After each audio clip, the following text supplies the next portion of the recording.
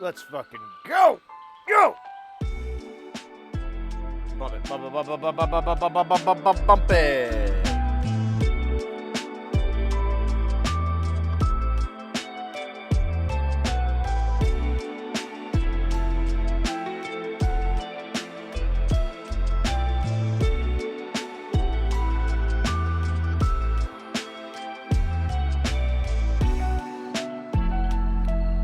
New Hellas Hair tracks. New tracks from Streambeats dropped. So now, like 100 new songs to get sick of hearing.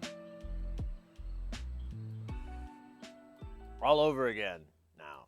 I'm actually happy. I listened to them last night. They were pretty fun. They're actually pretty good. They're nice slow jams, you know, nothing too... I kind of was, honestly, I was hoping for some more, like, dubstep and, you know, EDM, you know, some high-energy stuff, because that's what fuels our delicious and ever so wonderful dance parties. But I haven't gone through the whole thing, but as far as I can tell, no. Hey, Torbs! How you doing, mate? I don't think if you do exclamation drop, it'll put your duder in. Which is weird. But apparent. I guess because it thinks it's a command or something. I don't know. I'm no electronic scientist. Oh, yo. Actually.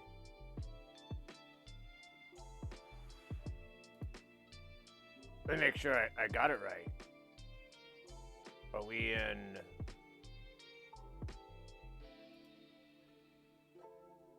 Oh, we're in YouTube mode. My bad.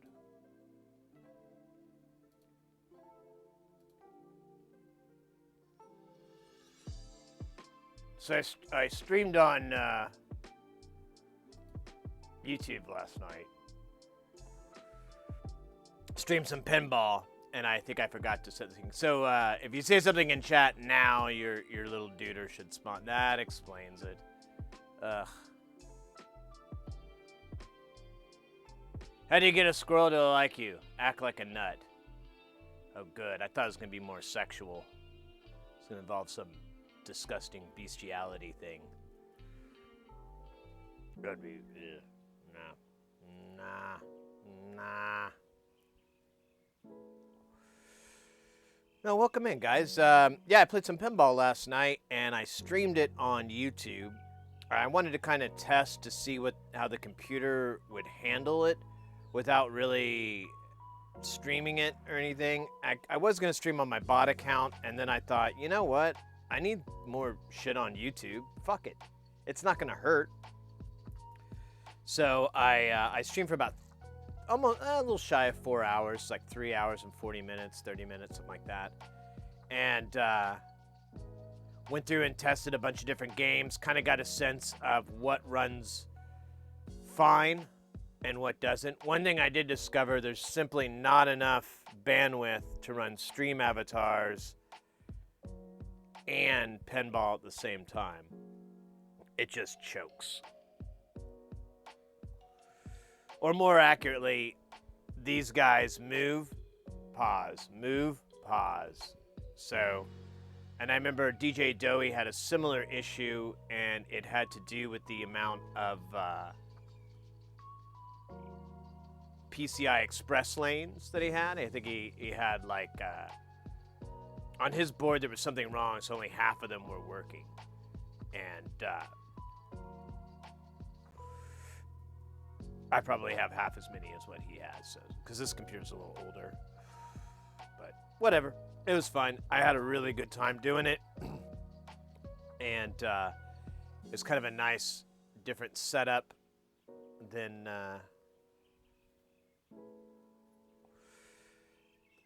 here. So that was cool. Today we're working on. Oh my God, this thing is unbelievably huge beast. I think it's just solid chunks of lead inside a metal housing or something.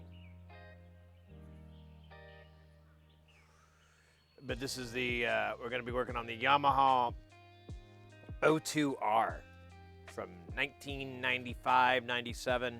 It literally says both years. Skips right over 96 like it never happened.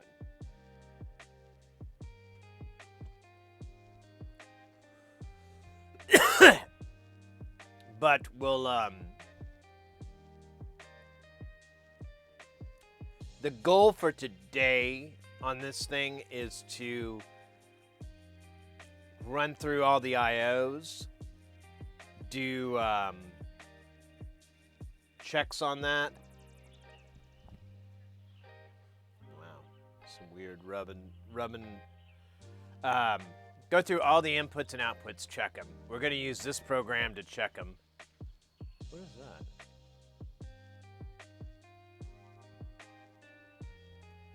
Oh. Okay, now I understand.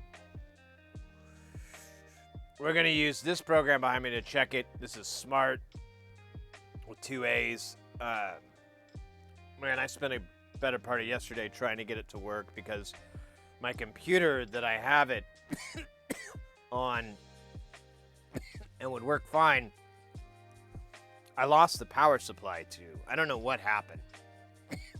I'm very worried that I left it in a hotel in Atlanta, but I don't think I did that. I think I put it in a box somewhere, but I can't figure out which box that is, so I'm leaning a little bit more towards Atlanta. But I tried on the PC. It wouldn't work on the PC because the PC doesn't recognize any of my sound cards. Eventually, I don't have my license is like secondhand old. And so I was like, well, I should probably buy a new one. But the program's really expensive. It's like $1,200 or something like that. And I really didn't want to pay that. But when I went to, I was like, well, let me just see what's going on. And I go to their page, and they actually have different tiered versions. And the LE version, which is what I have behind me, is all I need. The Suite, I don't know. I didn't even look at what it added, but it didn't look worth it. Let me see. What was the price on this now? I forgot. Smart LE for a perpetual license is $500. So way easier to do than $1,200 for a piece of fucking software too. That you could only put on 2 machines on Tuesday.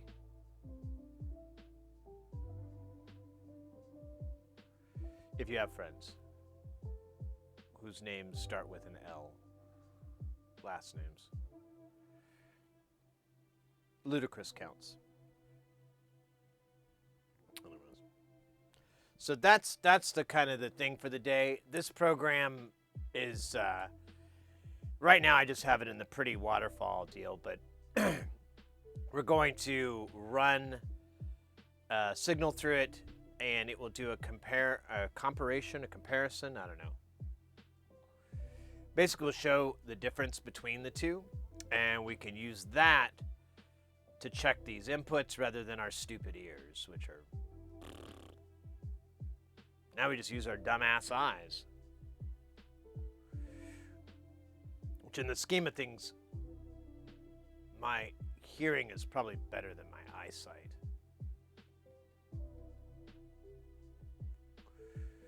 Or at least less crippled.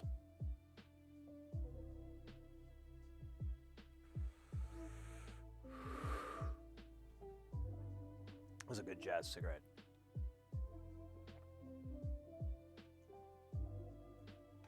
No runners. No runners, mate. No runners. All right. You guys ready for the big one? I had to do a lot of work to even get this to fit on the stupid table. Oh, yeah, let me put this away real quick. Okay, that sucks.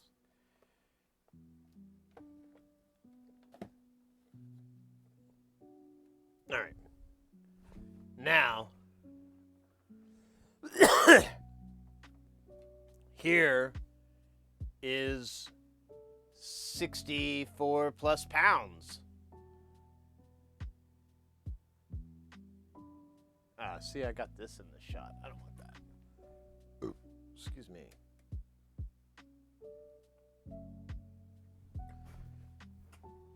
This thing is massive. My hand for comparison, and I have giant hands. No, I have pretty... Here's a trackball mouse for comparison. There you go. A hand and a trackball mouse for comparison. This thing is bigger than 4 SIDS, but 3/4 SIDS for sure. Let's turn it on and see if it breathes life. Ah. Yeah, you guys can see that. Oh, we got Idle Shark.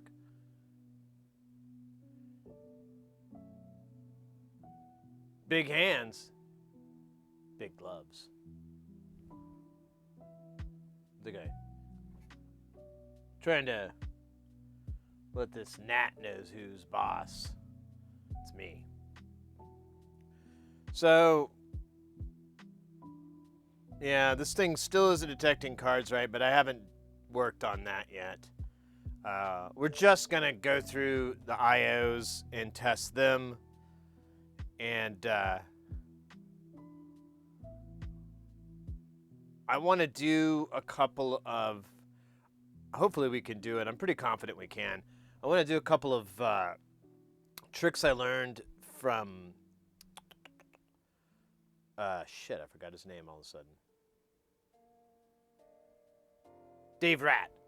He had a really cool way of checking the noise floor in digital mixers. And you basically mix... You're not seeing pretty visions, you're seeing monsters.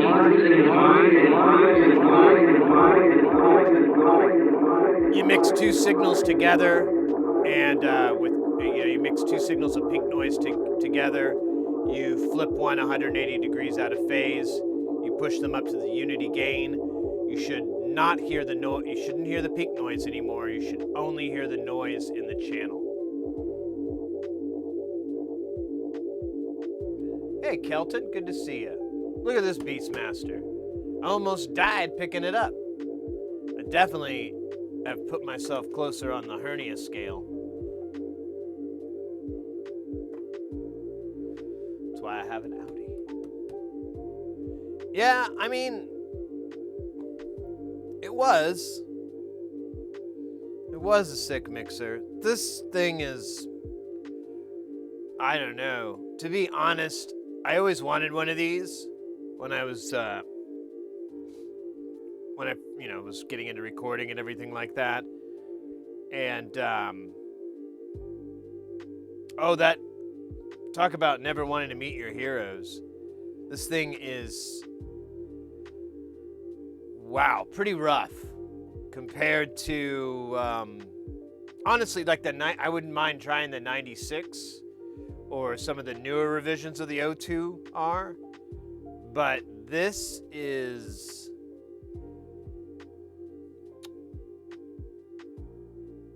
oh man, I don't even have words for it. It's rough. I haven't even gone through the interface at all. We're gonna have to kind of trudge through that, but it's an old Yamaha. If you've ever used any of these consoles, it's kind of funny, like, and someone pointed this out too, like the Rivage does the same thing. So the Rivage is one of Yamaha's bestest flagship, newest mixers. It is fucking dope too. But what's funny about it is it has a UI that is completely on its own. All the other Yamaha products, except the PM5D, all have a UI that looks very familiar. Everything's where it is on the other one. There's little tiny changes, but most of the time they're nothing major. Like the overall operation, you press home, you know exactly what you're going to see when you press that button. You press mix 1, you know exactly what you're going to see when you press that button on all the different Yamahas going up to now. The Rivage, no way. And then, but what's funny is these recording style mixers, they have their own UI that's really kind of odd to get used to. But I think I was looking around, it may be kind of very familiar with the UI that is on the old ones. Let's see if I can get this contrast so you guys can see.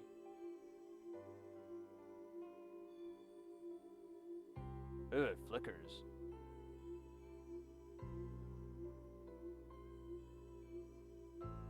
Here, we'll deal with that.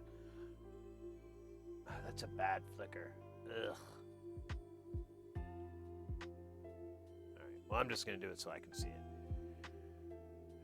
But, my buddy used to use I think it was a D1000, because this company would rent it out all the time, and so he kept having to use it for live gigs, and he was like, yeah, it's a studio mixer, so it's so fucking weird. He goes, it's actually kind of fun to use. So I'm kind of hoping there's some of that here, because I don't really look forward to using this thing at all. Alamander, yes, this is a very big mixer. It's like 65, 70 pounds or something like that. It says 64, but I don't believe it. I think it weighs way more. It was so hard to get in here.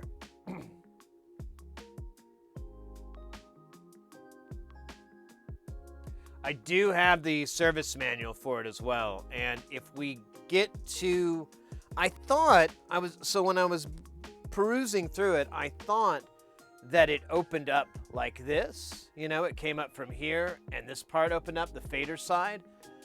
But sitting down here and monkeying with it, I'm like, I don't know about that. It may be it kicks up from the back, because there's a very small lip here, and if everything's bolted onto it, Michael bolted, by the way, then it should just come up, because all this shit is bolted to this, and then there's ribbon cables that connect it to any of the boards inside, the power supply, all that other crap. From what I could tell, sliding through the manual on it. So, if we'll need to open this up, but I may just do it off stream, because this thing is just so fucking dumb to work on. I now have a new physical limit. I'm like, I can't do anything this big. I can't really do large format mixers. Even though this is like a 24 channel, that's still, or 24 input, what is this, 18 channel? 16, 17, 18, 20 channel, sorry. I should have done the math, that was easy. It's still, it's too big.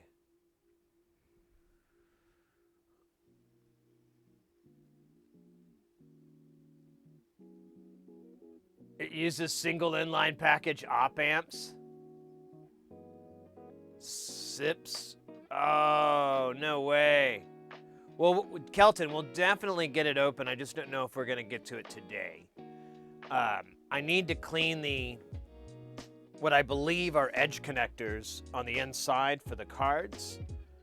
I'm only getting one card registering correctly. The other one and the other slot is misidentifying it. The third slot just fucking flips out when you put stuff in it. And then the fourth slot doesn't recognize shit. So I've got like a different problem on each one, and I'm like, yeah, that sounds like bad connectors. But the problem doesn't follow the card. So, and the little connectors, they look good. I keep looking at the wrong camera. I had to move this camera because this thing gets into the bottom of the shot, and that kind of fucking screws things up. I forgot what I was talking about. That really distracted me. My own camera. Damn you, camera! Anyways, let's get this thing. Let's start testing it. We're going to use Smart to test it. We're not going to use this to do it, this reading, but I just did that to have a cool backdrop.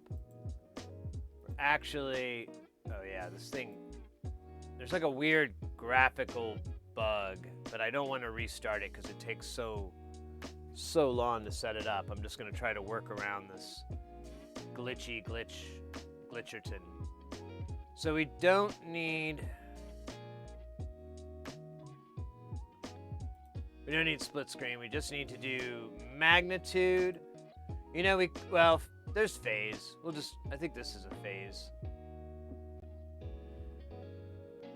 So, right now, it's measuring and it's getting, oh man, this is so confusing. There we go. I want to get it just almost kissing red. So right now it's a flat line because these cables are plugged into each other. That's how I calibrate. But that should be roughly unity gain, max juice. The signal that we saw earlier, that's pink noise. And I know, oh, there you go. There's what it looks, oh. Here, let's plug it back in. That was actually kind of neat. Actually, it's cool to watch it go in.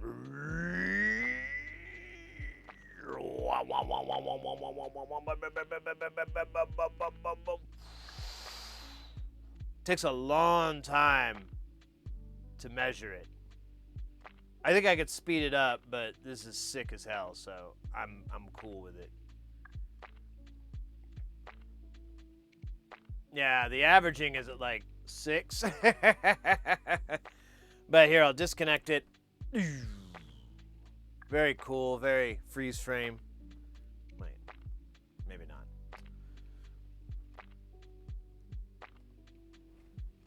All right, so I'm gonna go in on here, And then we're going to go... Oh, Scheisse.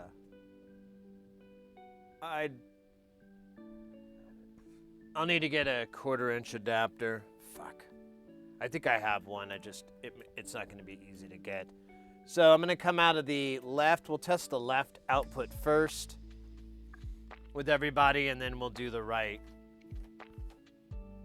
All right.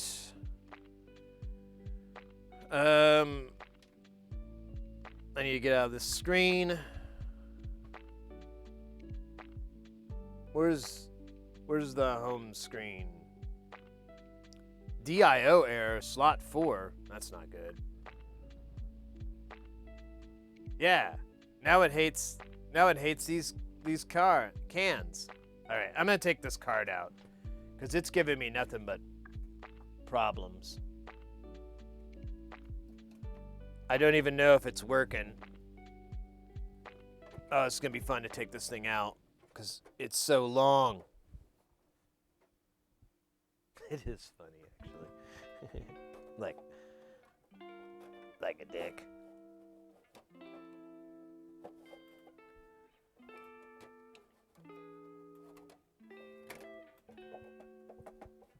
I could probably take all the cards out, but I don't really want to. Move this back. Oh my God, my fucking ass. Jesus. This is definitely a 2-person lift. Definitely a 2-manner. Oh man, I'm gonna crush my guts.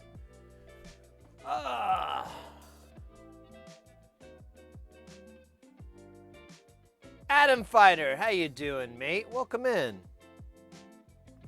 All right, let's see if I can get this thing not giving me errors now that there's nothing in slot 4. Otherwise, I'm in trouble. All right, I don't see anything. Can I get out of this screen?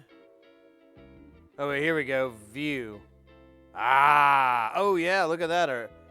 Our signal's nice and hot, peaking right out at 6. Can you guys? You guys can't really see it.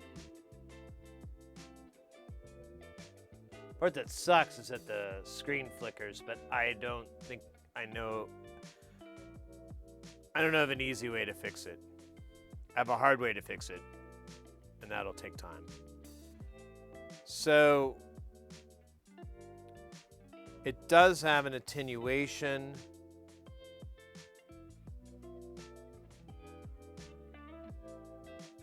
All right, I'm going to take this master up to 0, which is at the top, which is weird. There we go. Yeah, that is not master. That is not unity.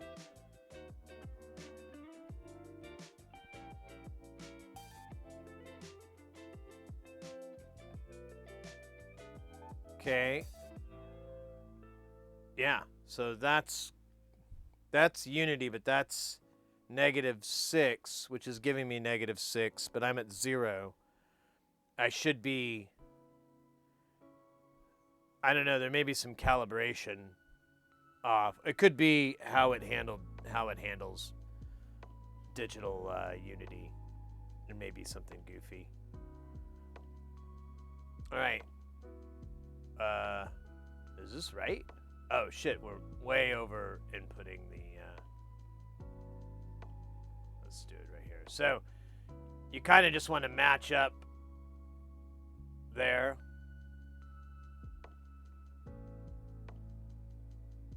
Okay, hold on. That's fucking gnarly, yo. Look at that. That can't be. Okay, we gotta find the average here. There might be something wrong here. Insert delay. Okay. There was a delay. Now it's better. That was crazy. All right, now I'm gonna boost it up to try to get the curve. So it's okay. Let's speed up the averaging a little bit here so we can Look for glitches.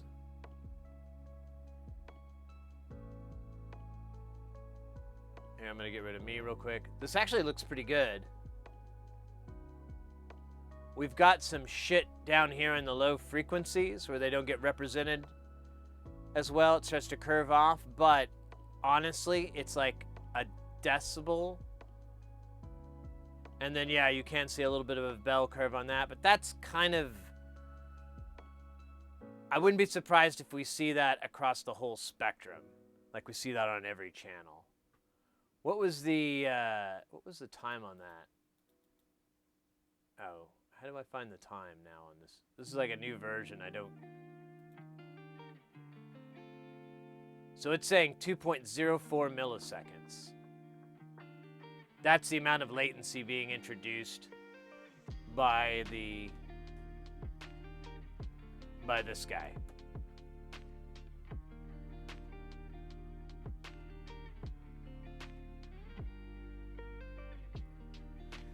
So, oh yeah, I should explain what we're looking at. My bad, guys. So, and I will be honest, I don't 1000% understand it, so I'll do my... Ooh, I hit a button here. So, you have two lines in this graph, the magnitude graph.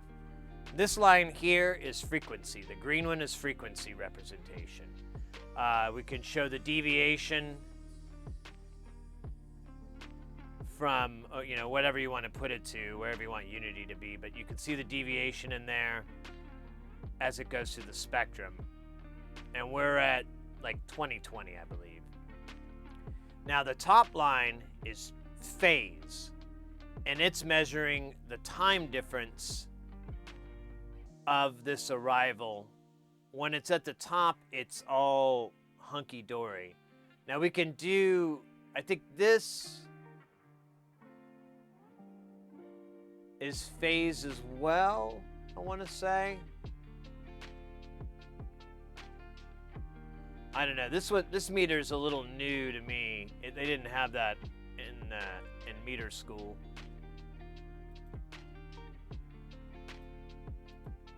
I'm just looking at this because this tells me what's the difference between the audio. So what's going in right now is just pink noise, and it's all frequencies at an equal representation. Let's see. Can we do the? It looks like. Oh wait, yeah, we could actually. Let's split screen this. Will it let me? Because this is a demo.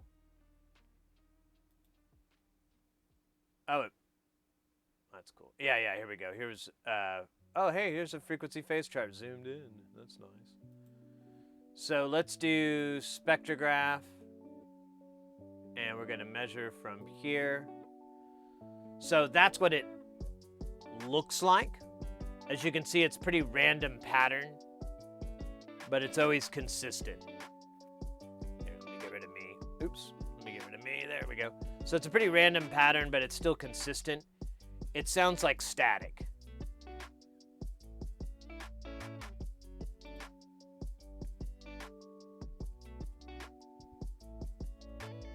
But you get your bass in there, all the low frequencies.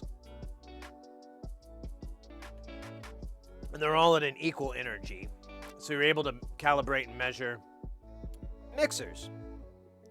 So that looks pretty good. I kind of want to just do a little quick test here. I want to see what happens when, because this is old, yo.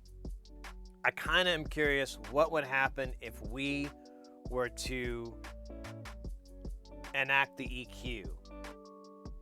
If we're gonna get an increased latency, if our red line is gonna change, if our green is gonna change. Well, our green is going to change because I want to change first the EQ. But let's do that. So let's do low mid. I'm just gonna leave it at the default Q. The frequency is 1K, and I'm just gonna turn it down first.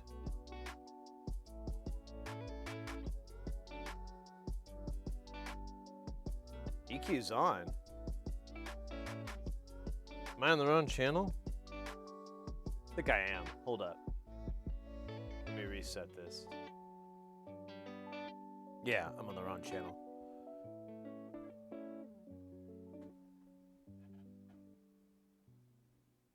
There we go.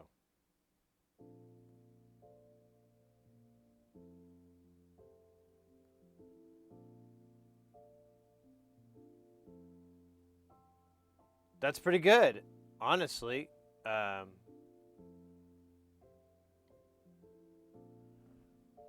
There's a little bit of time there. You see a little bit of a dip on red, but this is pretty extreme, yeah. I've got this negative 18 dB. It's probably not even being represented anymore, and that might be where it's measuring that. Move this kid around. Here, let's speed this up so it's a little more real time.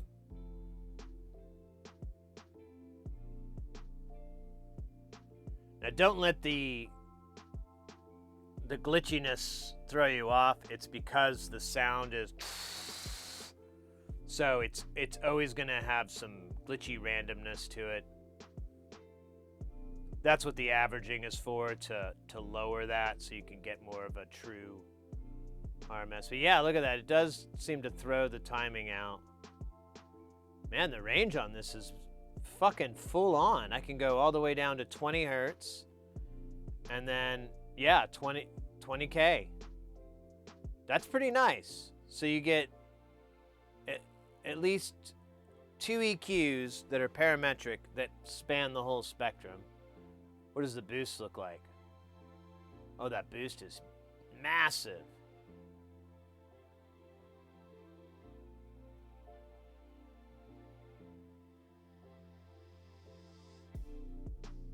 I might have broke it.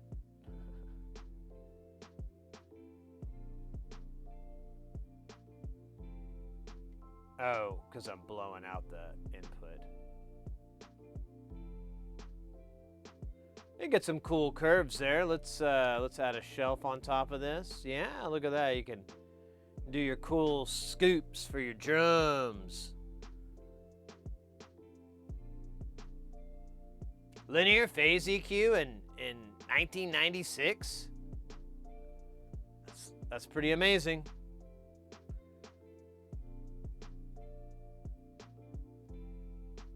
All right, enough silliness. So that is the channel. And yeah, hey, look, there's the static with no match. Looks mad.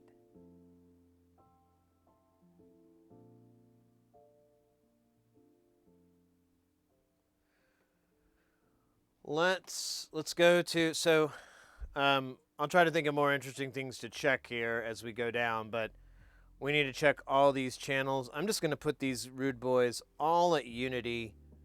That'll kind of save us a little bit of time, and if it doesn't land when we plug it in, all these are turned all the way down. The pads aren't engaged on any of the inputs, so this is really hot. This is coming in as fucking nasty as it can get. So I should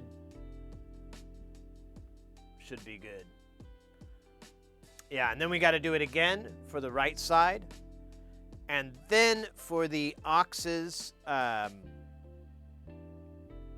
those I don't believe have, I don't know, actually, so.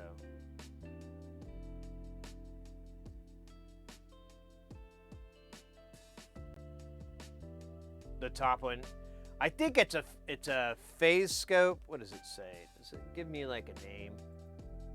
No. Yeah, that's the name I gave it, test.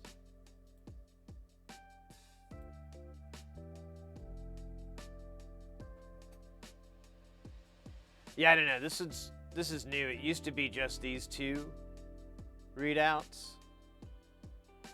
Whatever, I ain't mad. Let's go plug something else in. Slippity-bee. Oh wait, we gotta do that with the screen on. That's cool. Sloopity-bee, bobbity-boo.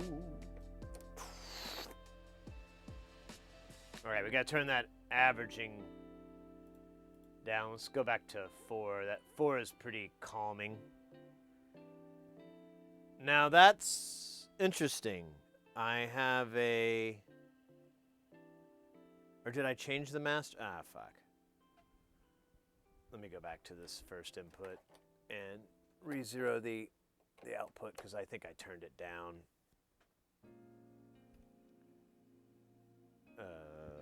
Oh, turned it off. No. Okay, so we do have some... Let me play with the gain knob on here.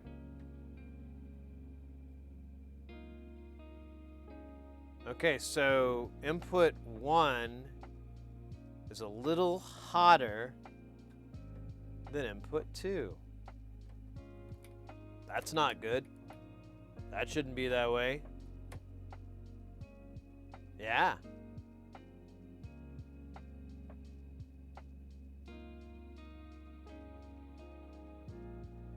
I'm going 3 ticks, 4 clicks. Oh, weird. It moved back down. 5 clicks? Look at that frequency representation. It's a little more steady now. Okay, now we're rising back up. So let me play with this fader a little bit here. Make sure it's not wonky. I'm going to take it down another click because we were really close to the center on the other one. Okay, so that's 1, 2, 3. So that's 3 clicks up from the other one. We'll see what kind of continuity we get, but the curve is a little bit better, which is funny. Maybe it's the same. I think this version won't let us... Oh, maybe it'll let us take captures. I don't really care. All right, let's try input 3 and see if that one's going to be any good. Going up.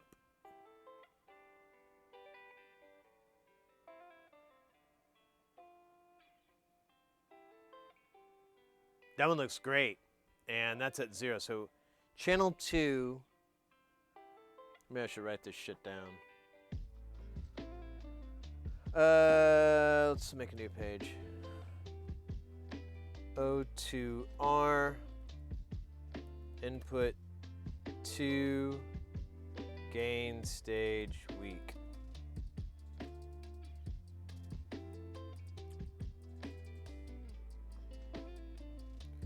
All right, let's go to the next one.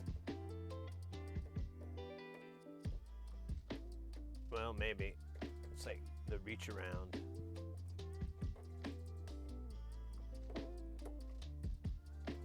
Going up.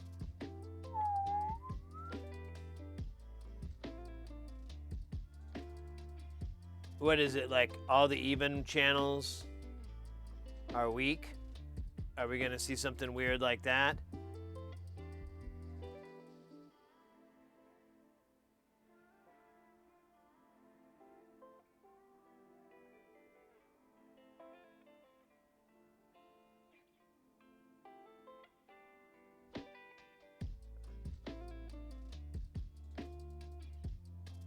Yeah, I have to bump this thing up about 3 ticks. I don't know. I'm gonna argue that, I mean, I'll look at the schematics, but I'm gonna kind of argue that's just wear and tear. There's no way I could calibrate a digital mixer from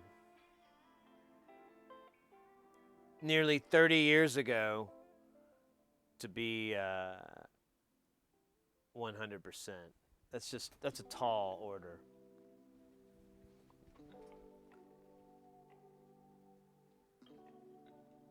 Does it connect to a computer? Yes. Via RS-232. Via a serial connection.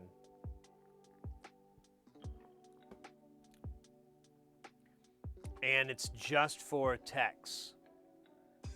It's just for the technician. There's like, I guess there's some terminal shit you can run to test things out, but it's not for the user. And it basically just confirms like that it's like I guess a more hardcore test. I don't know.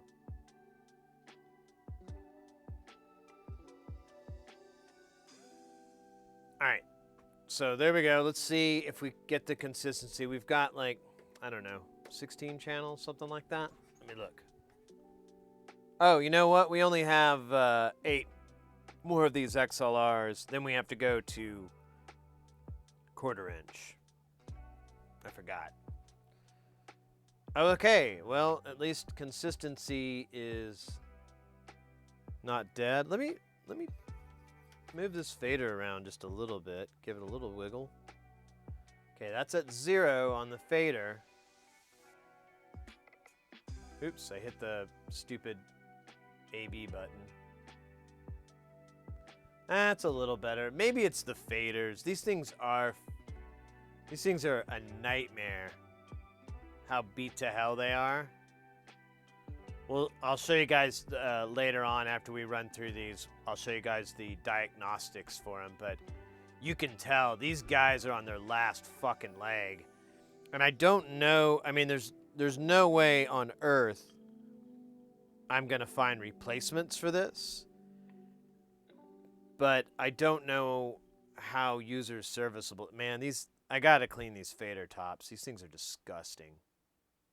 So gross. There's like worn areas where someone's been tweaking something and they just kept scraping it with their finger. So apparently this is the money section. Yeah. Clean them, yeah. So motorized faders are a little tricky to clean. I don't know of a really surefire way to do it. I don't know what type these are, if these are the old Penny and Giles faders. There probably are because it's a Yamaha, and P&G was really big back in the mid-90s for this kind of shit. Man, there's literally a chunk of crud there.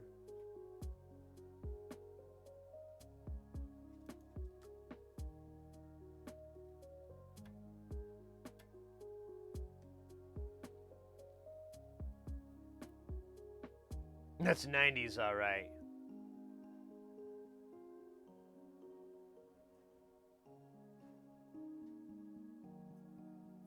Yeah. I don't surprise, and that's always been my argument with a lot of Yamaha consoles, is like, when they do digital, they do it very well. They do an excellent job of it, and I feel like they're some of the best consoles in the industry, but... All right. So, this is the same. Let's see, let's go input 6. So, inputs 2, 4, well, 5 actually settled out. Maybe I shouldn't worry about it. There's 6. Maybe if I do a little, I'll do a little wiggle.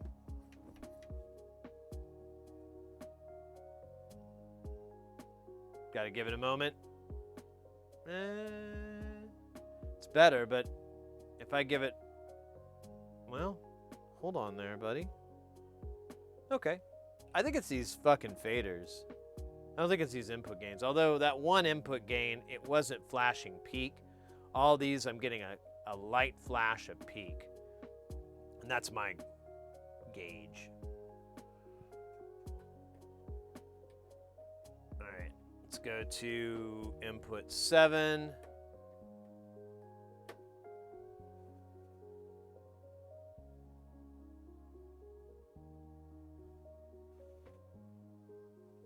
It's very relaxing.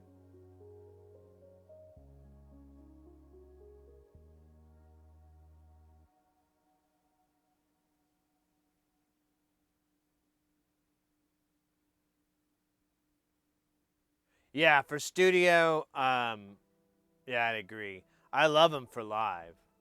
Won't argue with you on that one. See, this one's a little high. Maybe not for mixing bands so much. Although the PM5D is really damn fun.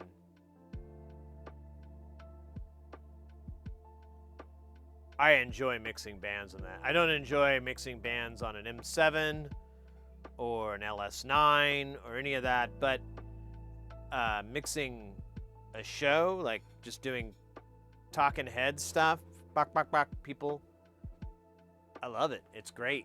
Very simple, very easy to use, very quick and clean.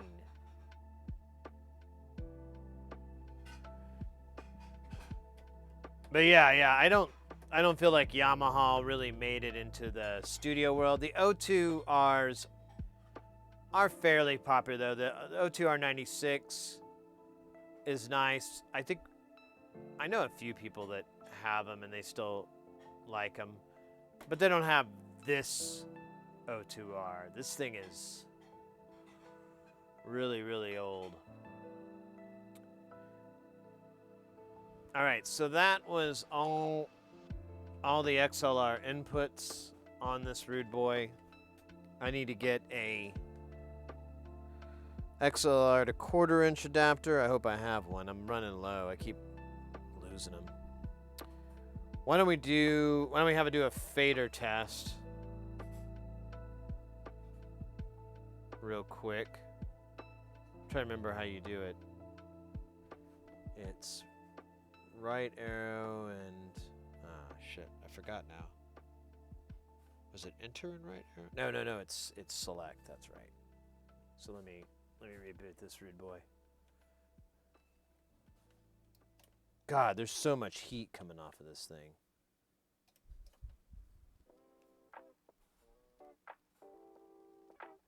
Man, the screen's a little glitchy. Oh, maybe I was holding down the wrong buttons. Oh wait, nope, that's right. Yeah, the screen's a little, All right, let's do we'll do fader test. That one's awesome. Are you ready? Here, I'll get rid of me. I'm gonna grab the adapter I need while this is rolling. Uh-oh, look at that guy. There he goes.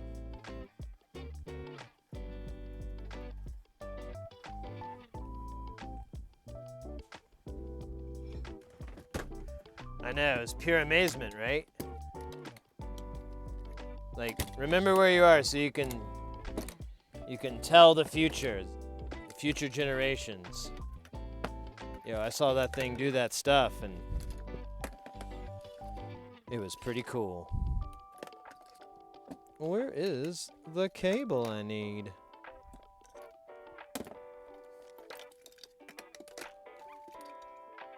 Dude. Seriously? There it is. Nope. Well, it's TS. I need TRS.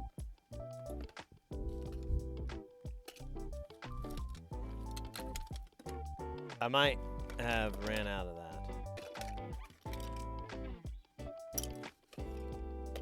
Shit.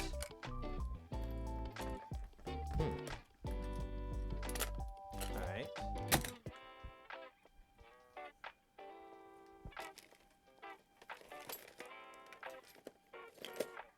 I know I have it, I just need to find it? But unfortunately, it's in a pile that I have yet to sort. And I have a feeling this may never happen. Which is gonna blow goats. Huh. I know I had more. I can't accept that I lost that many.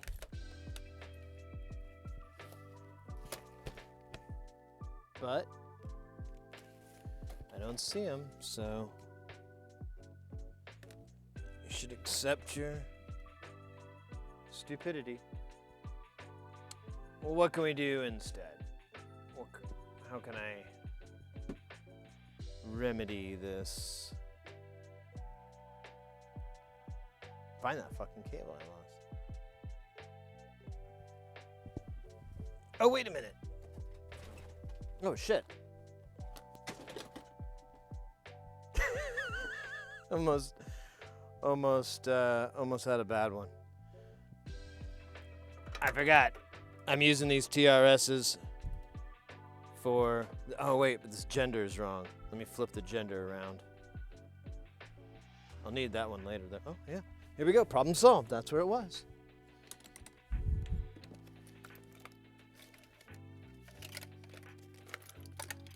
Maybe.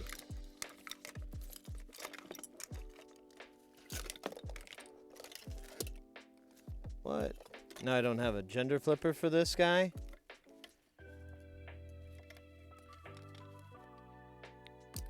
I need the boy kind.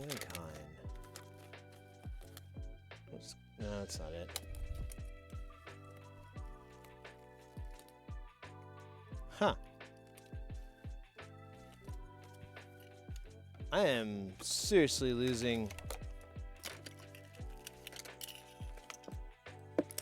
There it is. Nope, that's the wrong gender again. Why do you torture me, eyeballs? Fuck. So I don't have a way to flip this thing around. Or do I? There it is. All right. That was scurry. That was way more trouble than it was worth to get a single patch cable. I'm embarrassed to call myself an audio guy.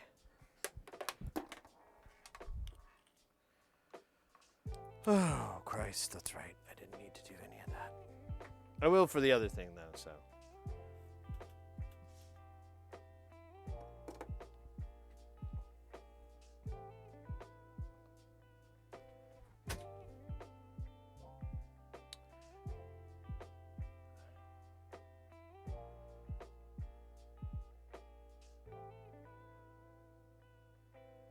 Blue, good morning, mate.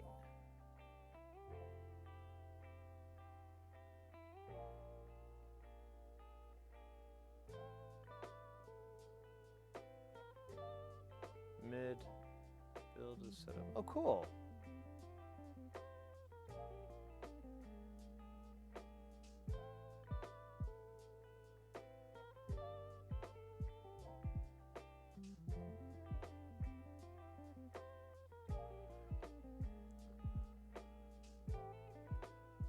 Nice stream. Oh yeah, I finally. Well, I got this guy. I have the foot pedal too, so I can,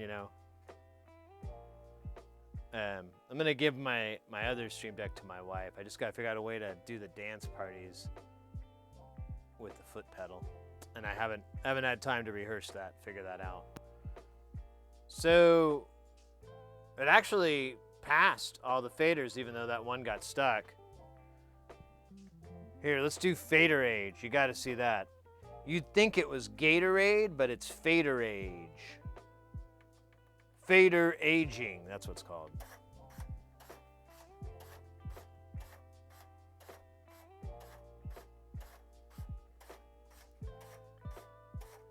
It does this 100 times.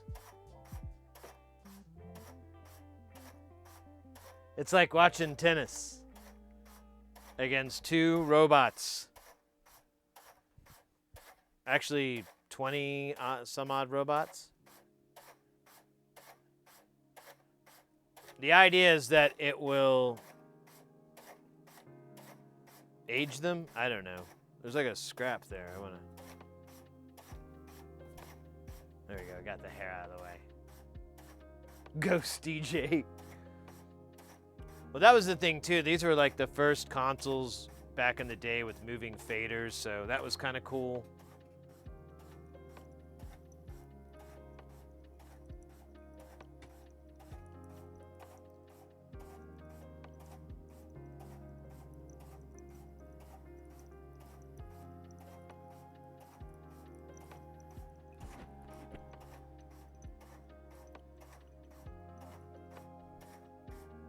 So 10, 14 are pretty sticky.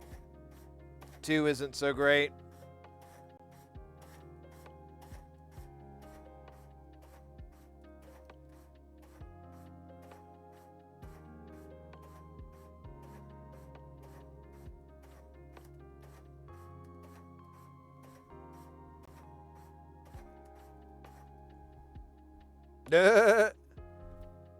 That was awesome.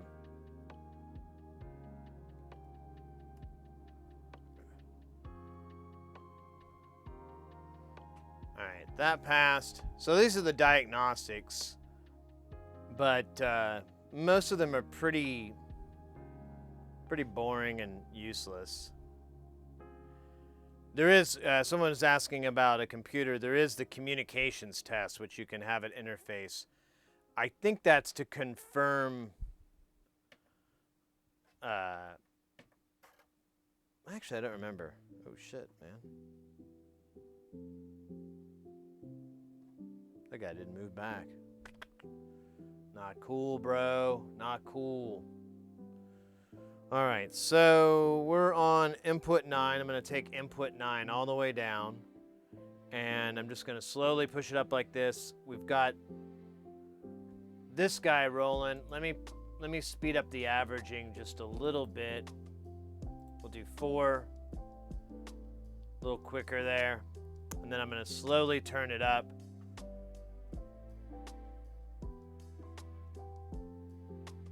Just pushing up the volume.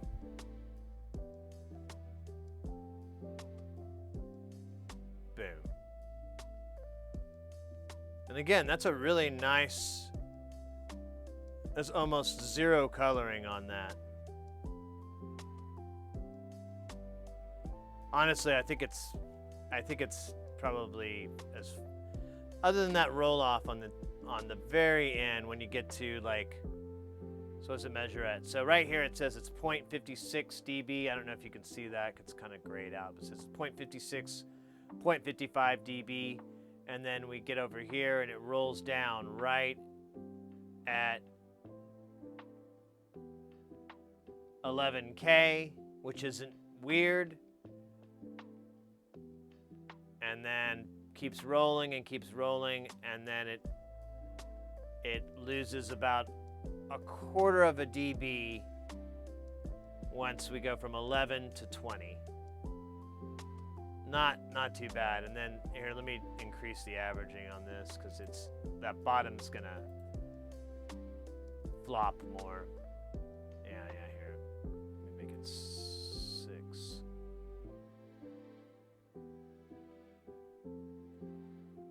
So here's our low end. We're at 0.46, 0.50. Actually, let's go here. So it's 0.50, 0.50, 0.50, 0.50, and then we start to dive down at 40 at around 60 hertz. That's pretty normal too. And we lost about 1/10 of a dB from 60 to 30, 40, somewhere in that range. And then when you go down to the bottom here, 24 hertz, it's about 1/4. So 60 to there, 11K to there. I don't think that's unacceptable or weird. Unacceptable. The correct answer is tacos. Tacos. Tacos.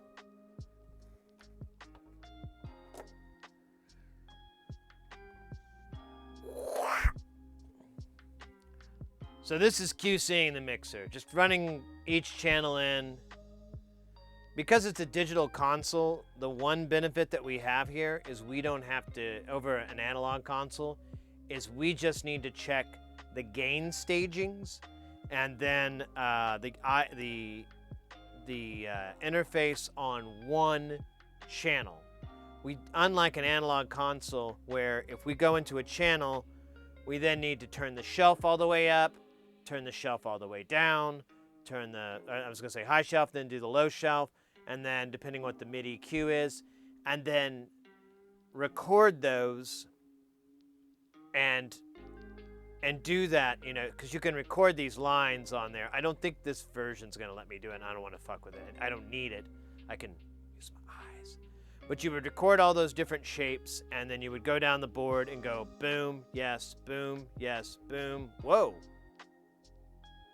And it would take about 5 times longer than what we're doing. So this is, as uneventful as it is still really, it's fun. One thing too, depending on if we get this done and the vibe for tonight, I streamed on YouTube last night, and I did a bunch of I did a pinball stream, and I kind of mapped out which games play well when I'm streaming and which games not so great, and I actually got a fairly decent list. So if we finish up with this in time, and like I said, the feeling is there, I say we could do a little bit of that for some S's and G's, some funsies, but we'll see. In the meantime, we gotta do this. I gotta get this done. I was gonna do it yesterday, and I'm like, I'll just do it on stream. It's a smarter idea.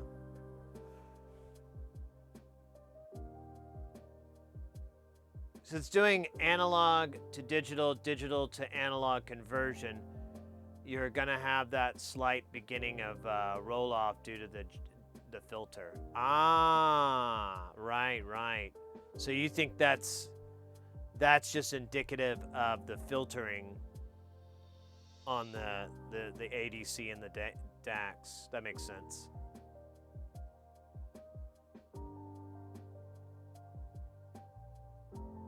Right, that's what I'm saying. It's pretty normal. Oh, Radimus, 21 months. Damn. Thank you so very much. That's a hell of a lot of months. What are you gonna do with all those months? Wait a minute. I don't know what words are. No, mate, that's awesome. Thank you so much. How you doing? Yeah, our clock is synced to 48. That's what I have it set up for on this thing.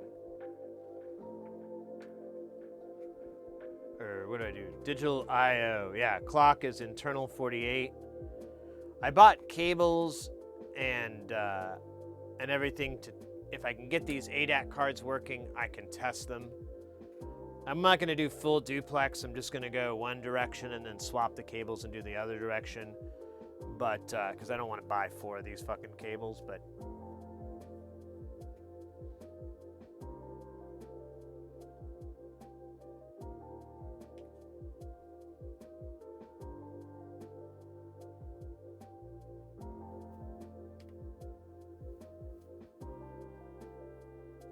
This thing's kind of nice. I won't lie. I like the simplicity. Oh, wait. Does it do the cool pairing trick? Let's see. It's usually odd to even. Pair it? Yeah, nice. So that's a cool trick on these Yamaha mixers. I don't know if that's. I don't think I've seen it on other mixers, but if you want to, like on the newer ones, you have to go to channel job, but it's the same. Jesus, my mic. It's the same functionality. You just select the odd channel and then hold that button down and press the channel next to it, and in this instance it'll ask if you want to do it, but you can marry it, and then the faders work together, everything works together. On some of the newer boards you can get more specific to like what things are tied and what are independent. It's pretty sweet.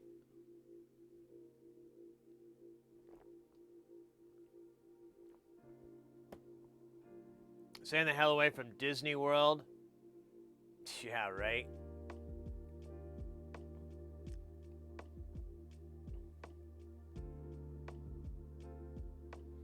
Tourists.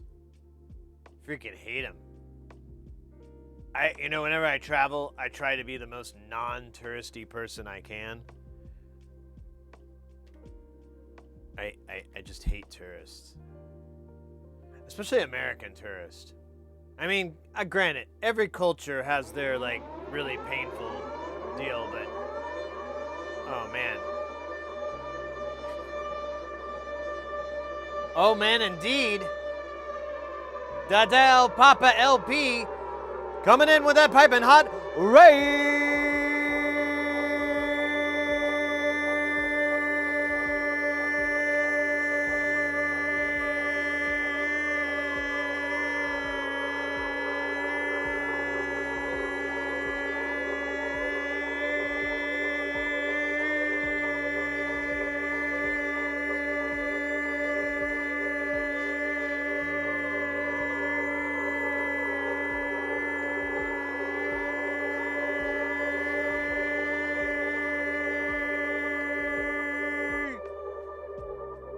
Let's go.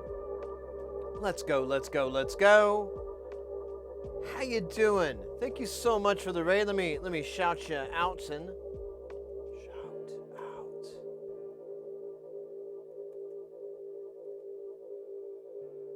Boom. Welcome in, Raiders. How was your stream? What were you guys doing? Let me pull up your stream. I don't think I have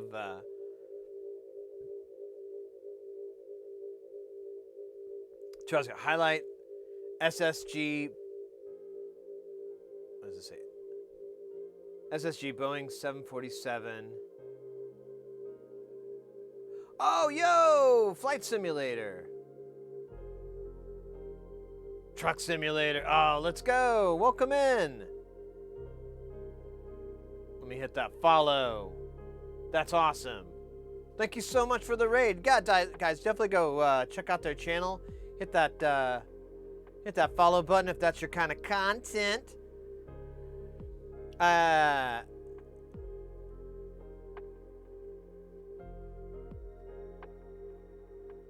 We are building a Garmin GPS navigation system for aircraft simulation. Oh, very cool. Very cool. Are you a pilot at all? Or a flight simulator fan? I'd imagine. I'm feeling little pilot vibes. Some soldering, some Arduino, some LCD display. Oh, cool. That's awesome. That sounds like a lot of fun. Well, I've definitely hit that follow button. I recommend anybody else if that sounds fun. Get in there. I wish I would. Just a fan and its teacher. Yeah. I was gonna say because I have a very not cursory, but I have a love of aviation as well. But it's like one of those things. It's just like I'm never gonna get anywhere near it. But about 5 or 6 years ago, I had the opportunity to go up with a friend of mine, and they had a single engine Cessna. And we went from here. I live here in Phoenix, and we went down to Tucson. I don't remember how long a flight. It was a pretty quick little flight, like 30, 45-minute flight. And really wonderful day. It was really fun. And the thing that was the most amazing for me, or the part that I'm just like, whoa, is, flying had always been kind of a mystery to me. I never quite, I was like, oh, there's some stuff I'm not getting. There's some stuff I don't understand. And then I was sitting in the cockpit and the co-pilot and the guys driving and everything. And I'm looking at all the meters, all the instruments. And I'm like, there's nothing up here I don't understand. I'm a little curious what this or that is, but I'm pretty sure my guess is right.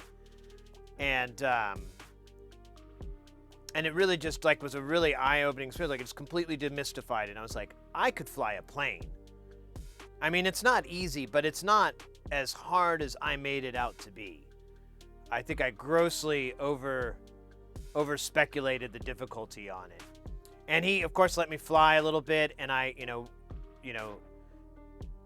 ran the stick, moved the rudder around, really, and, asked a lot of really basic questions, I'm sure, but it was fantastic. It was really life-changing, and I kind of wanted to get into it. The best advice I've heard is, to get your pilot's license, you have to get thousands of hours, or something like that. You have to get a bunch of hours in. You have to do it with the plane. Normally, you got to rent the plane. It's really, really expensive to do that. And it was proposed that what you could do is if you could find 4 people, and you all go in on buying a plane and paying for the hangar and the upkeep and everything. You split it 4 ways, and you can all get your time in. And then when you're done, you can either sell your quarter, or if everyone's done, you can all just sell it off at the same time. You know, you could work something out to where you could sell you get out of it, because the cost versus the return, unless you damage the plane, obviously, is going to be nearly 1-to-1. And then you have your pilot's license, you've got your hours, you've got everything, and it's a lot easier to be able to pull that. And then you can rent a plane for fun and take it for a joyride.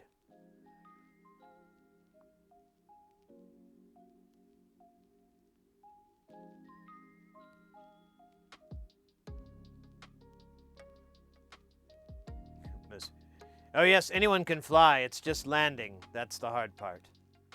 That's the tricky part.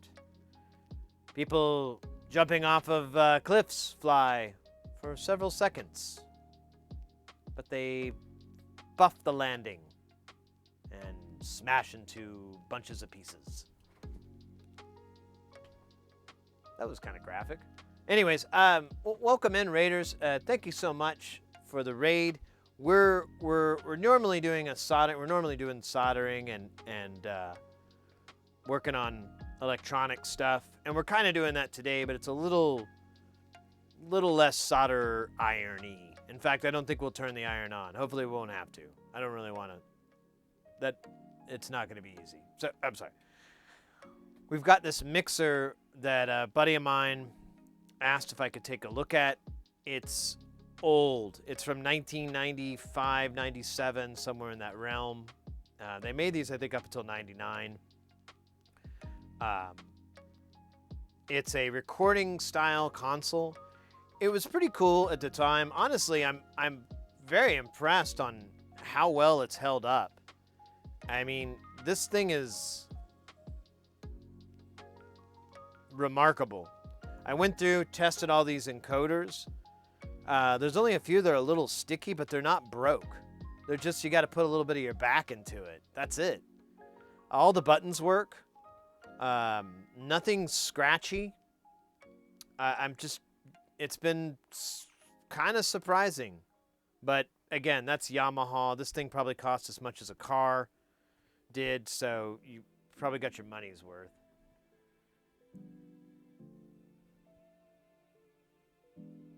I'm running towards the 60. Annual pilots medical get more and more difficult to succeed. I fear the risk of investigating a big amount into licensing and suddenly being grounded due to medical issues. Yeah, that is true too. That is another. Okay. Now you got a fire lit under me to if I'm gonna do it, I got to do it. Because yeah, I have really bad eyesight, and there's nothing I can do about it. It's just going to get worse and worse as time goes on. And I'm not necessarily going to go blind or anything, but I'm definitely not going to be able to see very well. And so that could ground me very easily. And I hadn't thought of it like that. All right.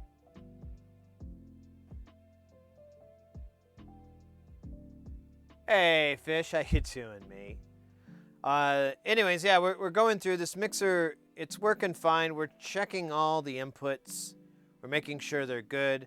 The way that we're checking them is super, super accurate, scientific. This program is called Smart, and basically it's taking the meter up here in the left. So if I unplug the input. Oh, I should have done it when it was live because it's way cooler.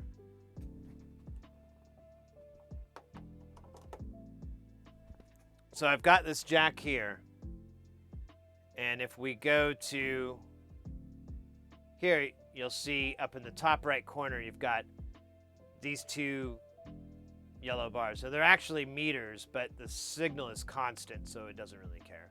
So I'm going to unplug one of these cables, and we're going to lose a feed. So now we just have this, which is, there's the two signals, one's measurement, one's reference. So the reference is kind of funny. The reference is this jack right here, but I have a Y cable, and it's going back into input 5. So whatever's coming out of this cable is also going into the input on here that's marked reference, which is a physical audio input on the audio interface. I felt like I might have said audio too many times. Now, when I plug this signal in, and this is popping out pink noise, which sounds just like static, I pop it in, it starts to compare the two. And it can do it really fast, but we have it doing a slow average. And once it gets the average kind of summed up and figured out, you see the two differences frequency-wise here on this green bar, and this red bar is phase. This is going to be the time in milliseconds that it's out of alignment. And then you can get more phasey, I believe, up here, like if it's 10 degrees or 180 or whatever the fuck, but that's not a big deal. Honestly, I'm not even sure what this thing is for yet. They didn't have it in the old version. This is a brand new version. I had to get a new version of it. Long story. Don't ever lose your power supply to your laptop. It'll really cripple you. But yeah, here's that so what we're looking at is, as you can see, it's nearly identical. There is a little bit of roll off, but that's normal. That's not unusual. That's more or less supposed to be there, and the roll off is very nominal. If we can get let me see if I can get this meter to read it up. I'm gonna bump this down so it says, oops, can I get it up? Okay, we'll just do 170. So our 170 is kind of our low. Oddball. My man. And then it's still doing it 70, but now it's starting to crack down, and we've crossed 60 hertz. And I believe it was Kelton that was explaining that's indicative of the ADC and the DAC. You're going to always have this little bit of roll off here. It's a 44. It's an older style. If we were doing 96 or whatever, this would be a slightly different story. Less pronounced. It's always going to be there because you have to do filtering. It's a sad fact of life. Just like taxes. Welcome in, Oddball. No, we're measuring this mixer. We're using this program I use for work all the time called Smart. It's taking two signals here. We have our reference, which is being fed into the input on this mixer. And then we have our measurement, which is plugged into the output of this mixer. And what you're looking at on here is the difference between the two. So if everything's the same, they're all going to hang out here at 0. And if and this is frequency and this is time. I'm hoping, well, not hoping, but I'm wondering if we'll run across a bad channel. So now I'm going to unplug it from 10. I'm going to plug it into 11. It'll take a minute to average it. And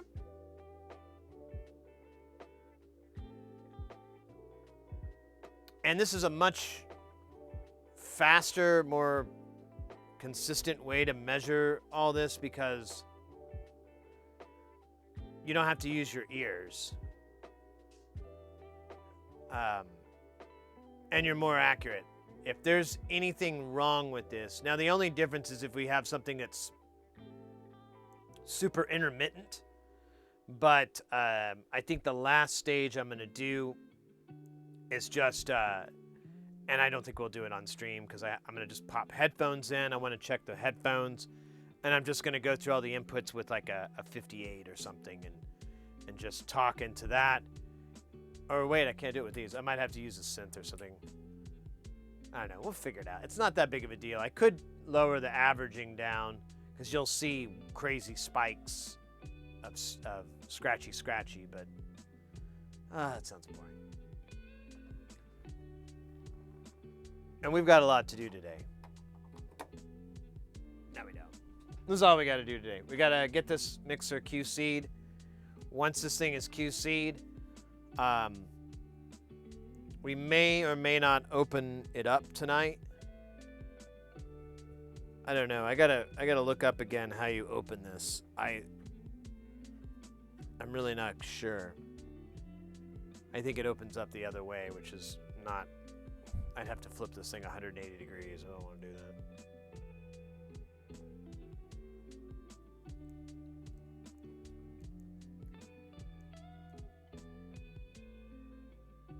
There's a little bit of variance in the input, but it's not that bad. I'm kind of over it.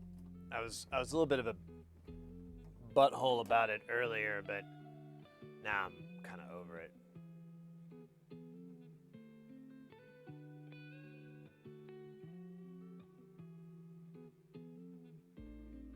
Oh, Adam, a hydrate, nice. So this mixer, I found it on Reverb. Someone's selling this thing for $500. So that's awful, honestly.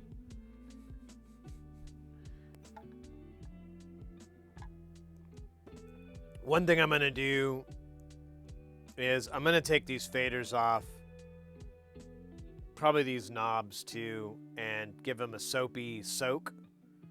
While that's off, I think I'm gonna get rid of these labels and kind of go over it just a little bit with a cloth. I want to be careful that I don't pull up the paint, because I keep fucking having bad luck with that with alcohol in this. But if I just use like a light damp cloth, I should be able to get a lot of the schmutz and crud off it. Because yeah, these buttons are just dirty. Just everything's kind of filthy. And if I can get that cleaned up, I think that will really help out its value. And that was the agreement, that I would just QC it and clean it up, make it look pretty, try to fix any little tiny cosmetic stuff. And I said if there was anything broken in it and I had to really crack it open and get to work, I was like, that's a different price, because that could be a big deal. And they were cool about it. They were like, yeah, well, just let me know if that's the case. And I'm like, I don't think so. I think this thing's gonna work because it's an old Yamaha. These things are just, the failures that occur on them are like not their fault. It's their poor upbringing. No, it's their environment. But I do like this console. I'm kind of getting into it now. I wish these faders were better. These things kind of suck. And they're so loud.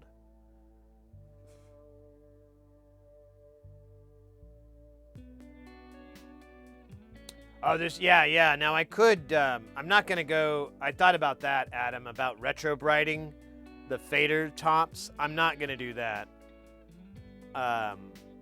Because, yeah, it would have to be the fader tops and all these buttons. That's a big fucking job. And if I ever really get into old restoration stuff where I am doing retro brighting for plastic, I think I'm just going to build a rig for it. Although I live in Arizona, it's kind of foolish. It's sunny all the time here. But I've seen some pretty cool retro bright rigs where they'll just build a UV box and the light is from every direction and it sits in the peroxide or whatever solution. And I was like, yeah, I should just do that. I'm just going to do that. That looks like a cleaner, less, oh, well, the sun wasn't so bright today. None of that garbage, just fuck yeah. over and over. Yeah, 8-bit guy, exactly. Holden, how you doing?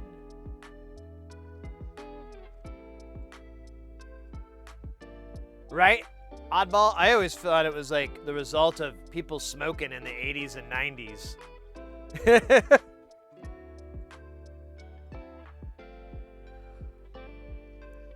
Although, to be fair, I get the distinct impression this was a smoke-free, this lived a smoke-free life. I don't see any real signs of cigarette smoke. I mean, it is yellow and dirty, but I think that's just Arizona dust.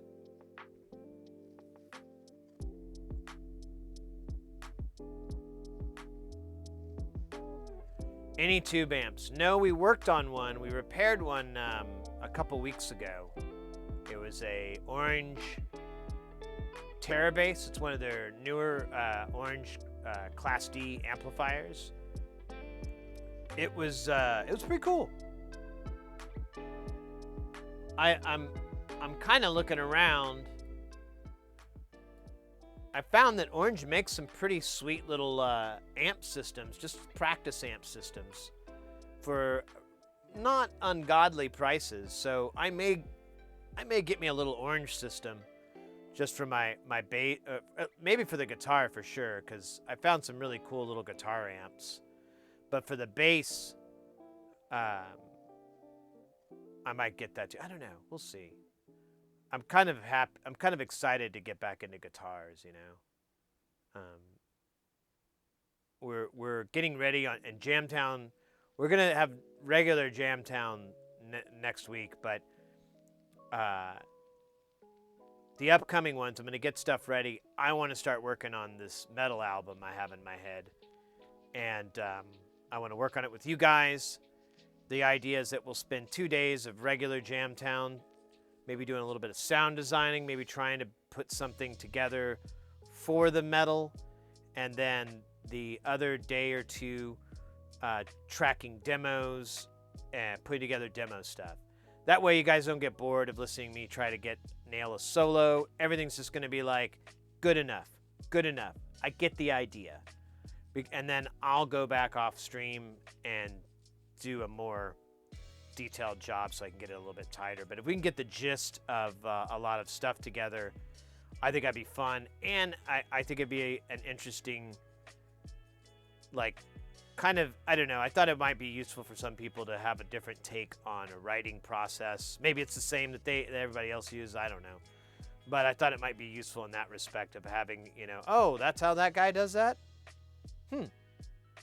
That's interesting. Or, oh yeah, that guy does it the same way I do. That's not interesting.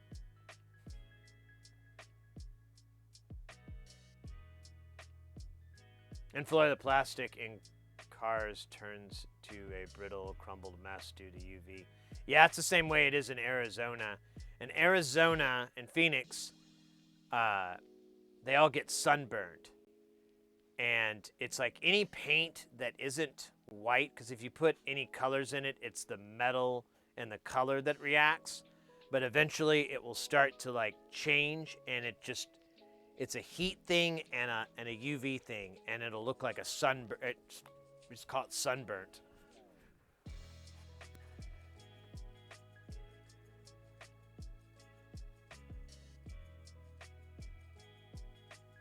You tried to do the retro Getabyte with OxyClean and peroxide. Yeah, I've heard that it's just a basic chemical reaction, and there isn't a lot to it.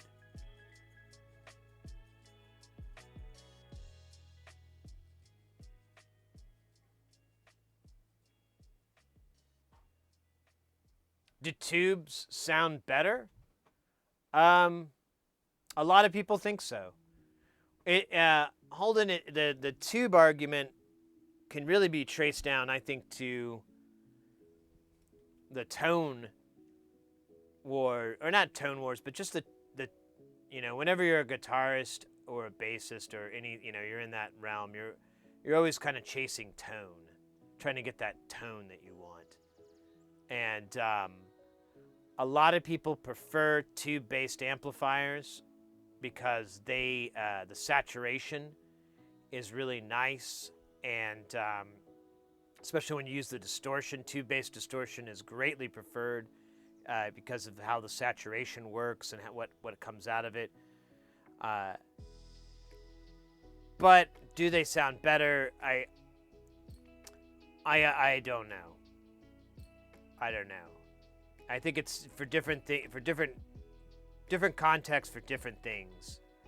Like if you were doing like a blues, you know, like Stevie Ray Vaughan style playing.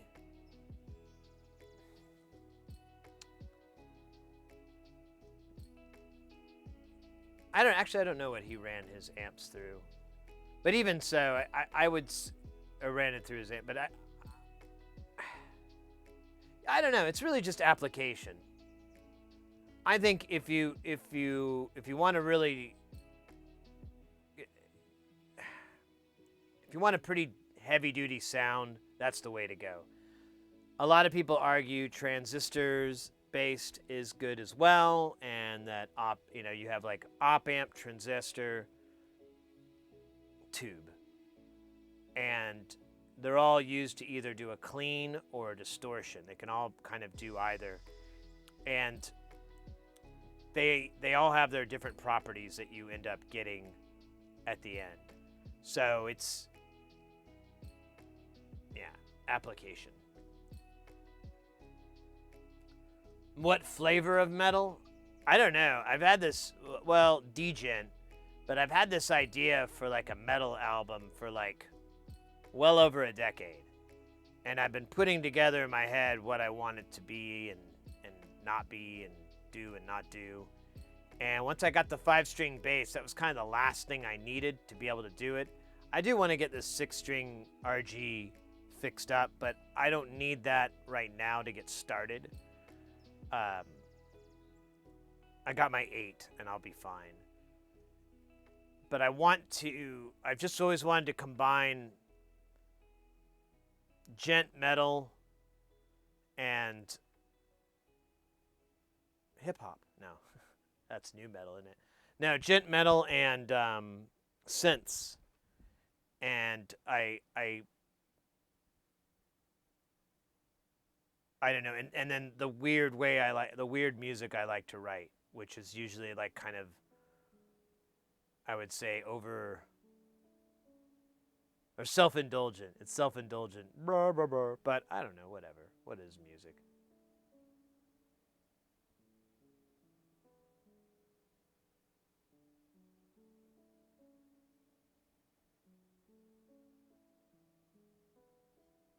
Technical death, yeah, there you go. That would be in line with it. I love jarring riffs. I enjoy that kind of stuff. I loved it in breakcore, and I love it in metal. And I'm like, why the fuck aren't these guys hanging out together? Why don't we have jarring electronic music and jarring metal riffs that when you jar them together, you simply go, this is lit. This is lit.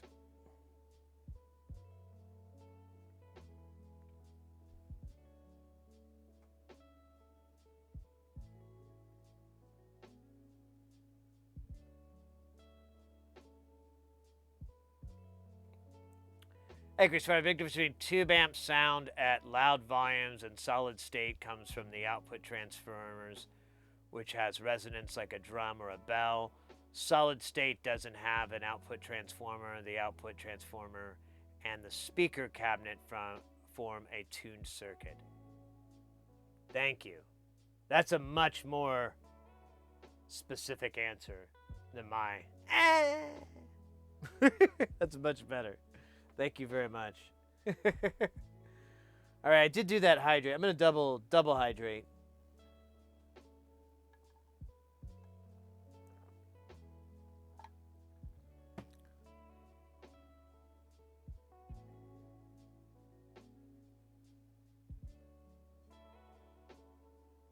Did that not? Oh, and then I got a dab.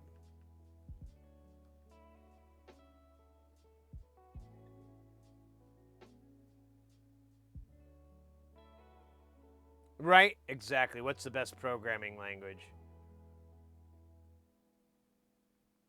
Yeah, different things for different applications.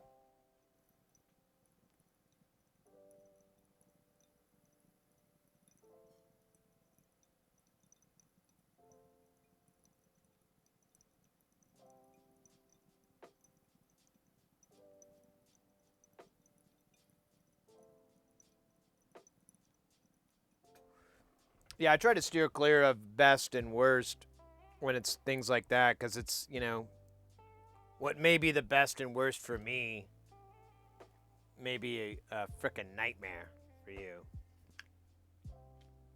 Wait, well, you know what I mean.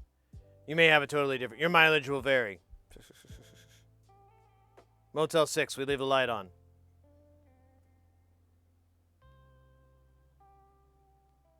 All right. I'm going to put a little cocktail together here.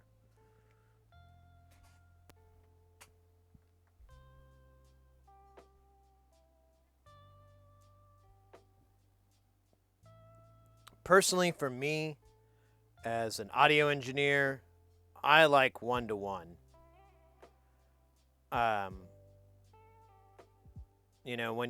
When you're at the sound designing stage and you're crafting your distortion, you're setting up, your tone and everything.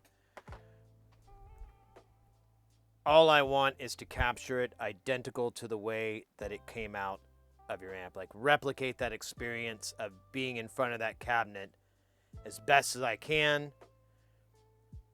And so I'm always,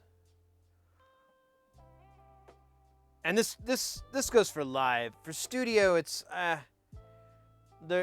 even for studio, I think I didn't do a lot of studio work.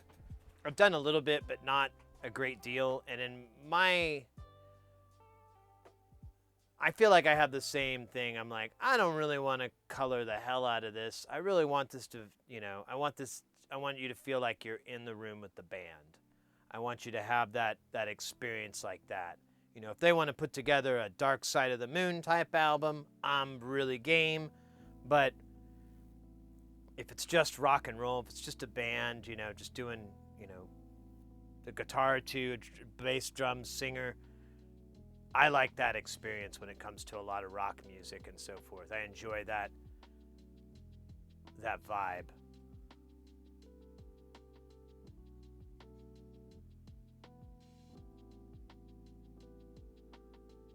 What does one-to-one mean? I mean, the representation is identical to the output. I use that phrase a lot because, like, when I do microphones and I do channel layouts, I'm always doing it one-to-one. And I just tell people that, like, hey, how do you want your microphones? One-to-one. What? Channel 1 goes to mic 1. Channel 2 goes to channel 2. Mic 2. Etc., etc. Oh, okay. You don't want your lectern on 1? No, that's very fucking confusing for me. When you say mic 1, I'm going to look at channel 1, and there's going to be no. Sorry, I never had that conversation before. All right, I'm going to change this channel. Don't touch that dial.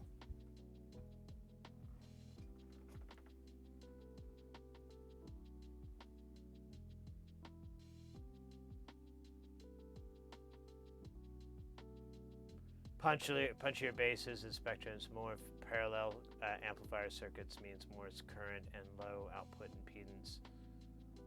The speaker doesn't affect the output stage by causing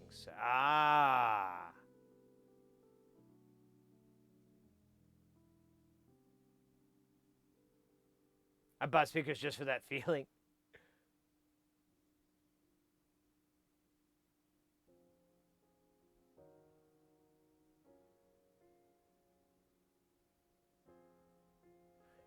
Well, this is one-to-one.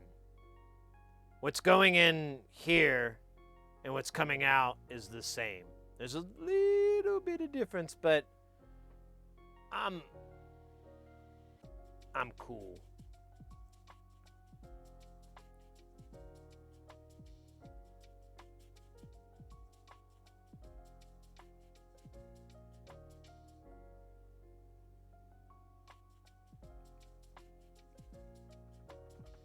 Yeah, I mean, there's a great albums that do that. Like I don't really care for the guy as when he talks, but I always enjoy. I used to listen to a lot of albums based solely off of Steve Albini being the engineer for it.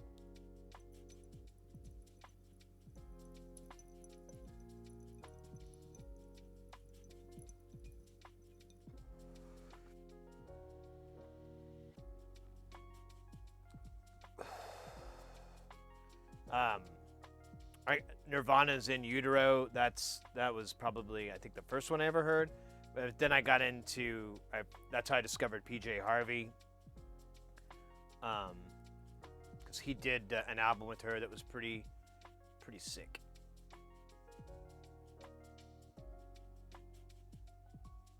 Yeah, like I said, I don't really care for the guy as a human, but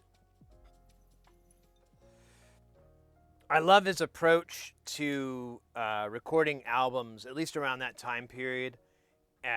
They all have a very much like you're chilling in the studio with the band,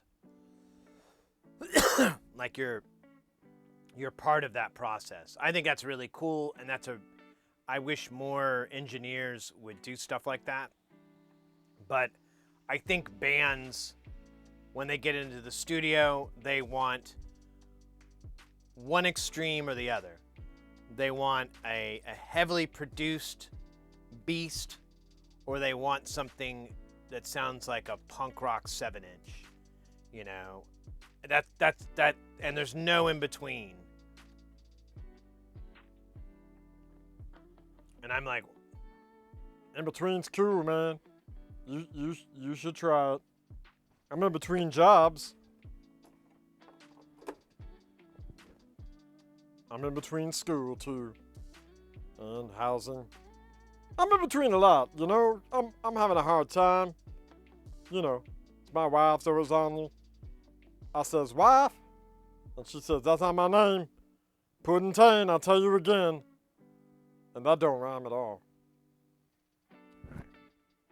this guy's a little puny here. What's this dude's excuse? Oh, you're 16. That sounded weird. There we go. I was just identifying it. I wasn't making a comment to anything else.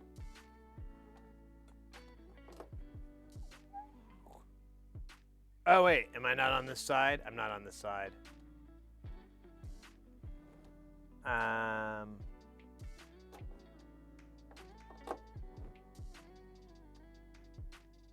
What?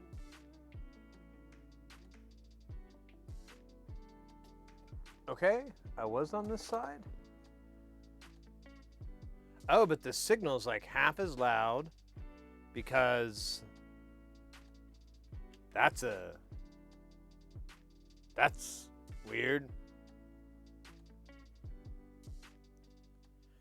The 90s was weird. Yeah, I'm going to put this to -12. That should put it... Oh, it doesn't. Am I going to have to put it up to unity? Almost.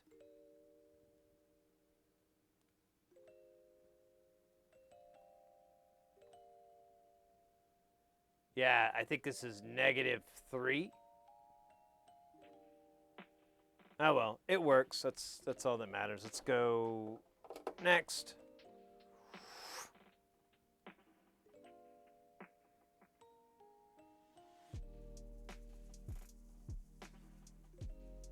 Right. Well, I mean, Butch Vig's production was pretty heavy. Never mind. But In Utero had like a much more studio punk rock kind of sound, I guess you could say. I mean, I'm going for my memory of it, and then, you know, my re-impressioning of it nowadays. When I think back, I'm like, yeah, it's all right.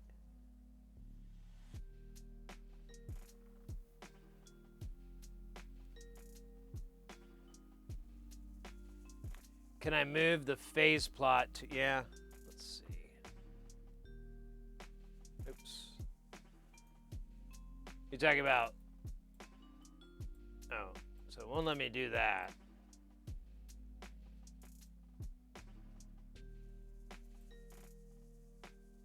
Here we go.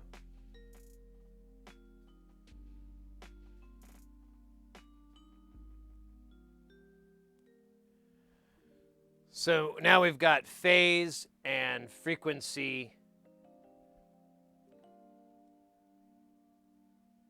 So we have magnitude and phase. That's weird. It says phase here, but technically, oh yeah, it is. So that's the amount of out of phase we are, which is kind of big there. I'm gonna go back to the other inputs in a minute.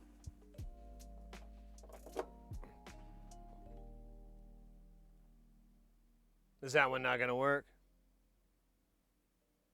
Oh, it's real hot. Why is that? Huh.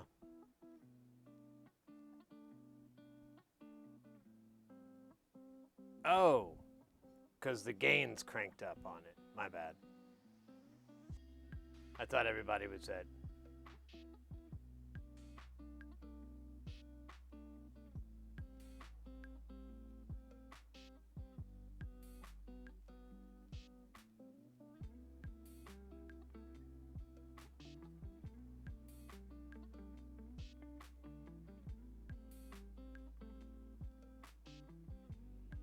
Yeah, I know. It's the phasing is pretty nasty, but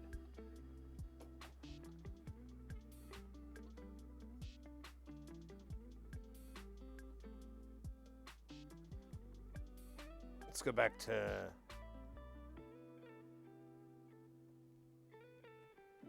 so this is the secondary inputs on this. This should be the tape ends, I believe. Oh, maybe not. Yep, here it is. I have no way to...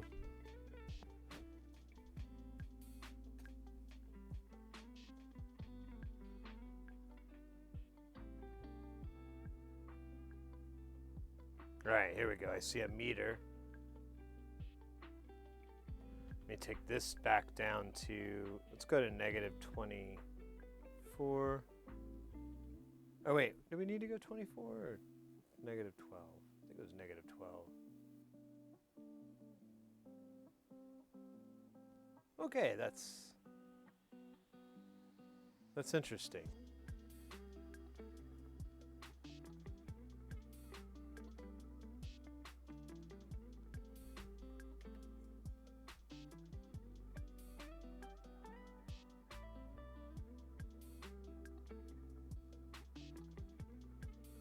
All right, let me refine the time here.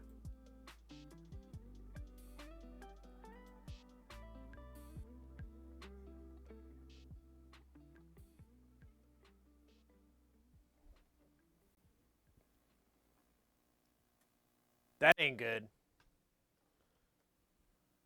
What's going on here? Is it going through reverb or something?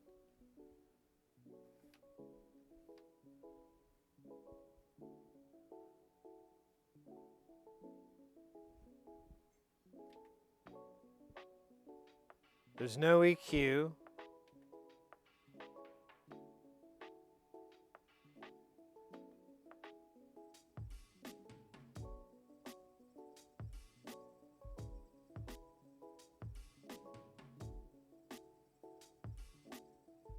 I'm gonna put the volume at 0.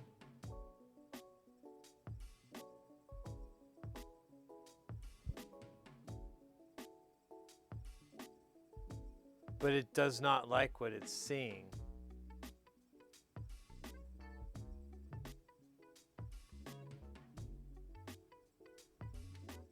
You kill the signal. Yeah, signal dies.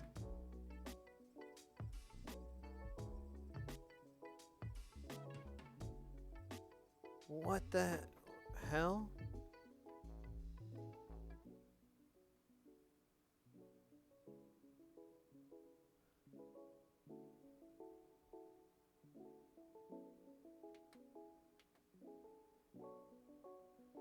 So these are the tape playbacks. And I have the input plugged in for what I assume is the tape playback. It says input B.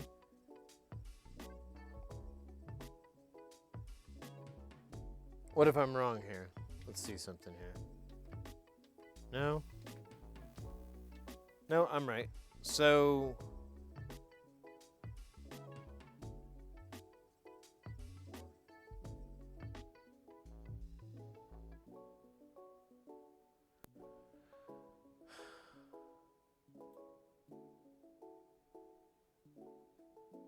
yeah. It's seeing like hundreds of milliseconds of delay.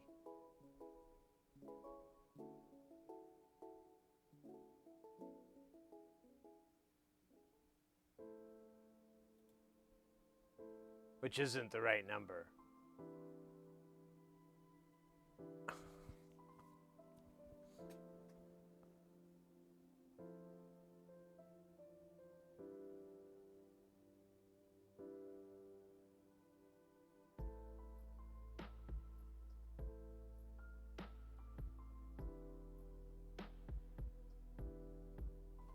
What is this doorknob here?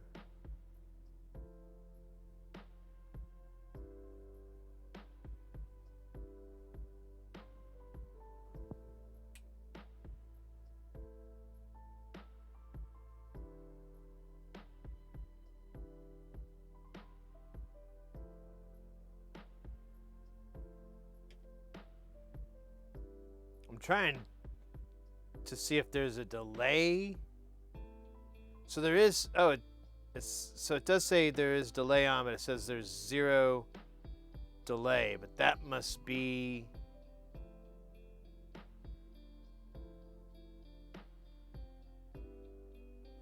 let me go to the delay view here, wherever the hell that is. Oh, it doesn't have one. That's cool. I didn't want it anyways. I thought, oh wait, here it is. So how do I...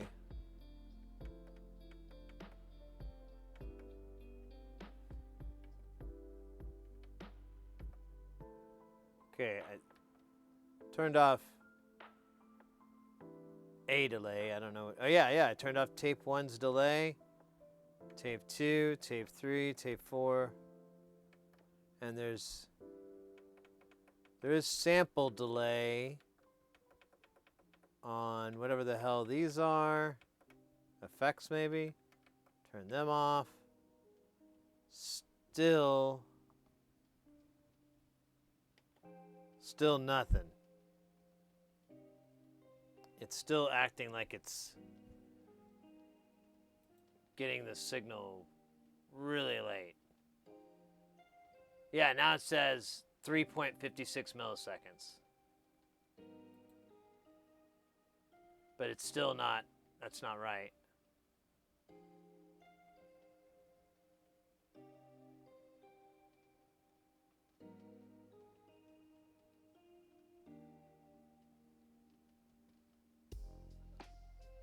So I zeroed the board, but all right. Let's look around here. We got dynamics.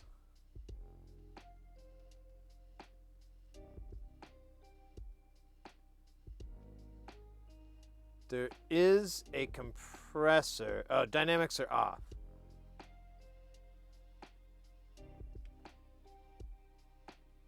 EQ is off. Routing 1-to-1.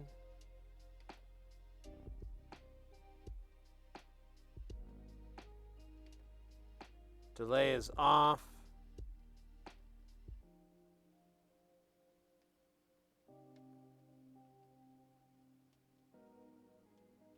Oh, that's...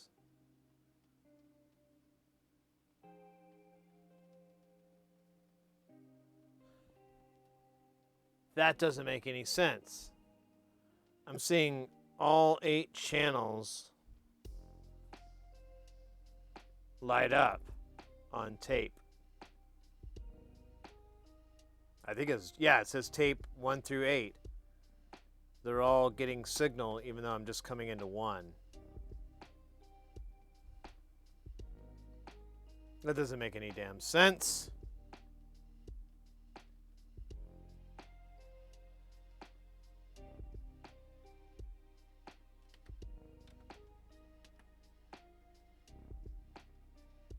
And then, yeah, if I turn it off, they still say they're getting signal.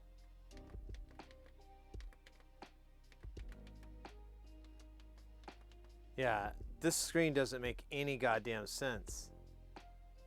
What else they got? More meter screens?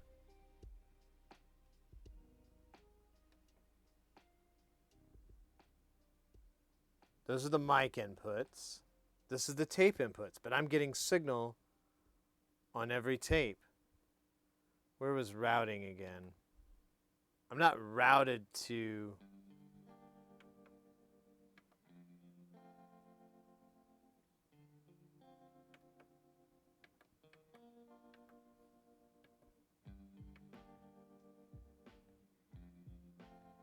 Holy shit, it's not.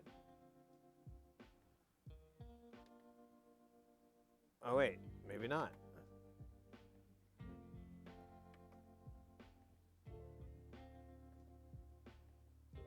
Okay, meters, no. Okay, never mind. I have no clue.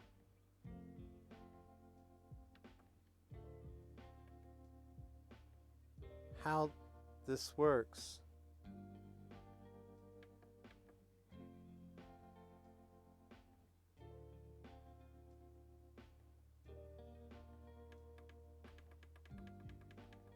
These are the internals.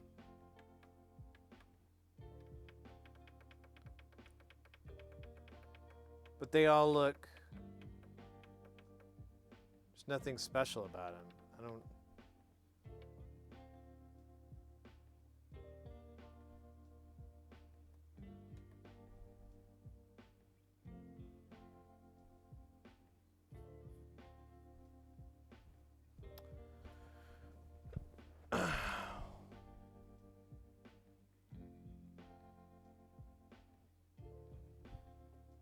If I unplug it... Oh. Now I'm even more confused. They're all showing signal, but there is no signal. I have removed the signal. So I have a bad feeling this input is, the tape part is fucked up.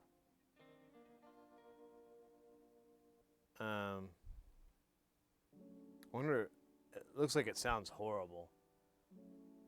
So that's what's going on. It's making some crazy sound never meant for mankind. We could listen to it. Maybe. I don't really have an easy way to do it, but we can figure out a way. God damn it.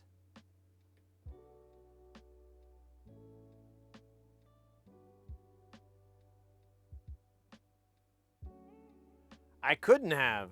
I mean, this board is completely zeroed out.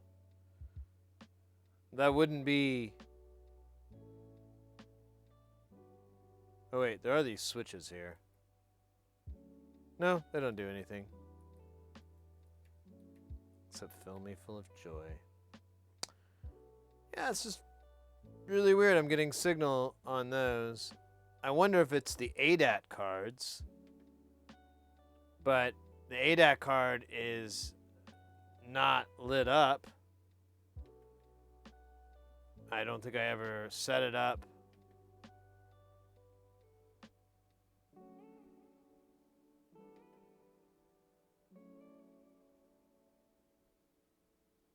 Yeah, they're set up as buses, I think.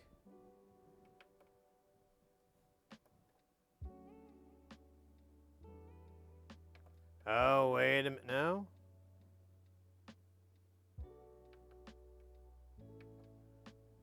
Yeah. Alright. I think I know what's up.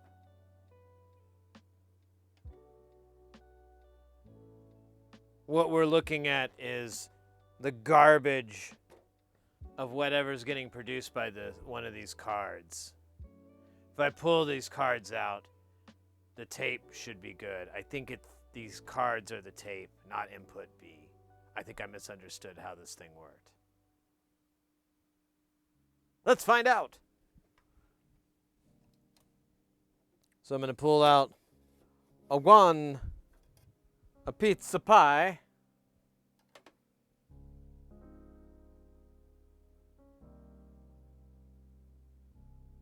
hey, Booze, how you doing?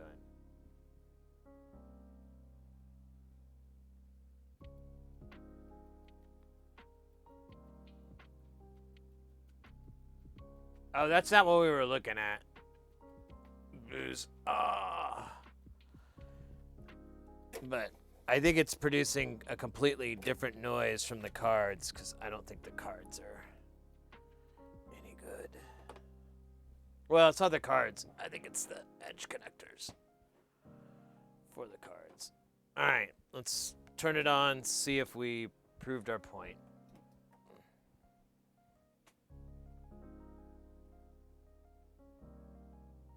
That screen does not look happy. All right. There are no cards in. We're going to go to view, or actually we're going to go to meters. And yep, tape is clean. So whatever that was the tape in.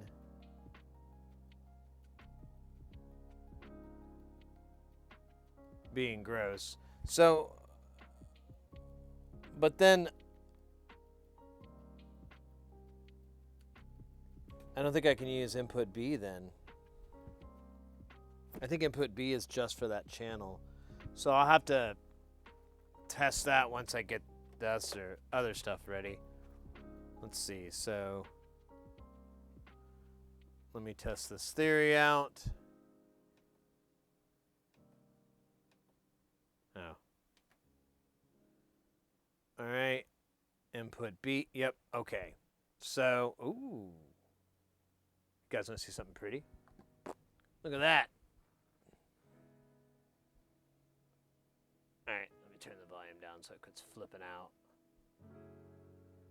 All right, so that's because this is all jacked up because we have the wrong time. We'll have it find the correct time, insert, there we go. But it was cool before, just a little bit of throws it out. But that is input B. Turn it back on just to double bubble.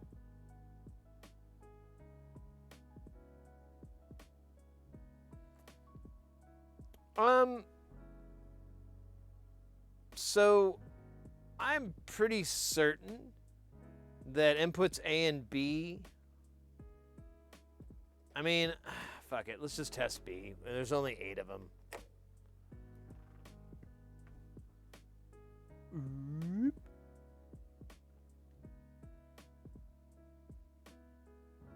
Exactly, Booze. The reason it wasn't able to register anything is because what was coming out was not the signal that was being in.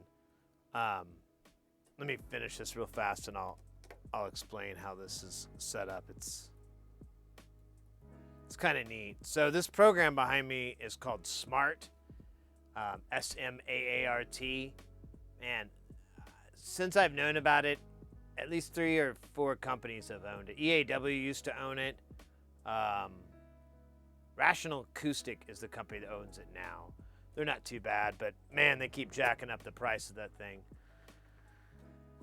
I use it all the time for my work to do this. Not necessarily calibrating a mixer and making sure the mixer's 1-to-1, but I do the same thing with speakers.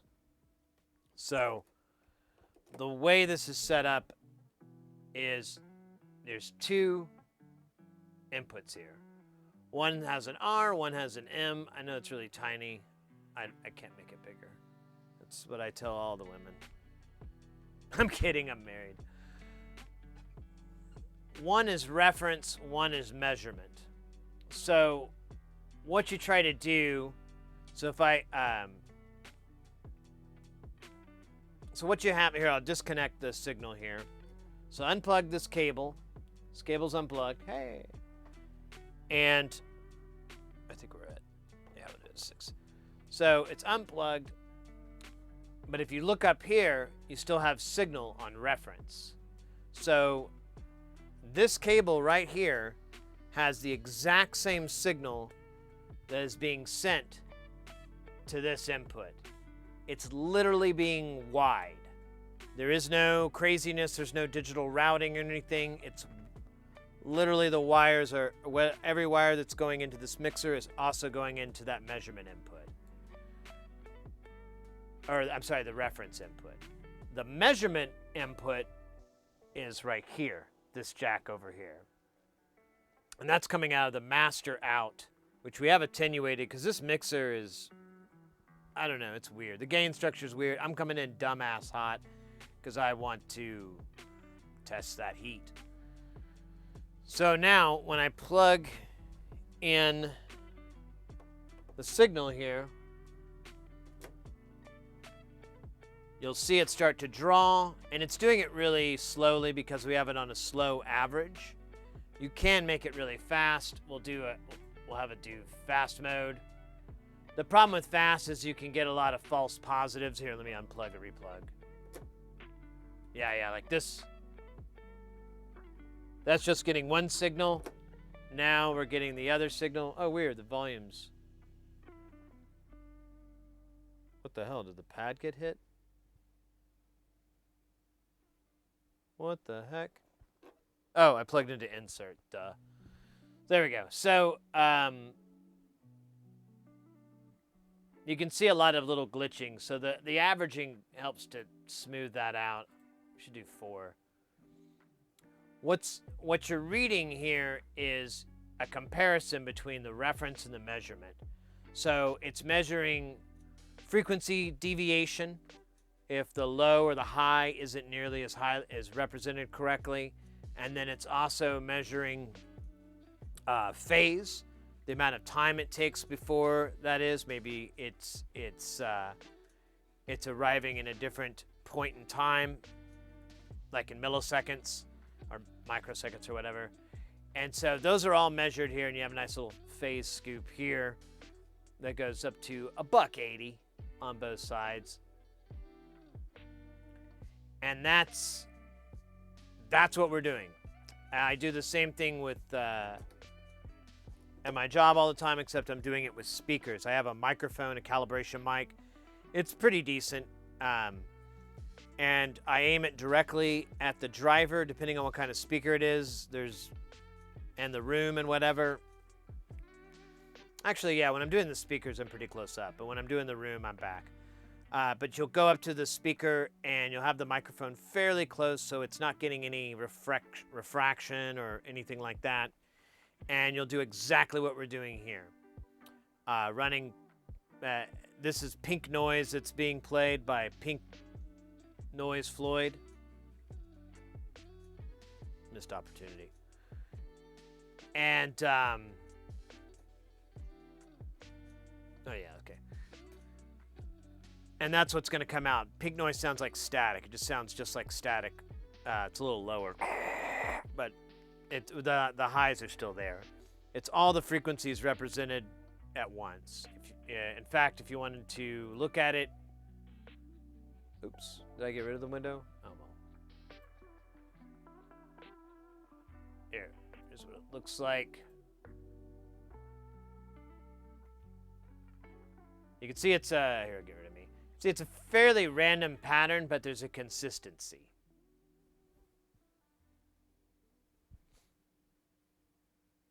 And they're all at once. You have high frequencies, you have low frequencies. They're all happening at the same time. And that's why you want to use Pink Noise, because it's a lot easier to work with. Oh my God. Guys, we got none other than the Mr. X coming in with that piping hot Ray.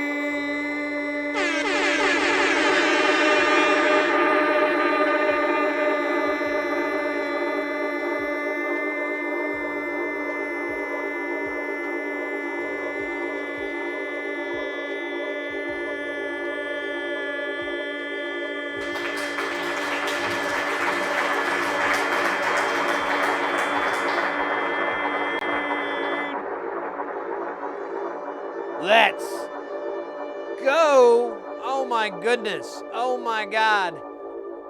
Guys, if you are not familiar with Mr. X, that's weird. That's strange. I don't know. We got to fix that. That's weird. 31, Like a can. 31, 31, 31, 31, 31, 31, 31, 31, 31, 31.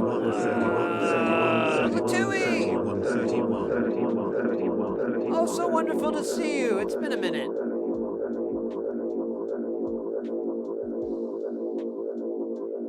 Tirade, maybe. Welcome in, Raiders. Mr. X, I know I'm Mr. Show. I'm gonna catch it on the flip side, on the back wide.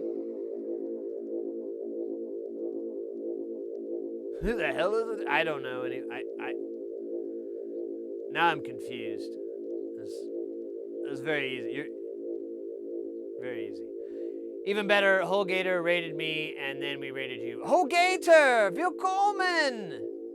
Oh, super geil. Super geil. That's awesome.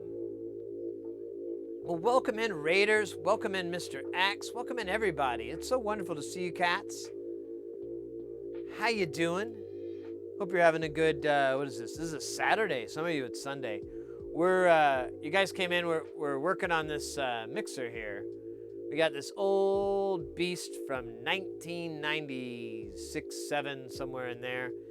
It is, it's huge. It's an O2R. Here, we're pulling the cards out. Because we're going through and QCing the whole thing. But, there's some issues. Nothing major. In fact, the core of the console works like a champion.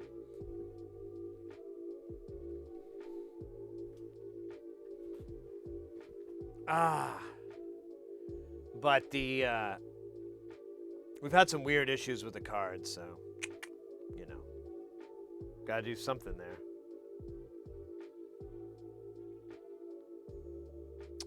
Oh, that's what that means. Anyways, let's go. I've been programming and doing circuitry, not streaming, deep in ARM land with Tinsy, and started learning the Renaissance RZA1LU platform so I can work on the Deluge. That sounds pretty deep. That sounds pretty intense. I'm in. Well, it's wonderful to see you. Wonderful to see everybody. Welcome in.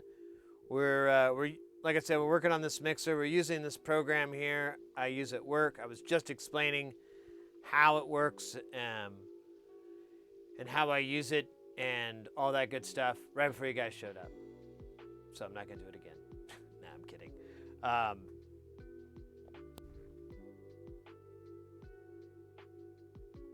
Here, let me scooch over here.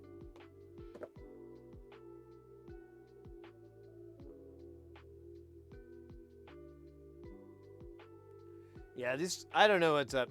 I don't think it's the card's fault. I think it's the interface for them. I have to clean it up. How was your stream, Mr. X? Any lightning in a bottle? I know your jams are always good, but I hope you all had a good time. This behind me, this is the program that we're using to measure it. Right now, we're looking at what's being fed into the mixer. It's pink noise, not pink eye. Pink noise. Pink eye, pink noise is wildly different.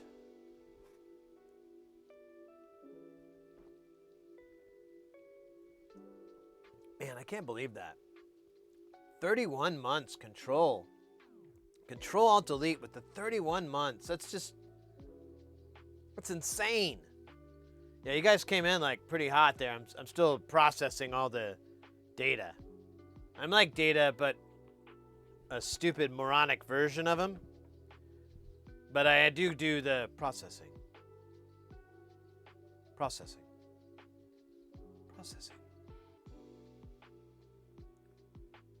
in bed. Act Detect, how you doing?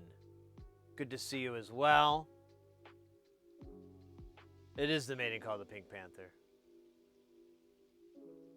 Hey, Hayes.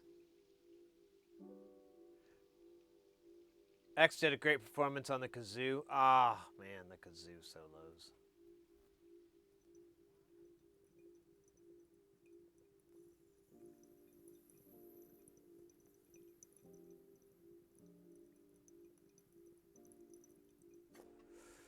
You know, when I think of Germany, I think of, you know, the accordion and the concertina and, you know, but the kazoo.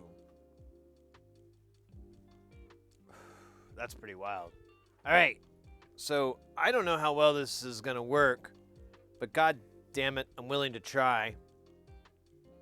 Because that's all I can do. What's he talking about, Mommy? He's frightening me, Daddy. Make the strange man stop. Oh, you can't.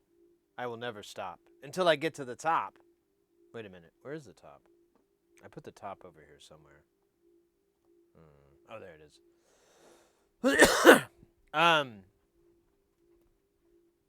Yeah, it's great to see you guys. I'm super hyped. So hyped that I'm gonna dance. I'm gonna dance for you. I'm gonna do my special dance that I do. Oh wait, let me put that dab in. We gotta put the dab in. You know, you can do it too. It's just that easy. There we go. Oh, now it's dark. Let's go.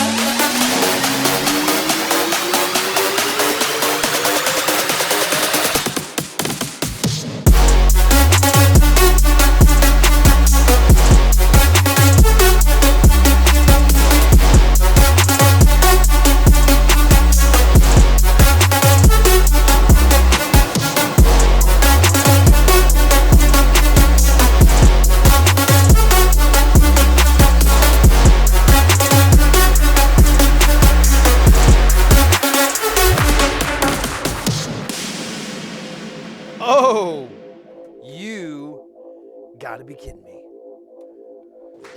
Gotta be kidding me.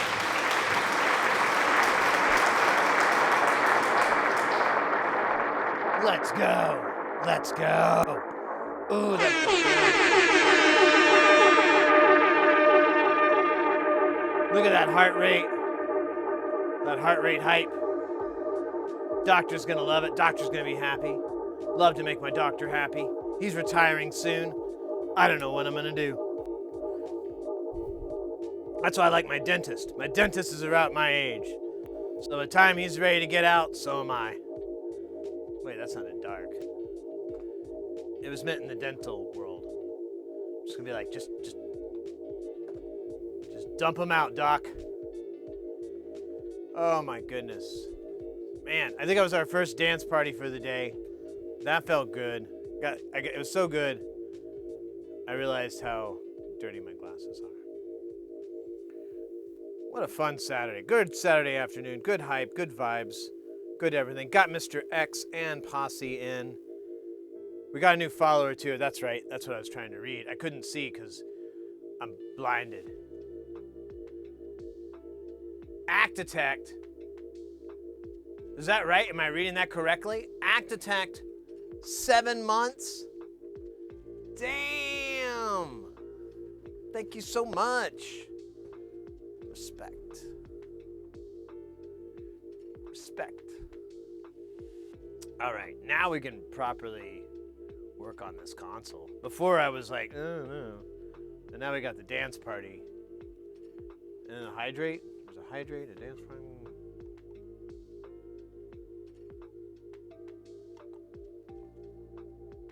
And then a dab.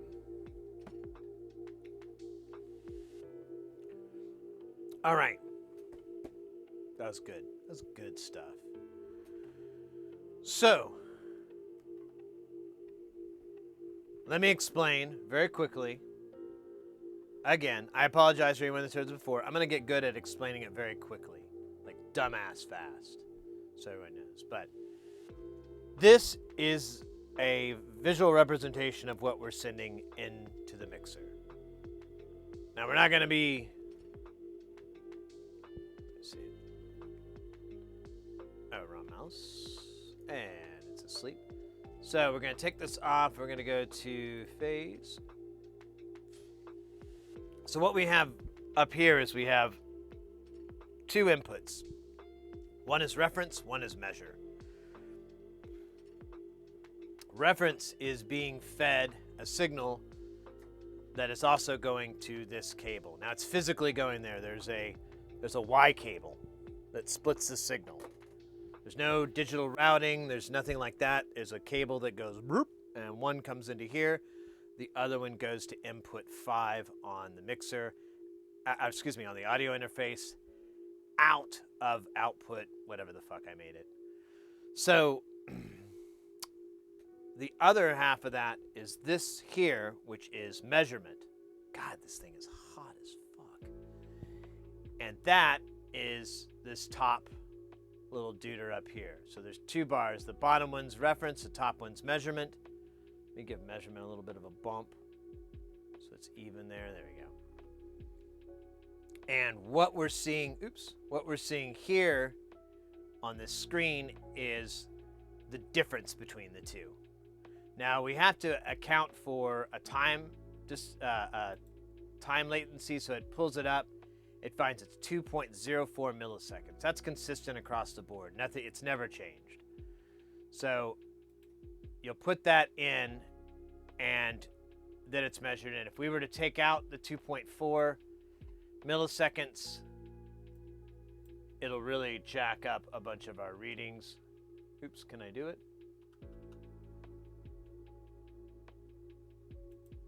Thought I could. No, it won't let me. I think I have to do it with this.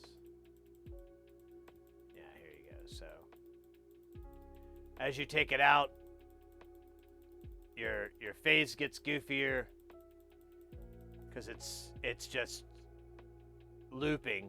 Because like right when this dives, that's where that starts, and it gets steeper and steeper until it turns into that. This doesn't change very much because... Whoa! Baloo! 100 bits, thank you so much. Try not to forget my thought here. Thank you very much, mate. I appreciate that. This doesn't change because this isn't a time-based measurement so much. I know it's just a difference in the frequencies. Now we are getting... You can't see it here. I wish I could move these. What if I could do phase, and then I do magnitude down here. Here you go.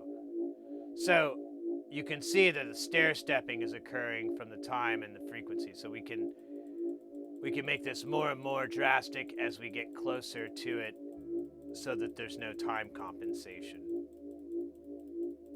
And that's why you have to do time compensation, because you start to get these. And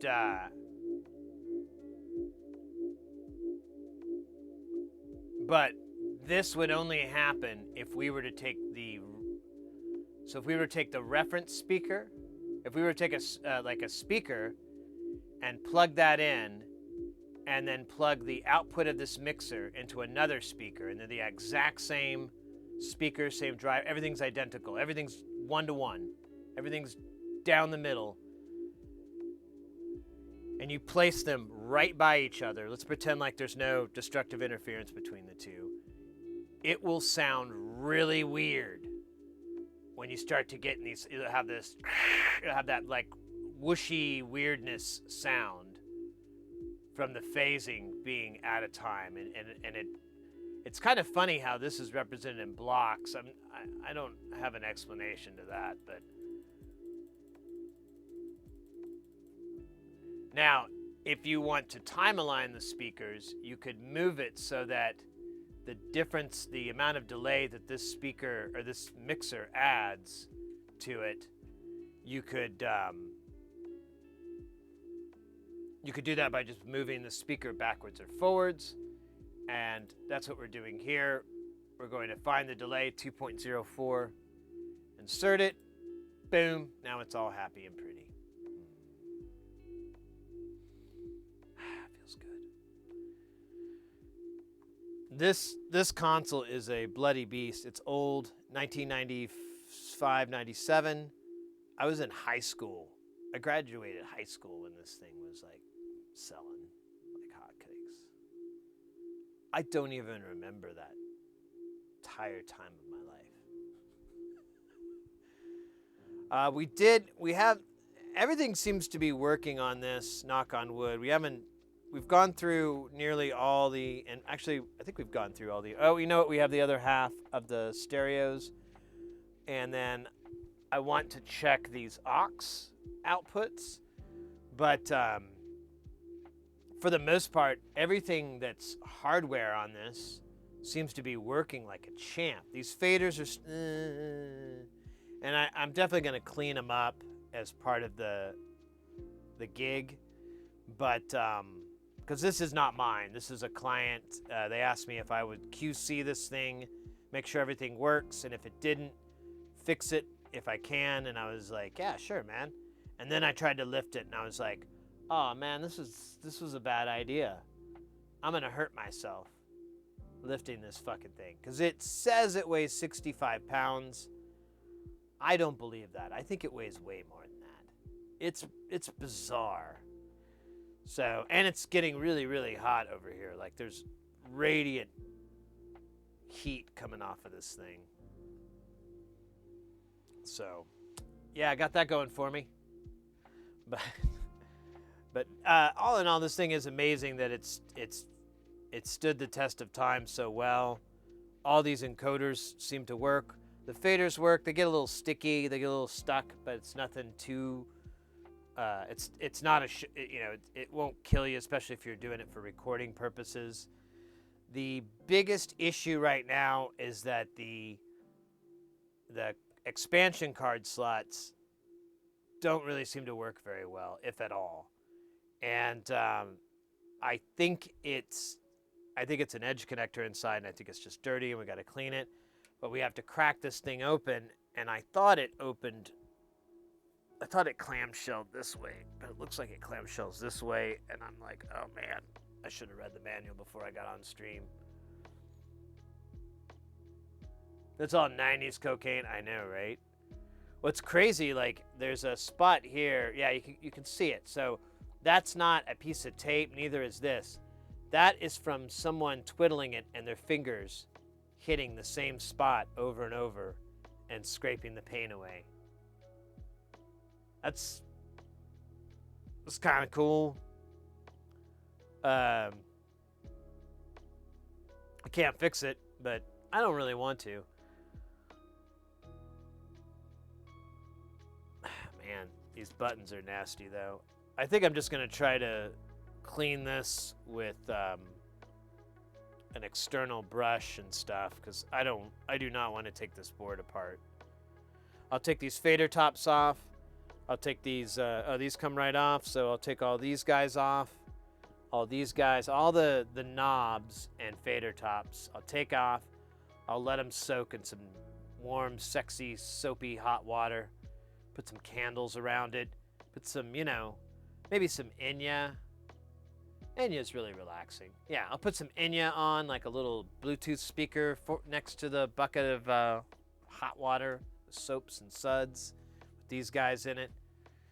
Wait till at least it goes to, like, I don't know, like first, well, the big albums, you know, like I'm trying to remember the name. Oh well, it's in my playlist. We'll throw them all in there. Do that. I gotta wait till the wife's out. She's not gonna understand. She's gonna say, "Why do you do this for the knobs and the fader tops and not for me?" And that's a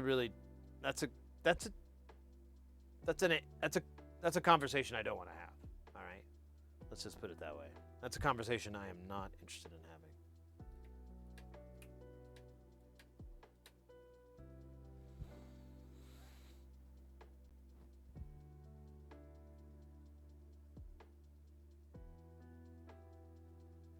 Yeah. Well,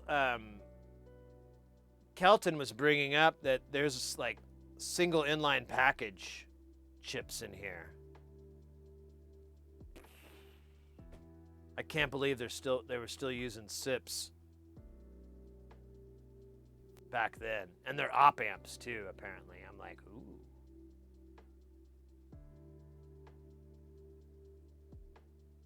Kagez, so far it's pretty clean. Oops, I didn't want to do that. Let me flip this back over. Anyways. Oops.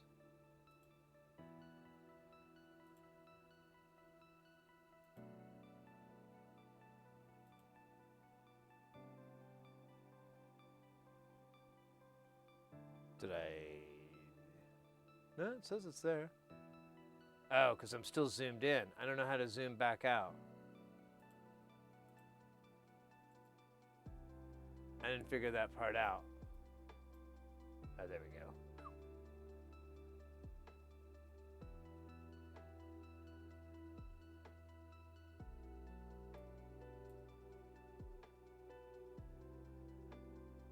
So yeah, as you can see, it's pretty clean.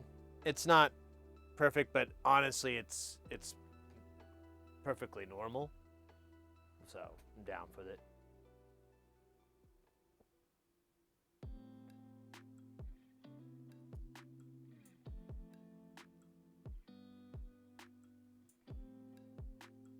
The dishwasher, I'm kind of worried my dishwasher is going to be too hot. I think I'm just going to play it safe and just use soapy water.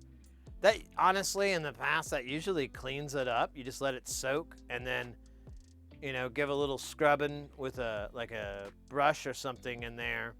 And it usually takes a majority of the crap off. Because this is all from like body oil, and it's just gunk from people's stuff. So that sounded awful.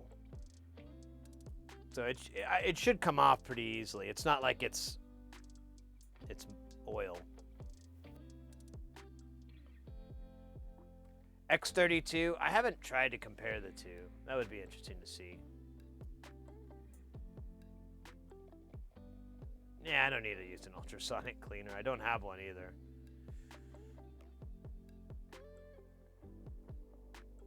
Yeah, right, Python. It's basically just AZ dust and skin. I mean, like on the sides of these here.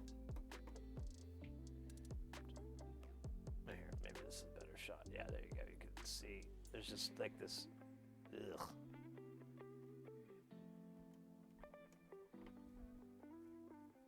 Who knows? That may fix some of the issues with these faders, because they are a little. They do get stuck. I wrote down the ones that did.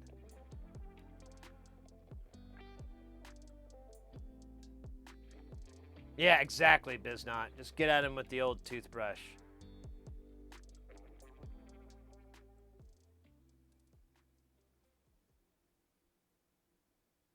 Pizza human. Ugh, that sounds like a disgusting pizza. I would need it. Well, not for the under the right circumstances, maybe. If like I was gonna offend the king of pizzas by not eating it. Well, that's a different story.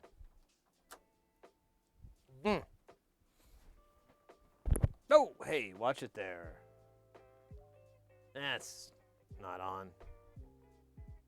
Oh yeah, because I turned these all down.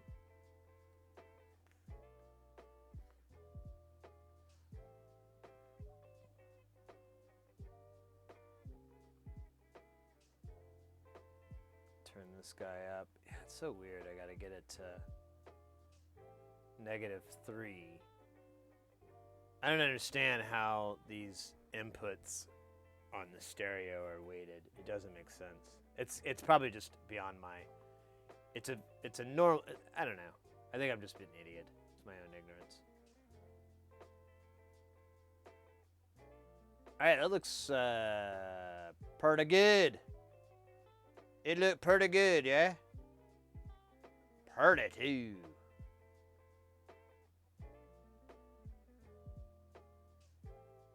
I'm not even going to use laundry detergent booze. I'm just going to use palm olive. It's like a super, super safe soap.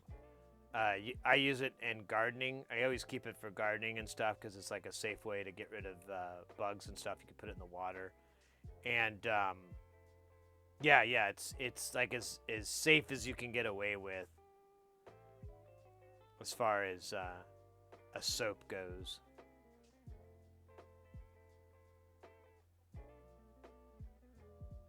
Yeah, if I have to do Windex, but Windex has turpentine and or is it ammonia? It's one of those. And I really don't want to get that tough on these things. I just want to get the dirt off. And most dirt will come off when you apply water to it.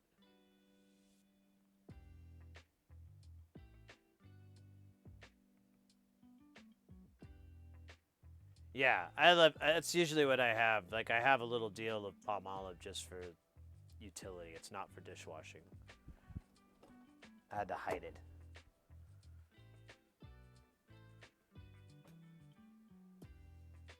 I will say the frequency response on this is borderline erotic. Neurotic? Erotic?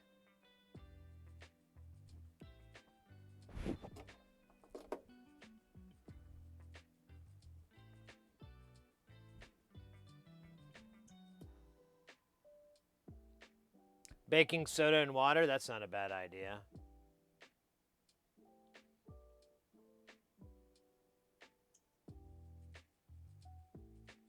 Yeah, those are both bases. Those are going to be pretty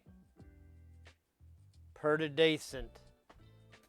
Very easy on them plastices from the 90's. All yellowed from the ultraviolence. Violence? I don't think I said that right. All right, so that was the last. I'm not going to check these insert points. I don't really fucking care. I'm sure they work. Actually, I have no reason to think they don't. But I don't know about these auxes on the back of this board. We have 6 sends, and then I have a studio and a control room, or monitor out and studio monitor out. So I probably should check those. Just cursory, quick, nothing crazy. One source. We probably honestly could do that with all of this. We could just do a single source. Good old channel 1's been a trooper lately. And we'll send the signal out of all these sends. We'll see if there's any latency that's introduced, but still the 2.04. fucking nice. I'm looking on the back of here, making sure. So there's AES EBU. I don't have anything to test that. I'm not gonna. It's pretty robust. So I'm not too concerned on that. There's MIDI back here, but I don't think that's gonna get used. Yeah. We're just about done. I guess this wasn't as bad as I thought. I thought this was going to take, like, forever-a-thon. But not totally. Just slightly.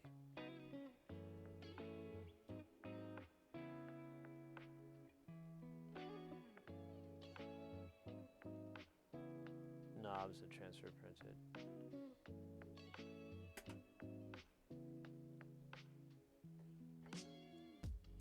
Yeah, that's why I try to be just really, really gentle with that kind of stuff. Because I've learned on the stream the hard way that some of this stuff doesn't have any protective coating. And it will eat shit. Brand new. Oh, we got Tis 91X. Tis 91X. Tis 91X. Hey, mate. Thank you for that follow. Welcome into the channel. Hope you're having a dope time. I am. Why do you think they call it dope, anyways? All right. Yeah, that's right. This isn't going to matter. We should try to route this first. Oh, this is going to be easy. So we're selecting this channel, channel Uno. I got signal. I got input. Okay, I'm going to select aux 1. I'm going to turn it up. It says it's on. And let me look at the meter bridge here.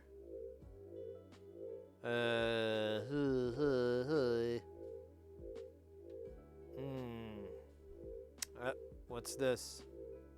Aux 1. All right. So it's outputting. Do we got anything on the board? Survey says too hot. Too hot.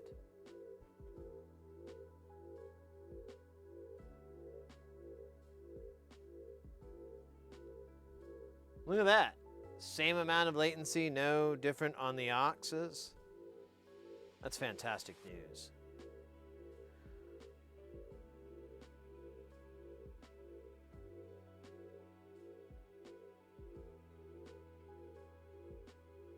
Yeah, Goobigon is good as well, but I don't think I need to go that strong. I think just scrubbing these things, it's just plastic. This is molded plastic.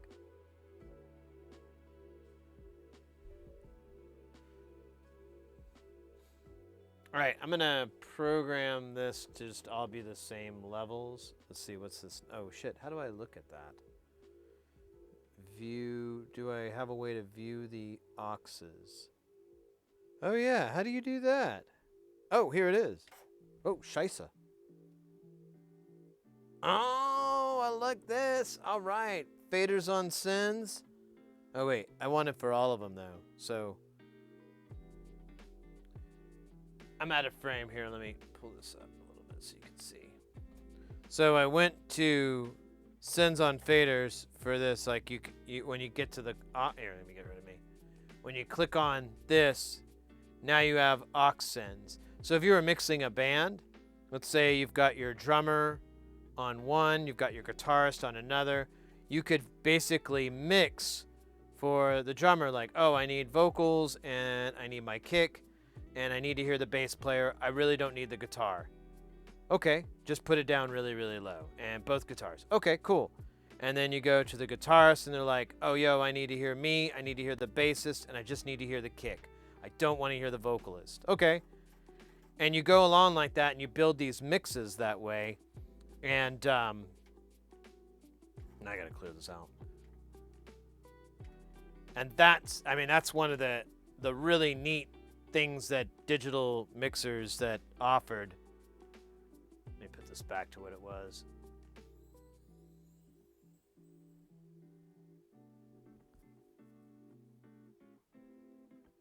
That's still pretty dope. All right, let's see. So I need to do that level, which is -20. I wonder if I can turn a knob. Well, I could turn this knob. Nope.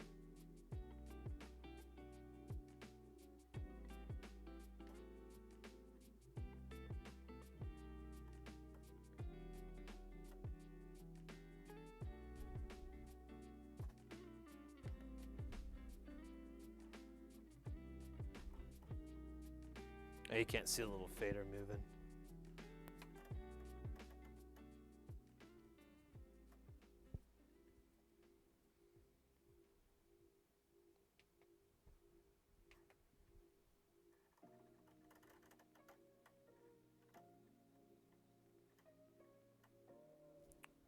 Yeah, this encoder is great. I loved how their encoders work on Yamaha. Like, they actually got someone who knew what they were doing, and they did it. Gotta love that simplicity. So what I'm doing is I'm setting these all up to the exact same value, and that way I can just plug and unplug this and test them all quick succession, because everything should be the same. Let's go to meter view. Let me go to the meter view with the, ooh, look at those effects ends. I did not. Oh yeah, because 7 and 8 are effects. All right, I don't need those, do I? All right, let's turn that down. Down.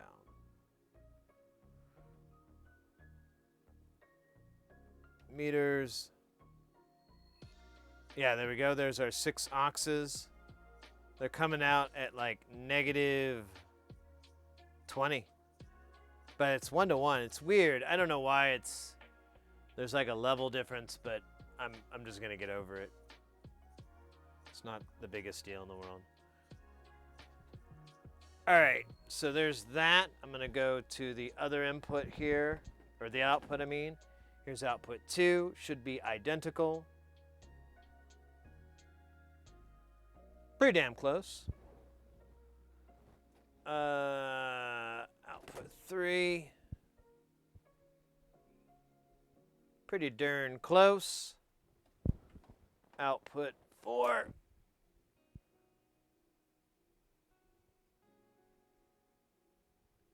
Yeah.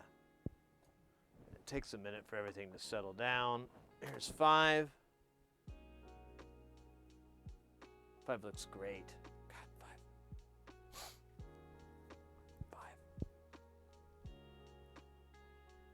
Adam Fighter, you taking off? Hey, take care, mate. Have a good rest of the day. Day or night? Night day.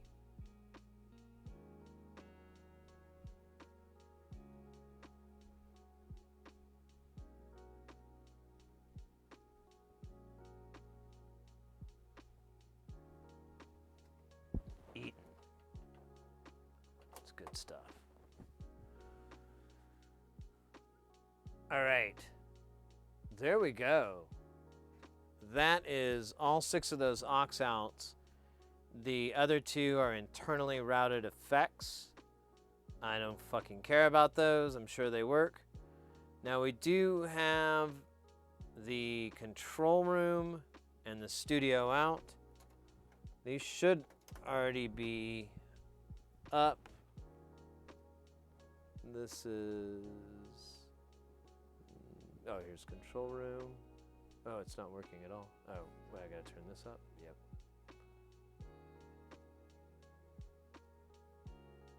So control room is good. Let's do the other side of it just to make sure we're getting left and right good.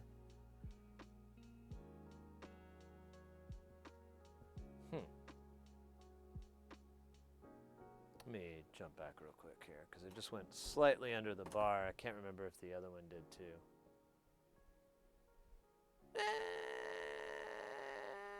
It's okay.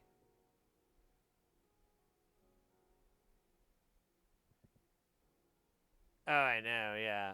I've never had one, but I'm an idiot too. All right, here's the studio output level here.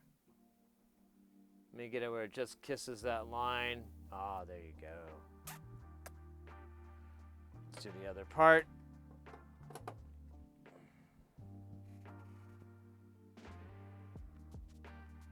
That's it. Oh, wait, look at that. It's a little hotter.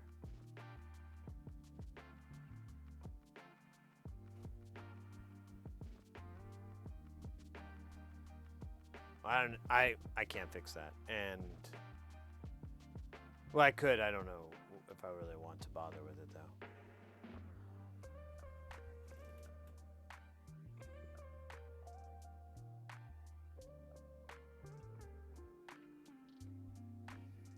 All right.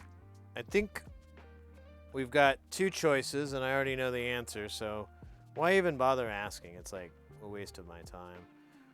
We're gonna need to open this thing up so we can get to the edge connectors. I want to try cleaning them up really good. And I'm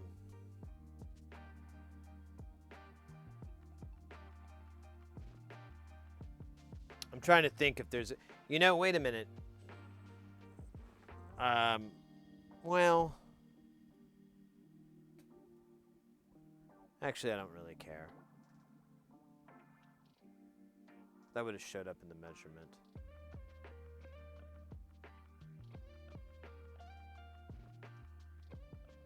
Just a second. I'm trying to think of anything else we could test or we need to test before going in.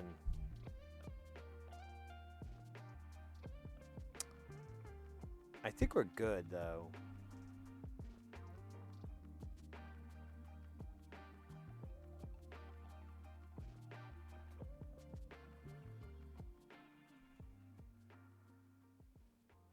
We check the EQ, we check the inputs, all the DSP. It's just gonna work.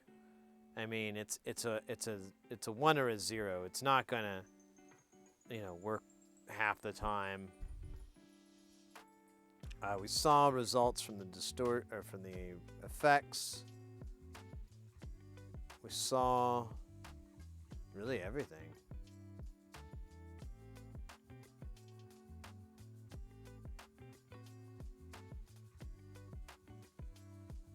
Hey, Logan. How you doing, mate? Just trying to think here. This thing is hot, too. We should throw the old thermal on it real quick.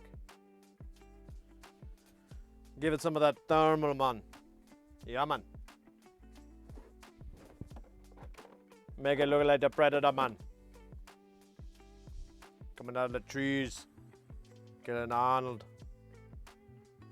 Just see the body Ventura.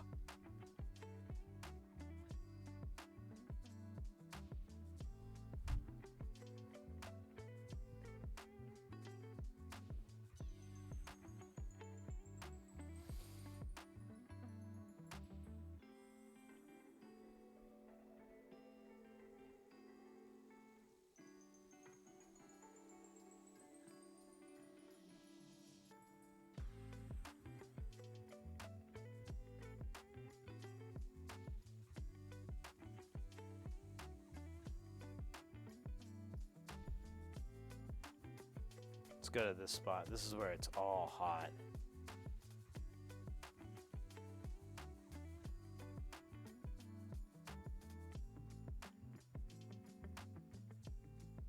What temperatures it give me? Holy, whoa, 51C?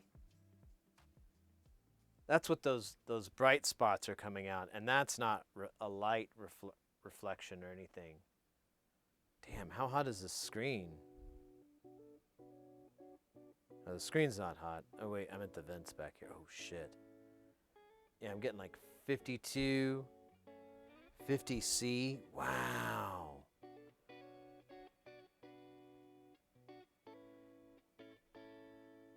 Yeah, like the ambient hot, or some of the hot spots on this board are, yeah, it's like 40C, 37C. This thing is hot. And not like in the, you know, swimsuit edition hot. That was so dumb.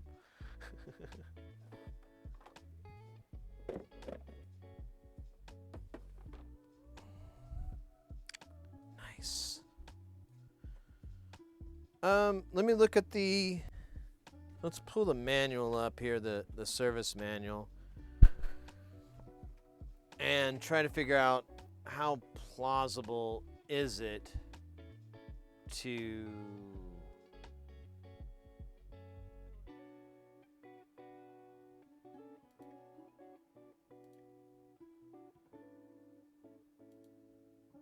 open this thing up. I didn't read that part.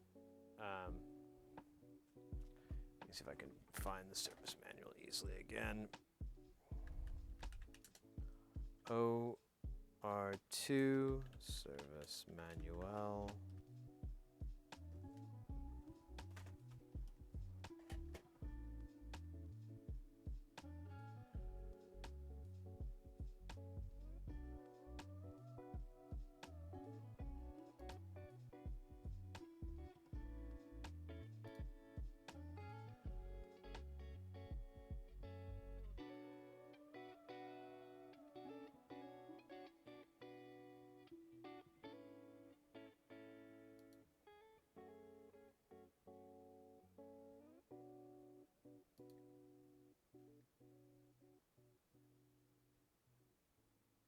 Oh, here we go.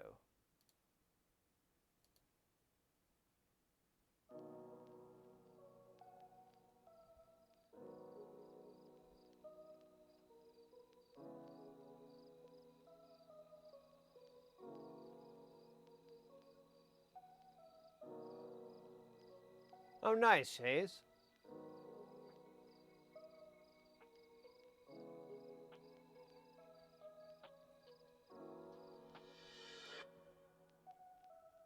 They didn't age. Honestly, this thing still works.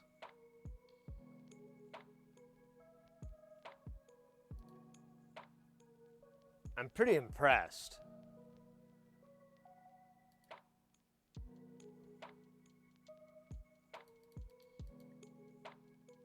The only thing that's not working is the expansion cards, and I don't really know who to blame there.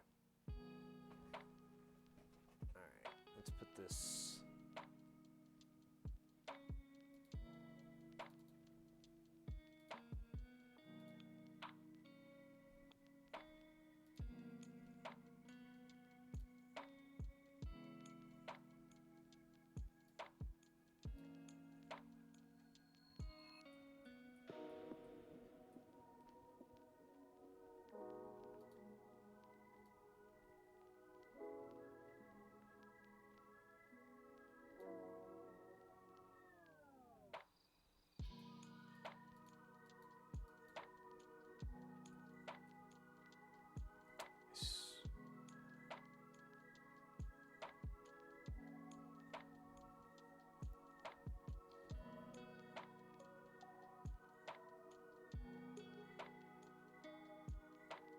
Oh yeah, right. Well, I mean, they still make the O2R96. So it's showing the inside, but it's not showing me how to disassemble this part.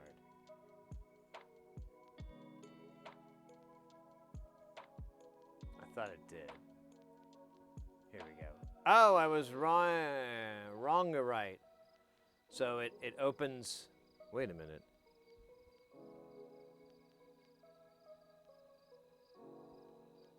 Do I have to take, oh. So those head amps are not part of this. Damn. That's cold-blooded. All right, what does these words say? I must read them. I must read the ancient text. I will only require to read the English text. Remove the 18 screws marked as 100A. Then the control panel assembly can be opened. Figure 1. Prepare a stay to support the... Oh, it doesn't come with a kickstand? That's lame.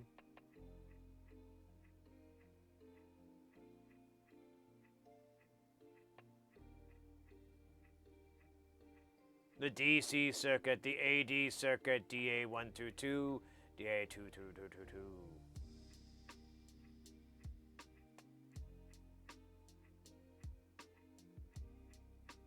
Control panel assembly can be removed. Oh, so you can actually pop that guy right off. Like a sexy shirt on a hot day. Alright, well, it would be dumb if we didn't do this, so we might as well. How many cables do I have to disconnect?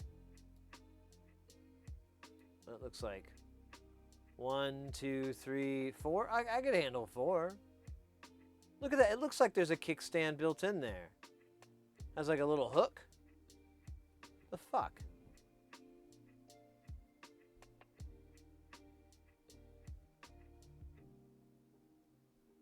Alright. Well, I notice I have a dab I think I forgot to do. So let's do that. I'm going to power this rude boy down. Let it cool down a little bit too, since it's so damn hot.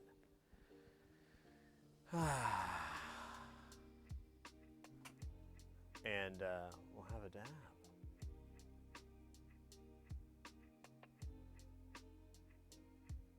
Maybe. Keep burping. Burping.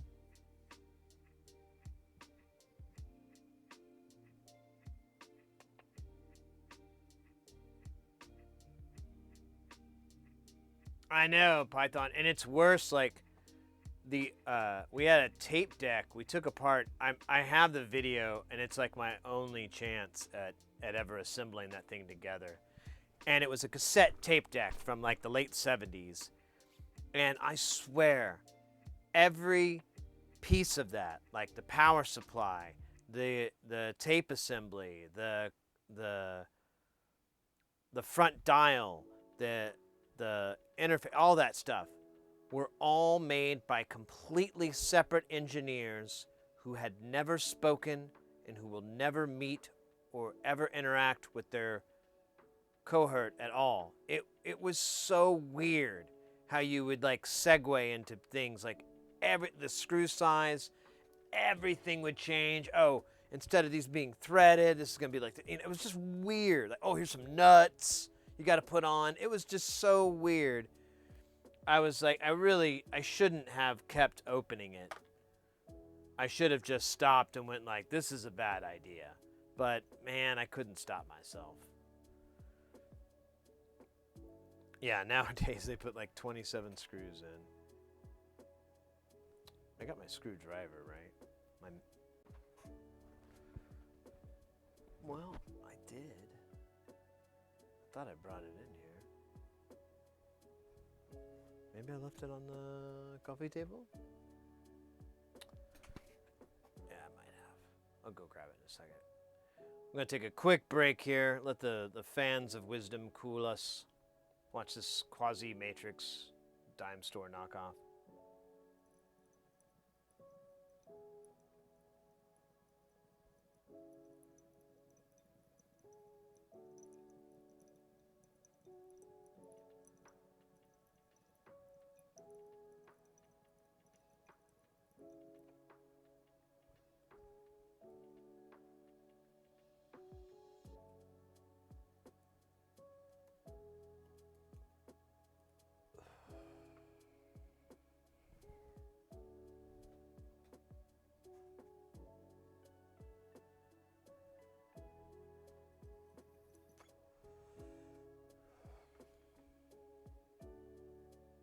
Damn, it's hot.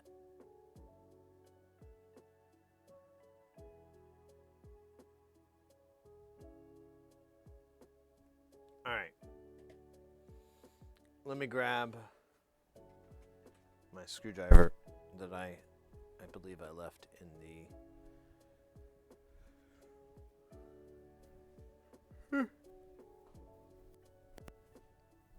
Mm-mm. Oh wait, there it is.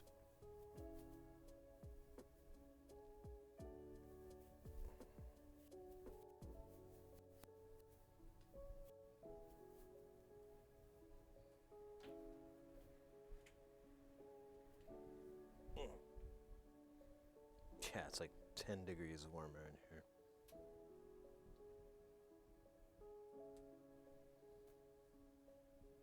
It's madness. Alright, so I mentioned screws and it said they were marked.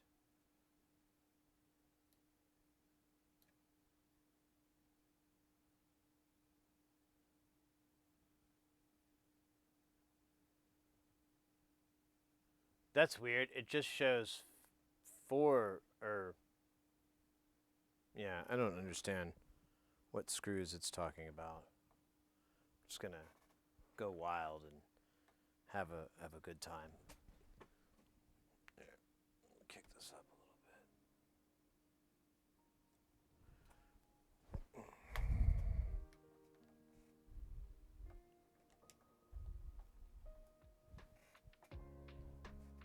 You can buy like different cheeks for the side of this, and you can get wood.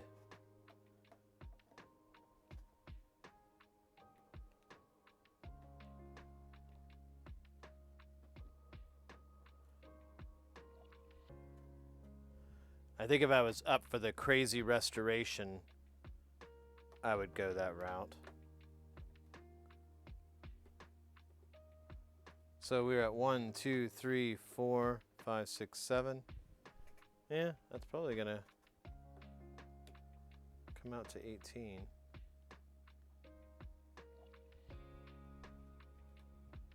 There's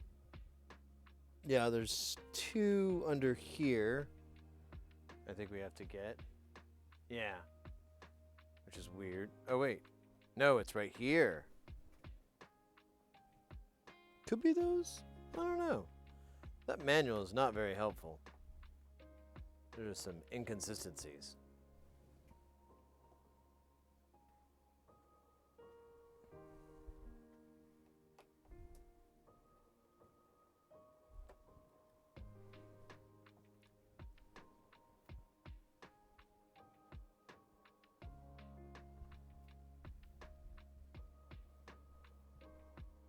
What do I do? What do I do?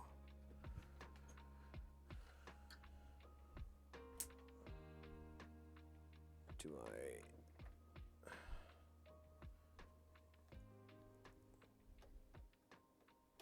I? Okay, there's 4 back here.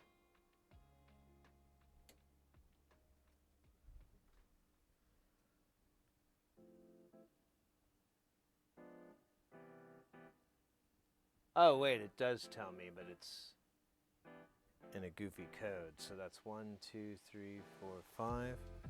I have 1, 2, 3, 4, 5. Oh, so I guess I didn't have to get these 2. Okay. And I do have to do the ones underneath on the front, but I'm good. Yeah, I don't think anyone's cracked these screws. They definitely.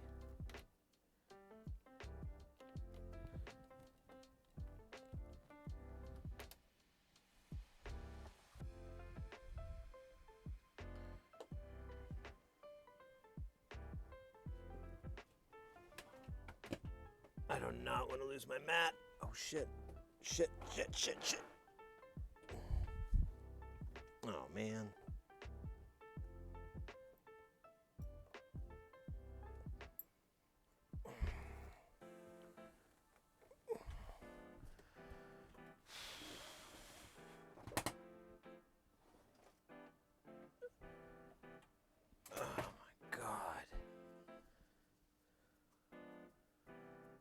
What fresh hell is this? 1, 2, 3, 4, 5. So just need these.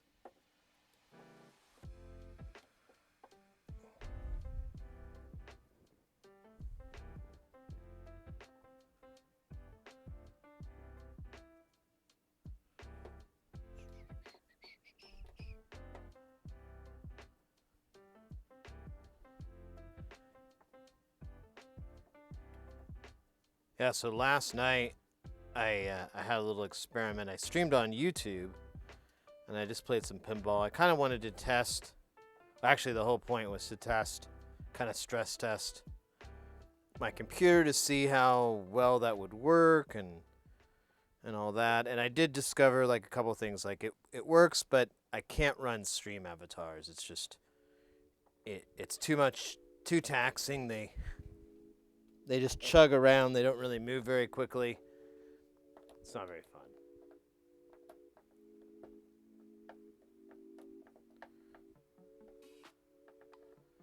And but I did find like a handful of games that played fine, nothing too weird.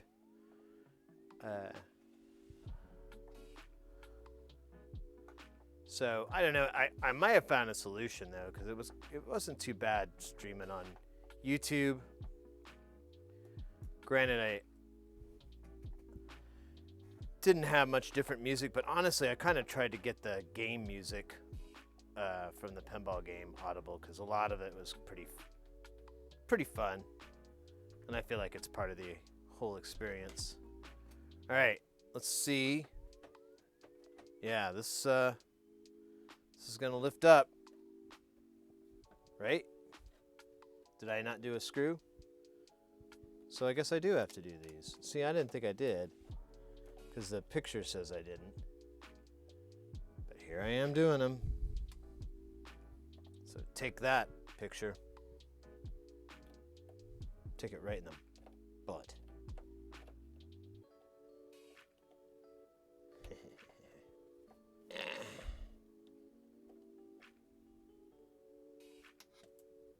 Play Elden Ring. I'm good. Right, you ready?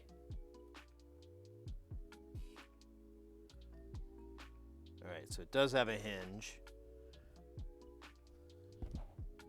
Oh, wow. There's tons of room here to lift this guy up. Oh, sick. Holy shit.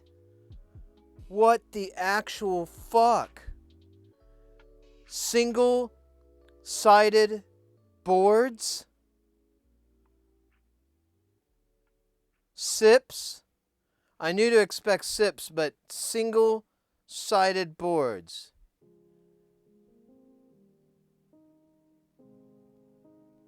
Oh.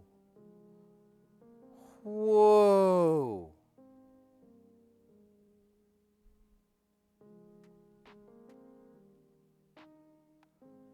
That's gonna take me a second to process.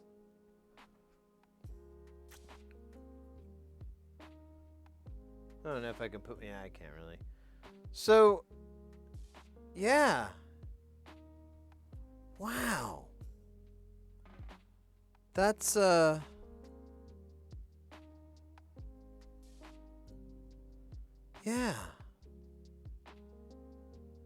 Wow. Okay. I'm getting there. Give me just a few more minutes here. Okay. About 85% there. I don't even remember why I opened this anymore. That is just... Oh yeah, I did want to try to clean what I thought were edge connectors, but they're actually fucking pinhead connectors. But I believe we can still pull that out and get to it. God, this is weird. This whole thing is fucking weird.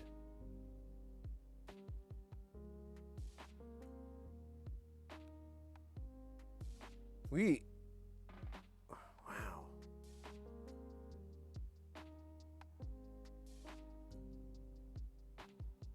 I mean, through hole is weird enough. Single-sided is... I wonder how much money they saved.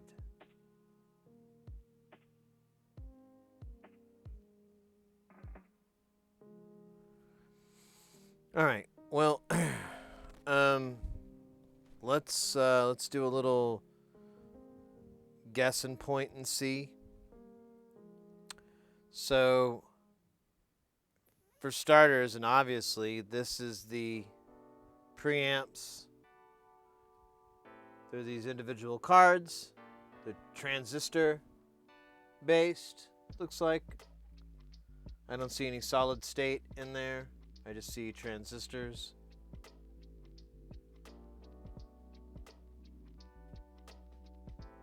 Which is fucking pretty cool. Yeah, it's all transistors. So the preamp is out of the box. I don't know, that's nice. That's like a kind of the equivalent of the little discrete op amps that we've built in the past. But instead of it being interchangeable, it's just there instead of using solid state. That explains the heat. No crap. No crap. All those transistors. Oh, these guys are warm. We turned this off a while ago, and these suckers are warm. What are these chips? I really wish it... I thought it was going to give me a kickstand. It looked like in the picture it had one, but they do not. I guess I could take this off. I don't know. I kind of don't. So that one I'd have to take off here. This one.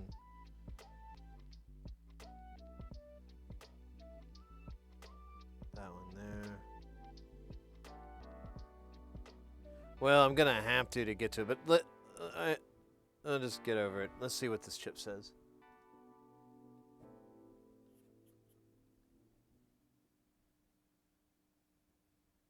I can't read it. Let me get some alcohol.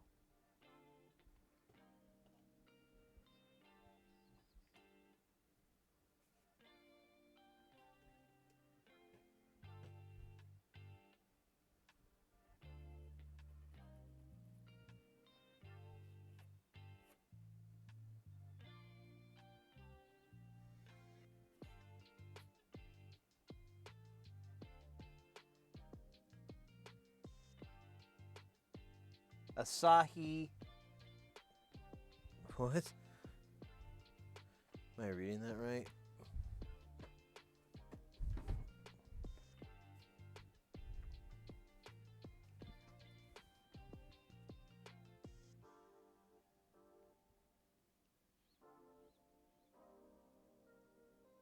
Asahi Kasai?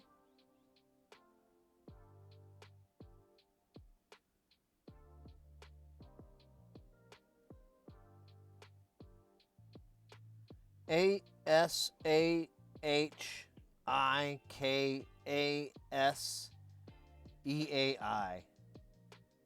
The model number on these is AK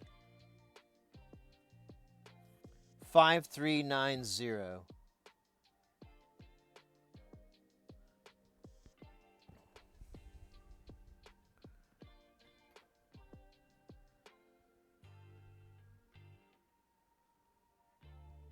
So I wonder, 'cause everything just breaks down to this connector. There's nothing else. So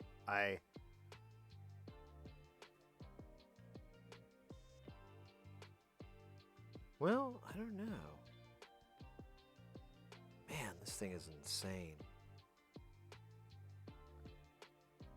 But that kind of, I think it's just glue. I don't think that's damage. I was wondering if that was water damage. Look at all these fucking relays. Fucking relays. Sorry, I have a problem with relays.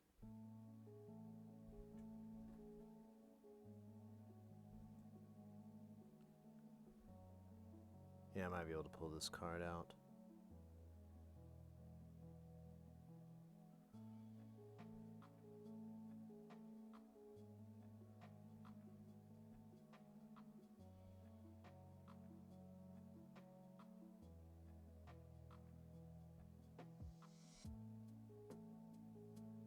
this thing is insane.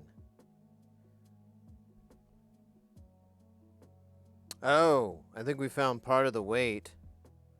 So this whole thing down here is the power supply, obviously, with all these big boy caps, all these fuses, all that stuff. Well, here are the heat sinks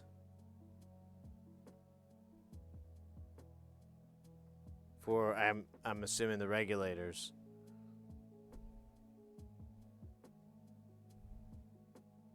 Damn. This is the headphones jack. Nope, it's just there. Whatever that is, it gets hot enough it needs. I was just trying to remember to have this plugged into mains. I should probably disconnect it. I don't know, maybe liquid did get in here. I think it was just... I don't know. It doesn't seem like damaged or corroded. Damn. This thing is just amazing. So on the... Now you can't really see it too well. Let me change the camera, because this is wild too and it's hard to show. There you go. Oh, hey. Hi. So, make sure this doesn't fall off. So you've got the brain board here. There's a ton of chips here. The interface, everything comes into here. I'm not sure. There may be more wisdom brain stuff happening on this little daughter board here, because there's a big connection between the two. The rest of this is for the faders, for the interface. It's basically just a back plane for the buttons and everything like that to connect to. But this and... yeah, actually this board right here is our CPU board. And it's the only sophisticated board on here. It actually looks like... well, it's at least 2 layers. Or 2-sided, I should say. I don't know how many layers. It looks like... oh, there is a layer on it. Because some of these vias don't go all the way through. So there may be a ground plane layer inside or something like that. But, yeah. Oh my gosh. This thing is wild.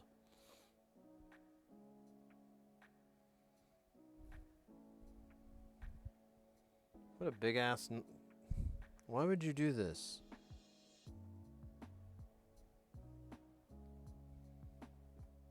That's not, like, easy to disconnect whatsoever.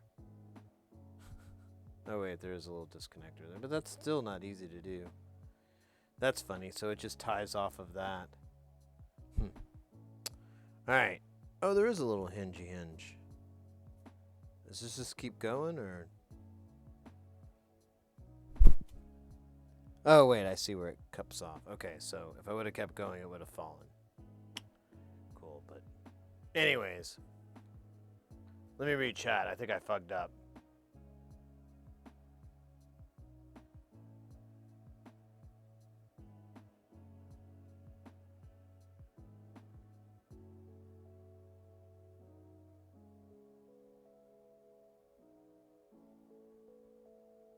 Hey, Mr. Spock.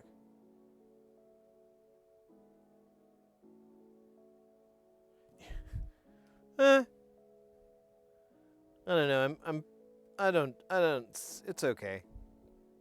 I haven't tried using it. I just, we went through and tested all the inputs with Smart. Did a, little comparison test. And, ooh, almost tipped myself over. And,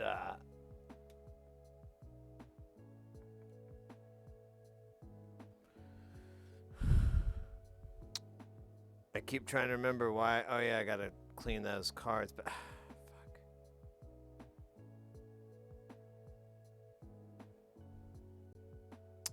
I almost don't think I need to.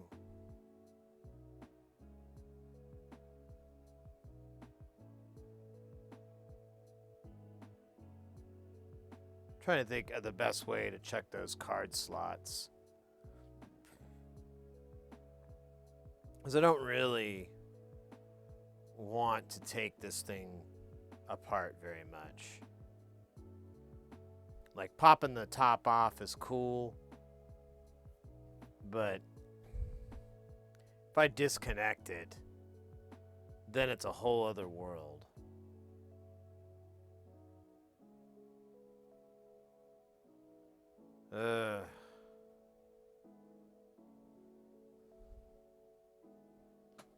Oh, weird. Oh, yeah.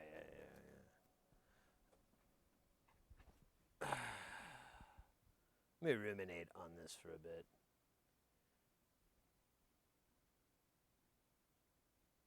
The Pro Mix, I remember that thing. Yeah, I remember the Pro Mix. That thing was crazy. Did it? It didn't have moving faders, or did it? I can't remember. This thing has the moving faders, but oh man, they are old.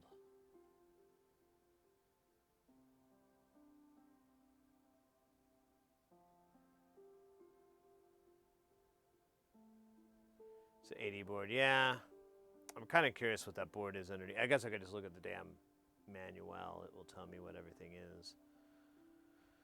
Let me have some Dr. Pepper. Dr. Pepper helps me think.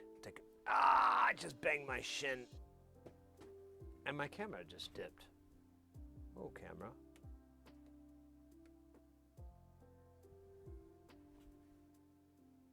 No, there's that. There we go. Good enough. Good enough.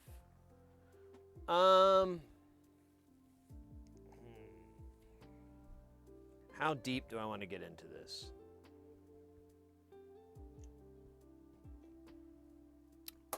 Fact of the matter is, I have to get those cards working. That's not a very difficult repair. I don't have to replace anything. There's not even a fucking soldering iron involved. The only way I know that would work is to spray deox into the hole, into the contacts, and plug it in and out, which I could do without opening the thing, but I could get a much better spray if I pop the top, because I'll have that access. Although, the only thing is that bottle, that the straws broke.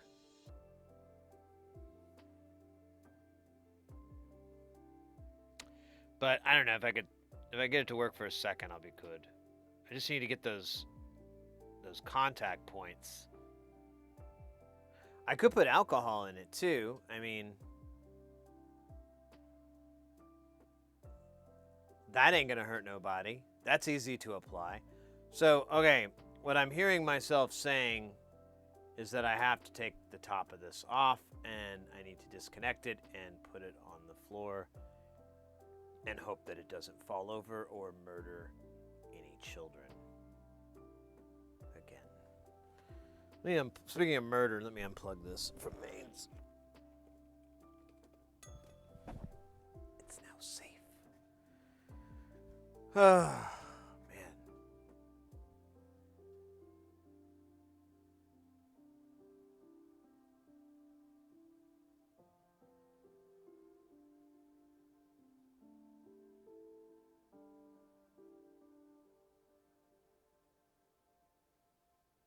Dr. Pepper root beer float ice cream. That's a lot to process. It sounds like all my favorite things at once. They would have put sex in there somehow. They could have really made $1 million product. Dr. Pepper root beer sex float. Big meal. Happy Meal, Big Meal, Tiny Meal, and Happy Meal. Oh, gee, look at my leg.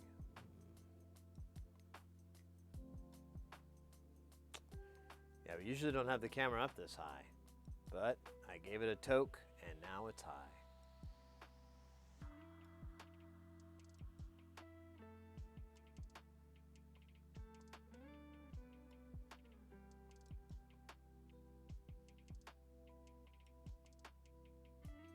Yeah, but if it ain't broke, I'm not gonna fix it.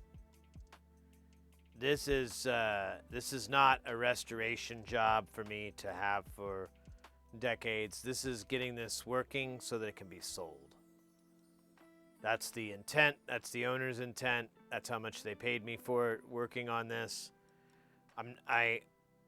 We can definitely, we'll pop the top off. We're gonna do it anyways. We can definitely look around on the caps on the power supply, and maybe on the IOs, but honestly, they all looked clean. They all looked fantastic, so I'm gonna assume they're in good shape. If they are in bad shape, I really don't want to work on it because,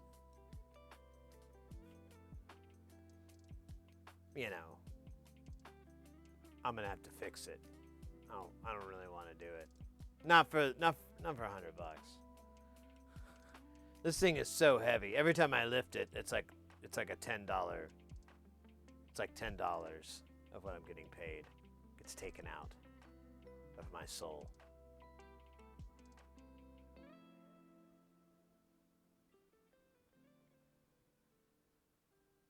Contact gold? Yeah. So that's some good stuff too. I've been using Deox D5 for a long time because I don't know if you've used it or you're familiar with it. It's a nice it's a deoxidizer, it's a cleaner, and then it also kind of acts as a lubricant. It's probably very similar to contact gold, but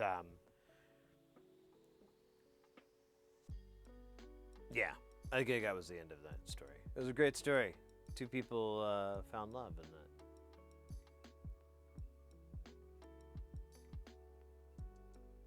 Memory effect. Interesting.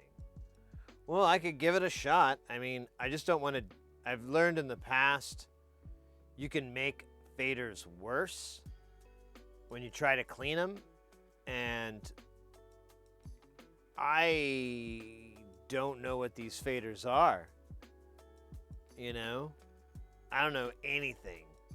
I guess I could try to find it in the manual, but I'm just real apprehensive about it. I'm like, if they're fucking not dead ass broke, let's just let it go.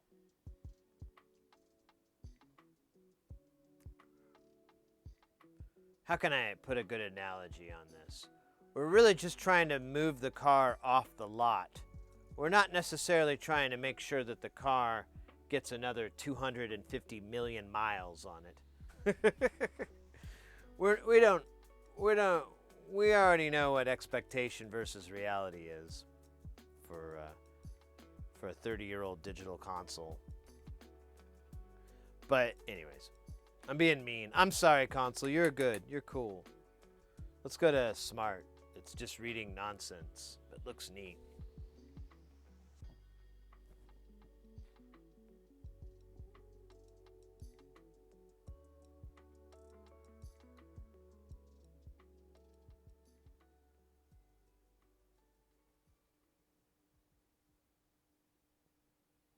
Coming in on a flatbed. Yeah, that's true. It's very true. Well, this person wants to buy it off the client that has me working on it, and so he just wants to make sure that it's working. And I'm an audio engineer. I should be able to QC it correctly. And I said, yeah, I'll QC it for this rate. And if I need to repair it, we can talk. I mean, simple repairs I don't mind doing, but once we get into the thick, I don't know.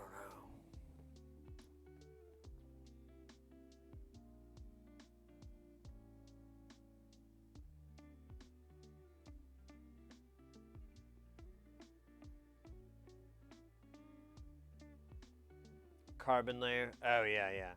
Well, I use a mixture of alcohol and then Deox with the lube in it. I don't have my Deox spray, but it has the lube.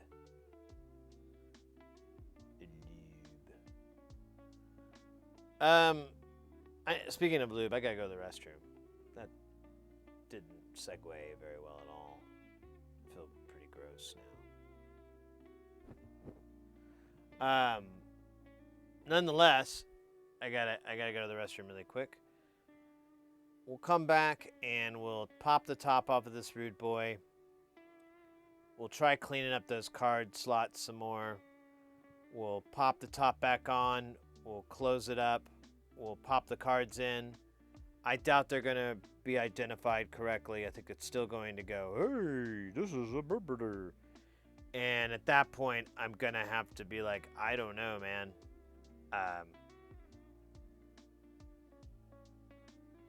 Well, actually, I have an idea. We just need to fall back. Well, hold up. Before I forget, because the pee will make me stop thinking. Because I'm just going to cover my stupid face up.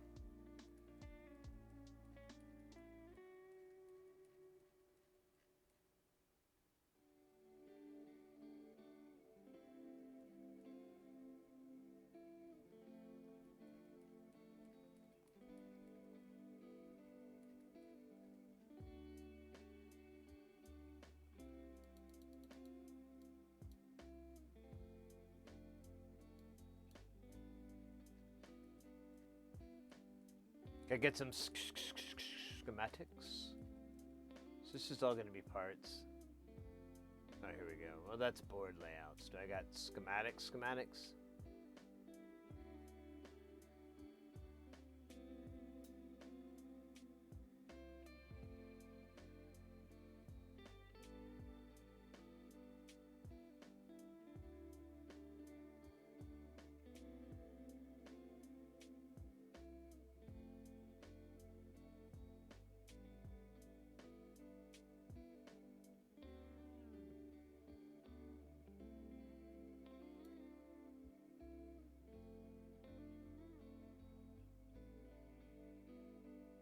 Damn.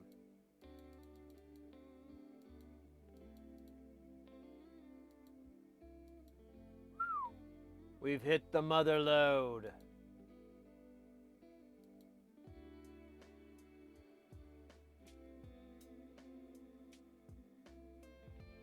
These are big ass files too.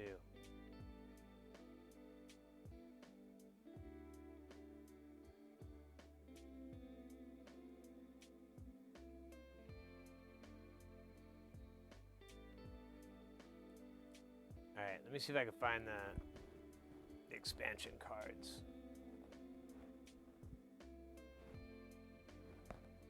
I'm just back behind here because I did something wrong.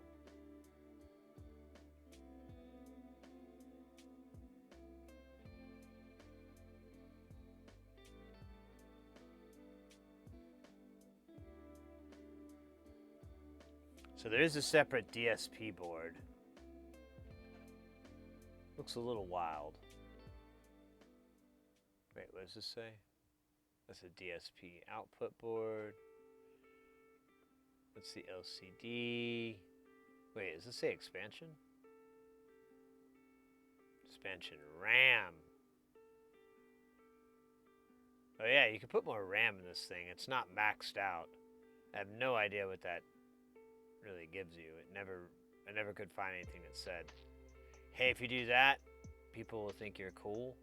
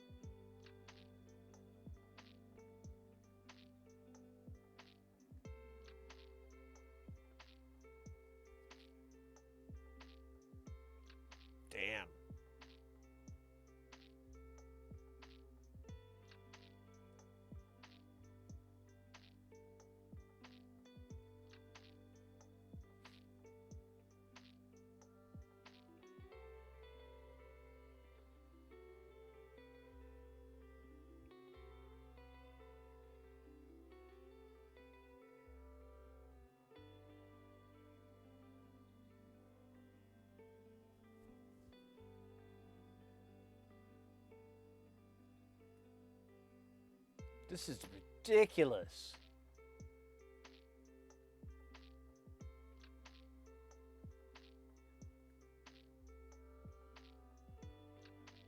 Damn.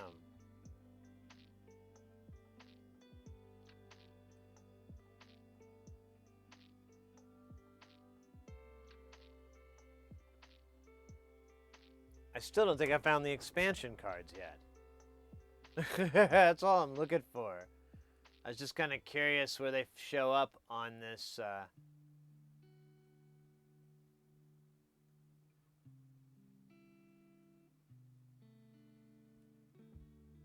AD circuit.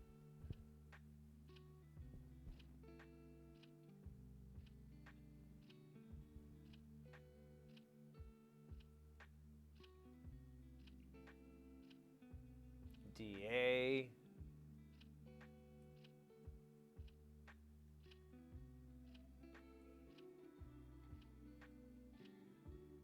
AC circuit. All right, so the expansion list was in there, or the expansion card was in there, but I did not see it.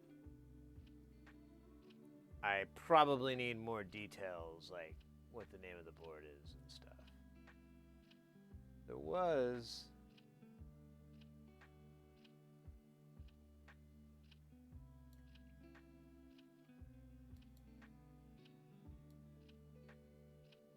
Those like board shots, weren't there? Or they, yeah, here they are.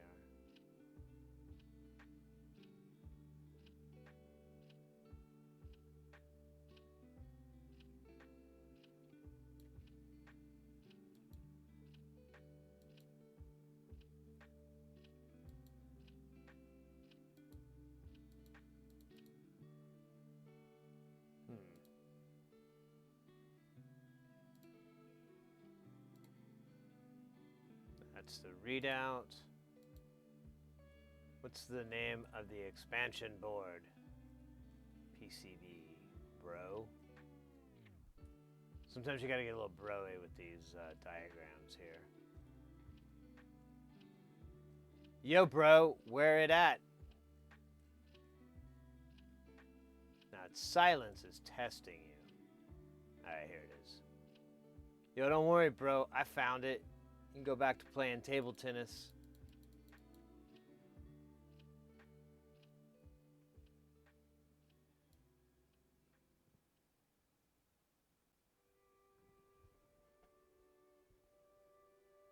Opt? Are you kidding me? I don't remember ever seeing that name.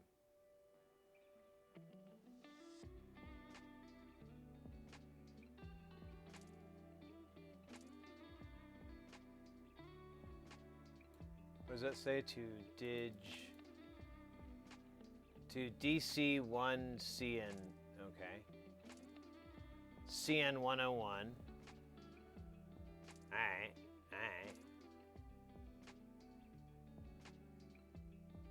You know, it just dawned on me. I should just do this. Fuck it. Alright. Now, let me go to them circuit boards there.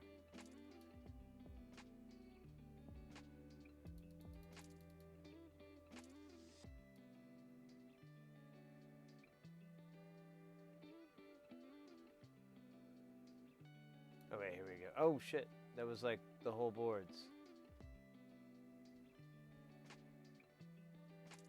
Option circuit diagram, 178. It will not auto take me there. But I have a sense of where it might be.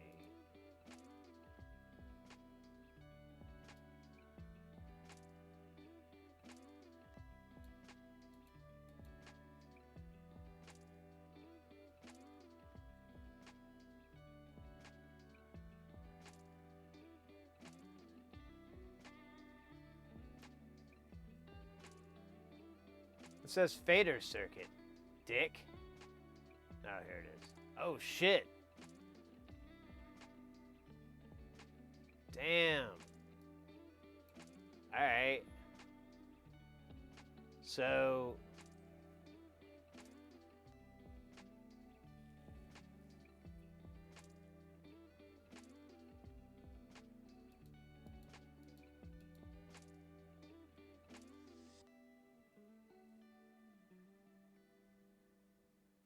Are these just all repeats? Oh no, they're not. Well, wait a minute. Slot A, slot B. Look at all these slots. To main. Oh, so that's the power supply. And then this goes to the board, which I don't remember seeing that connector. But apparently that's what's going on. And if I'm not mistaken, well, how does it identify the cards? So that's juice. If they're all wired 1-to-1, how does it? If they're all wired the same, how does it know?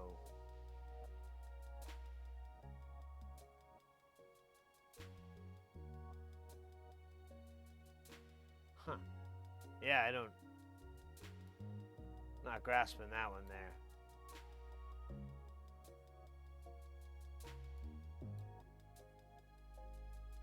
Must be dark magic. Dropped another tab. Oh, yo, let's go. Hey, Venus. Where am I? Oh, yeah, I moved my... Good Abend. I'm like looking at this thing. I don't know. I'm trying to not come in dumb, but man, I'm going to be dumb. I do not understand how it identifies the slots.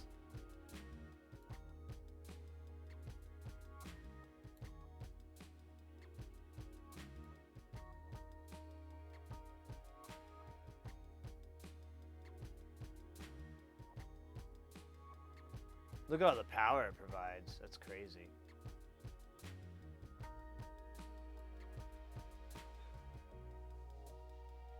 Oh, here we go. TRS, QLL, A, B, C, D. And it gets that from,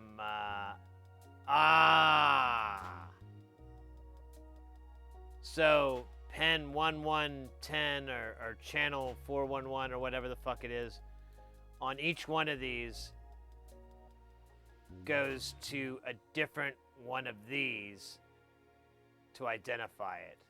Okay. So, I get that.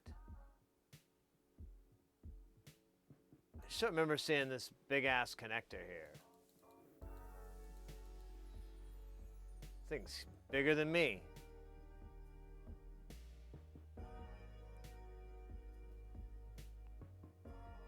No, well. I think I know what's up. We need to have a dab. We need to have a safety meeting.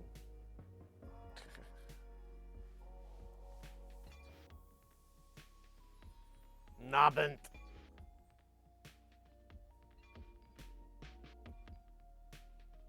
Spottenabend.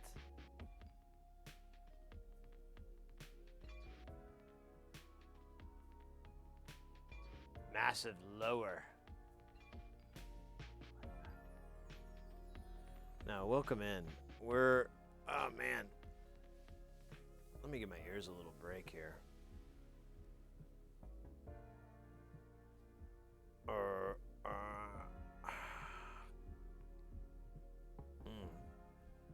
There we go. Shake my head like a cat. Try to get the bits out. Welcome in.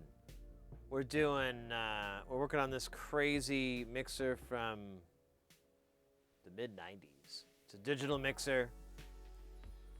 It's heavy as fuck. It's heavier than that, really. And I'm trying to... Brand new! J. Felipe MG _MG. Thank you so much for that follow.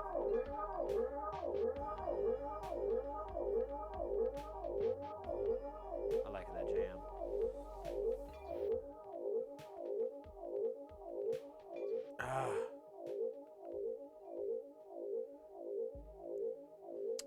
No, it's good to see everybody. I might do it tonight. I don't know. We'll see.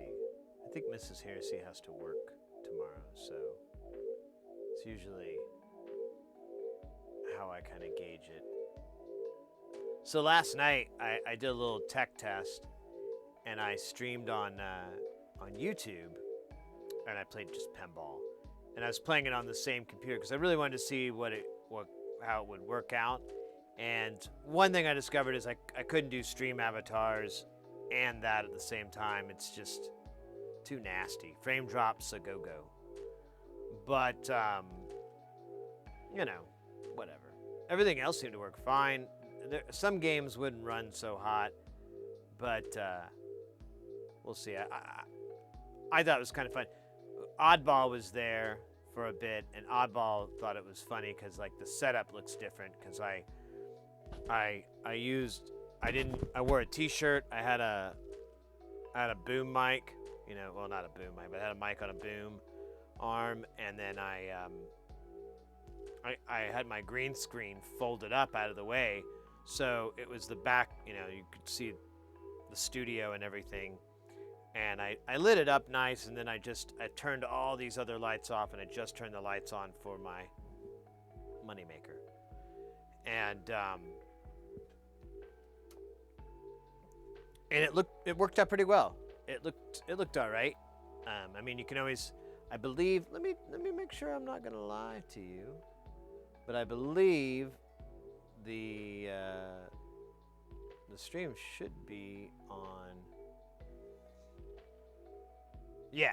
If you go to our YouTube channel and you go to live, you can watch that or check it out. I don't expect you to really watch it, but maybe check it out for God's sakes. Yeah. But I think I might do that more often because it's you know, I stream or I play pinball for a really long time, and I love to use it to unwind, and nobody uses YouTube, so I'm pretty much just streaming by myself. I'm just archiving a video live. But I it's fun. I might do it more. Who knows? Who knows? It's whatever the wind takes me, you know? Sometimes it takes me east, sometimes it takes me west, sometimes it takes me down to get some donuts. The wind is a weird and wacky mistress. Do not sass her.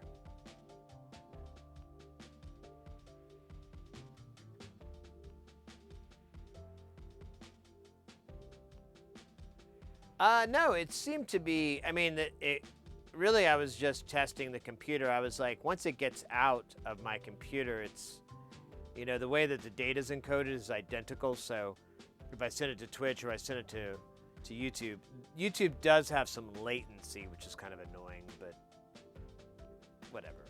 Mr. X, gute Nacht. Have a wonderful night. Take care of yourself.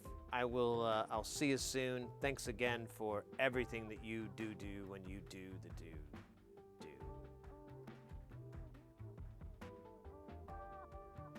Oh, man. But I was up late.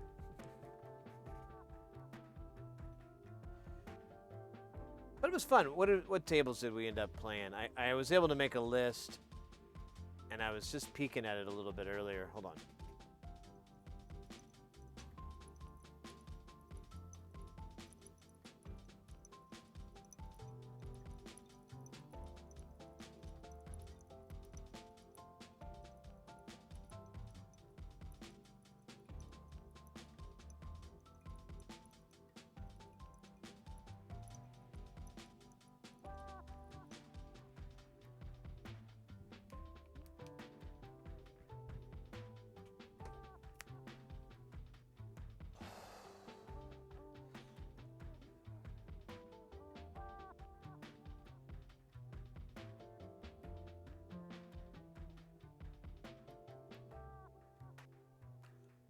So I got Return and Attack from Mars, which is a Revenge of Attack, and it's basically Attack from Mars, but it's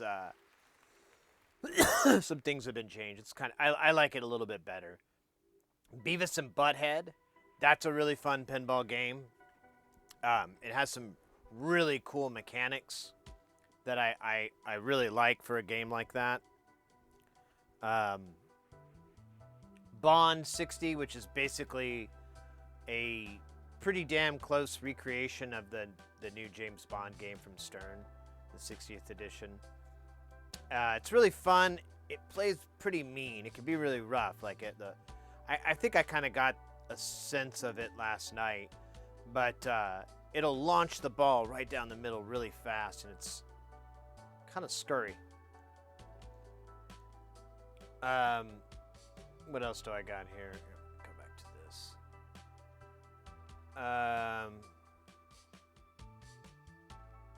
Elvira.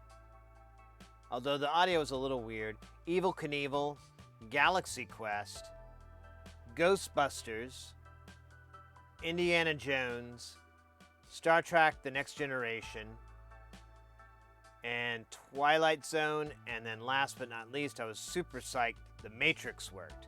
The Matrix is a pretty fun little pinball game that I don't think is a real game in real world.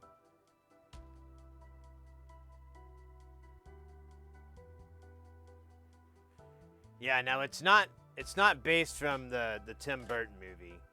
I may have misspoke it. I may have said it wrong, but it's Attack from Mars or Revenge.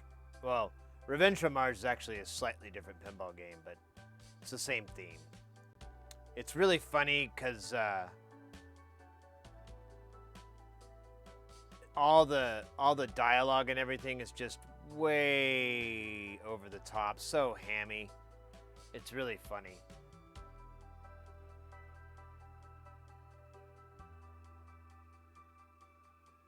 Oh, you do? That's nice, Venus.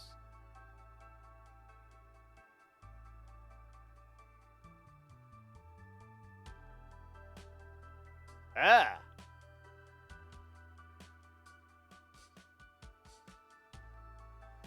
Attack from Mars attacks. Yeah, there you go. Mark. All right, I can't put it off any longer. I have to lift this top up.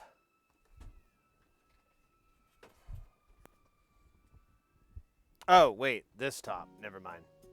I was sorry.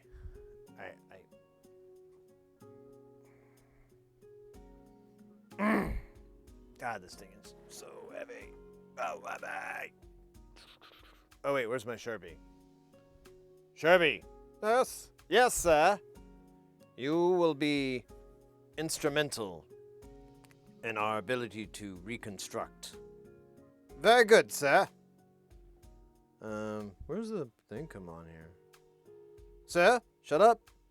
Here, I'm just gonna do that. There you go. Very good, sir. I'm gonna do that to this one too. And then I'm gonna get this out of my damn hand. Or does this not? No.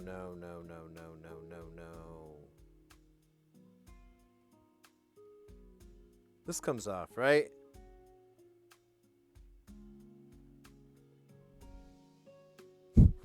Fuck. Are you fucking with me? It comes out in there? No. No.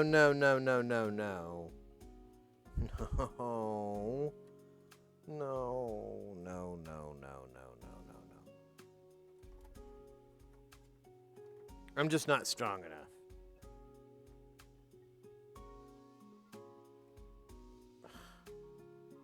Are you that can't be. Okay, that is glued in. Okay, that's soldered in. This is not.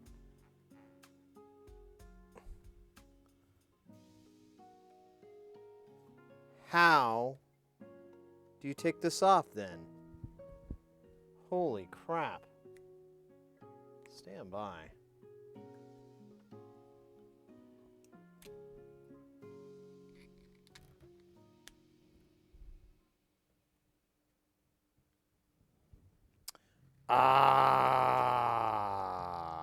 Huh.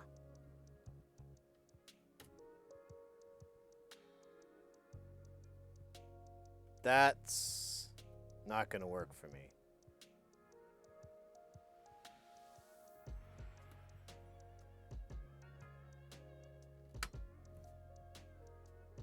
That's how they come out, as bare pins.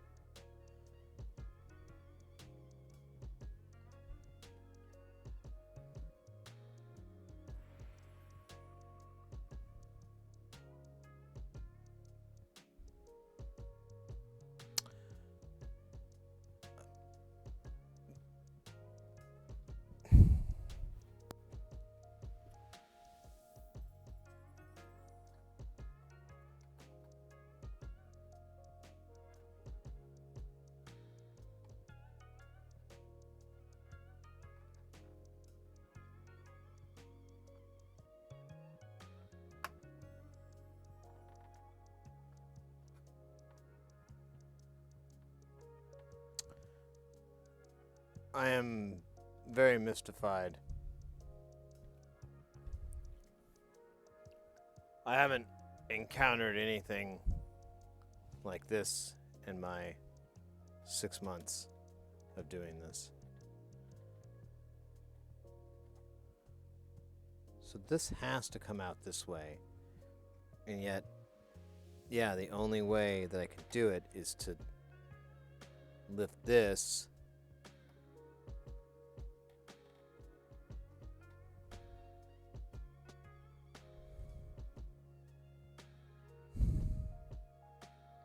This feels really fucked up.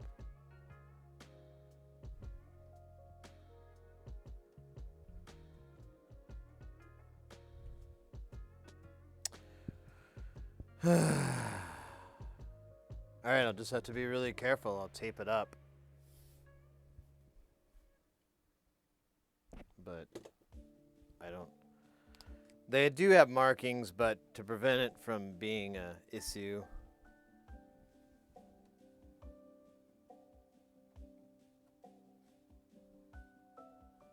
I'm going to mark it.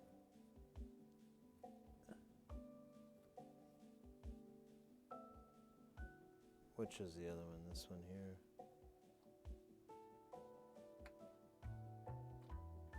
Okay, so this cable, these two cables, that one, that's a whole other fucking thing I'll have to mess with. Alright. It's fucking weird. I don't dig on it at all, boss man.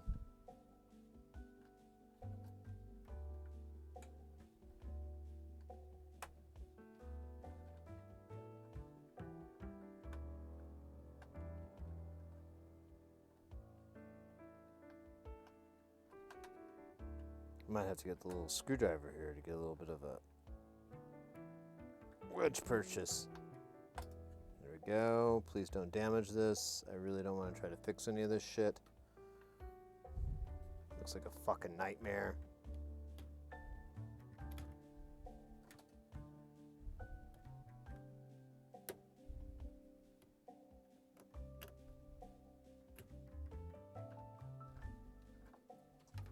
Who the hell are you, buddy? Ah, man. You snuck right past me.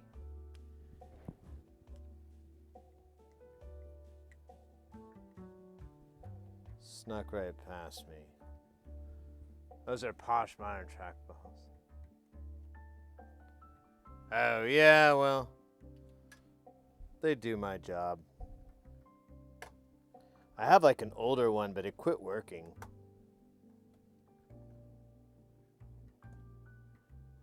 I used to use all the time. The ball would flop out. Roll away. I have no idea where it went. Where's that little screwdriver?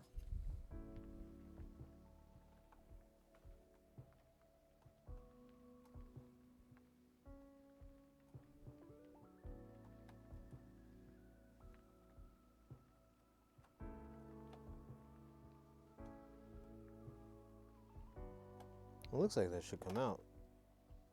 Go over on that side.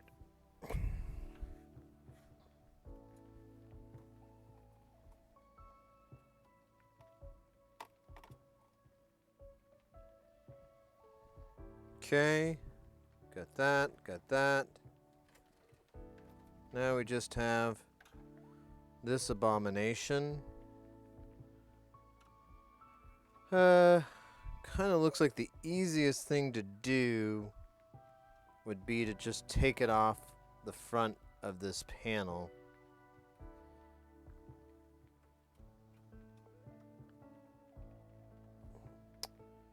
Let me grab my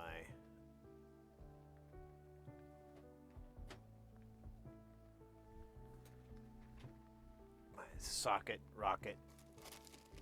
Knock it, socket, knock it, sockets. Yes! On the first try. That's good. Here, we gotta take this guy off.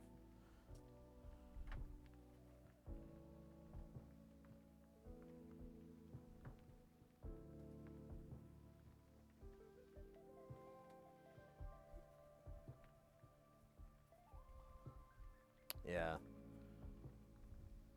Lots of cleaning. All right, so now this board should be free. It is? All right.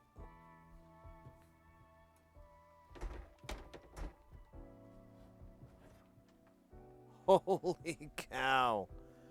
This is so heavy. I'm going to put it over here. Oh my God.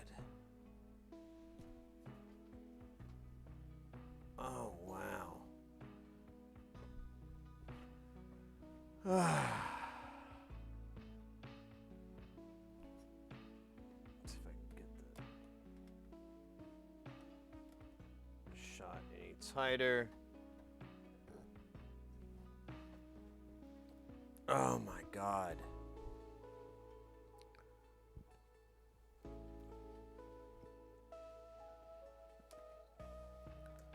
So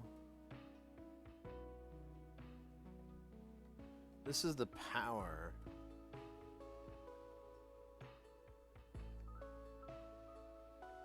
Oh, and then it has a bunch of, I see it now. There's a multi-pin connector that L's into this. Okay. So I stand by my original idea here. I don't want to take this board out because it would be a real butt in the pain. But we could damn, there's more heat sinks here. There's more fucking power guys. God damn, this thing is crazy with power. I think everything had a dedicated power supply, like a bipolar power supply. There's just so much. Yeah. Oh, wait. That is almost exactly what's going on here. Huh.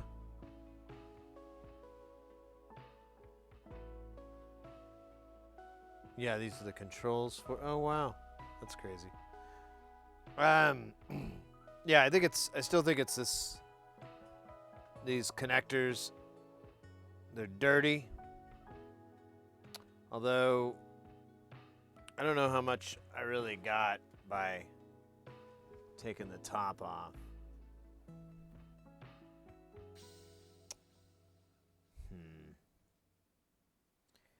So it would be 1, 2, 3 screws. And I should be able to take it out of the thing. I'm going to do that. Oh, man.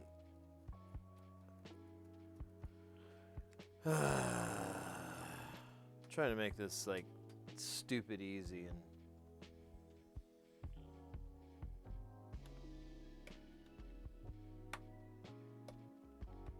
there we go. There's Uno. And there's Yahtzee. All right. Hopefully, I can slide these connectors are really tight. Oh wait, this comes loose. Okay, we got a shot. There's a chance. Damn, this thing was beautifully put together.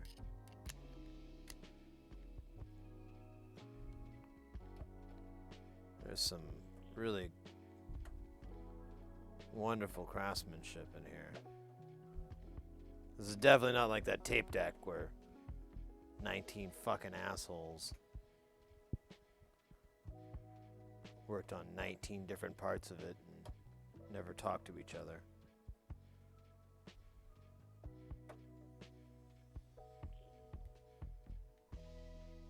Don't want to drop the screw.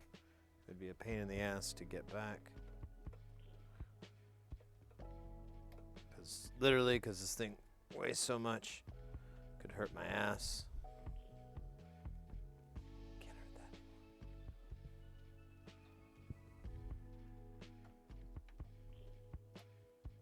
Still a bit clunky. Oh yeah, so I have two. One, the one that's down here is the nice one.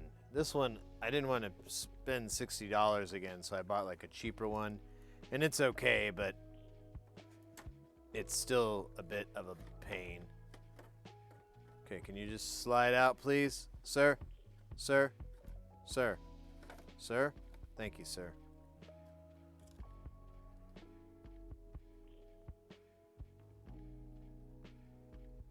Oh.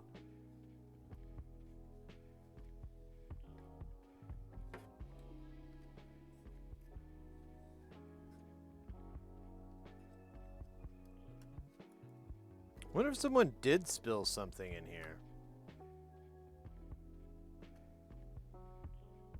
There looks like there's gunk. It looks like a milkshake or something. Oh. Wait.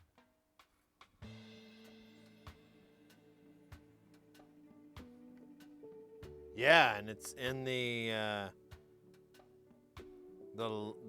legs of this connector. Oddly though, it's in the legs of the working connector and then the non-working connector.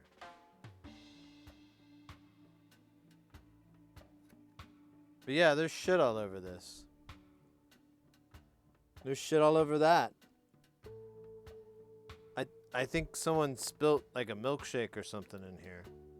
I don't know what it is. I can't figure it out. I thought it was like just glue. But there's a lot of it and it's breaking off. And it's in weird places where I wouldn't put glue if I had a glue gun. Which I'm actually legally not able to own a glue gun in 17 states.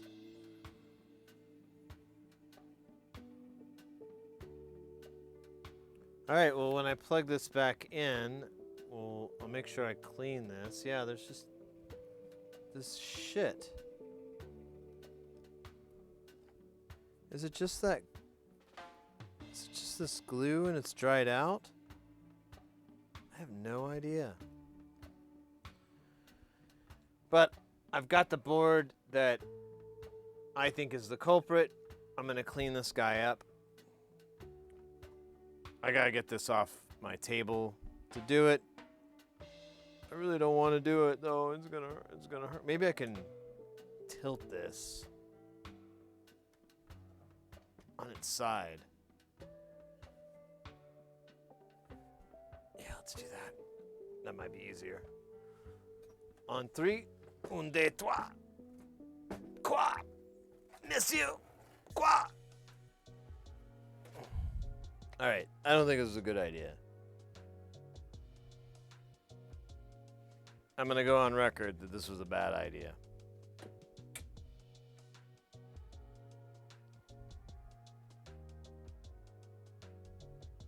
Alright, I'm just gonna take it off. But I don't know where I could put it. I don't have anywhere. I'm just going to put it on the ground. I just don't want to get a hernia.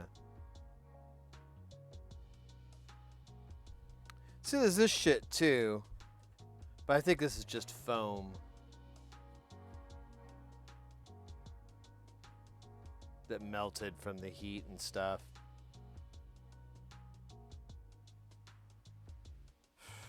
Alright, I'm just going to do it. Quit being a baby.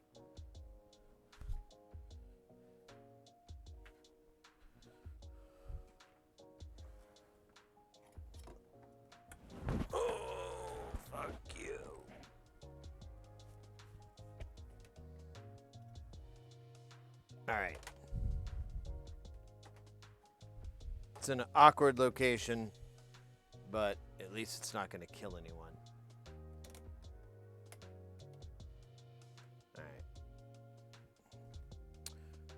Alright. Let's put the scope in action here. So, oh, scheisse.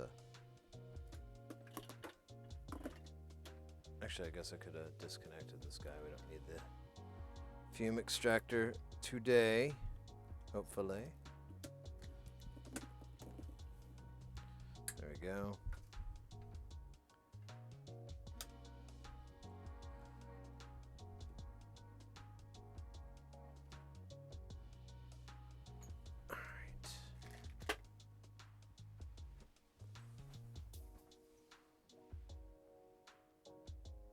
Damn it. Eh.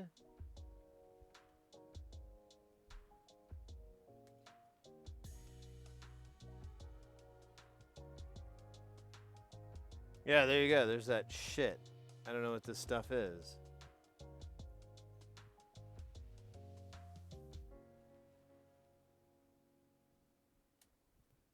Could just blow it out.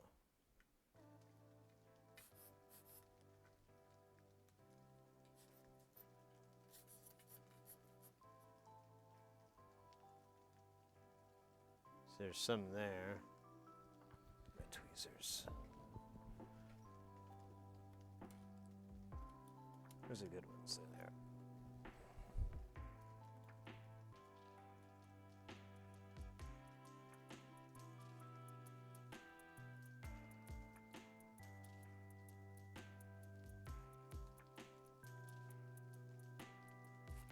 But looking at these pens,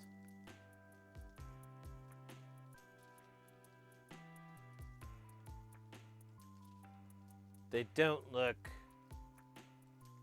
damaged.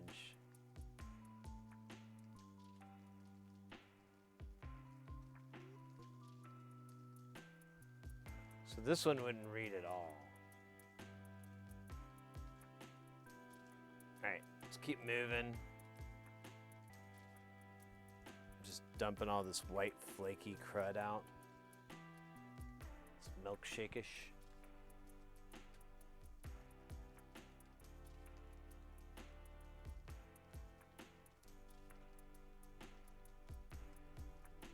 Looks good.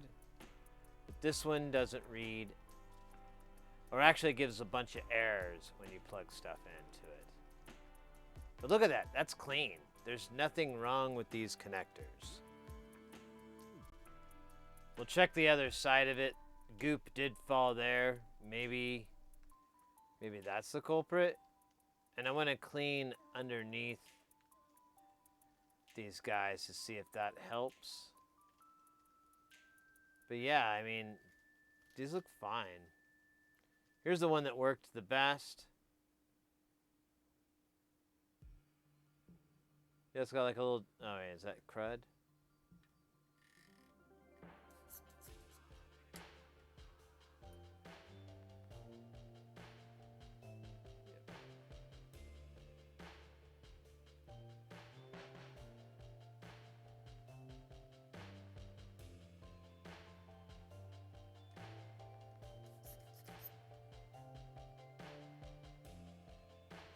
Five hours, nice. Maybe a 1 hour mini.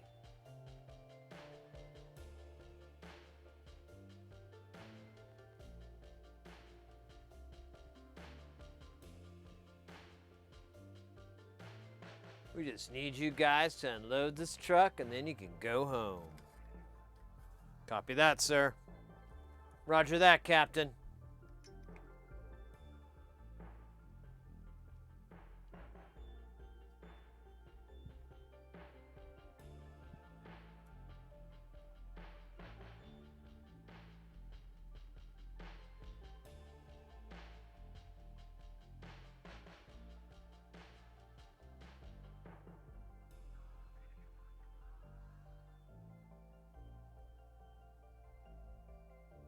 Oh, yo, there you go. Graphics op. That's a cool gig.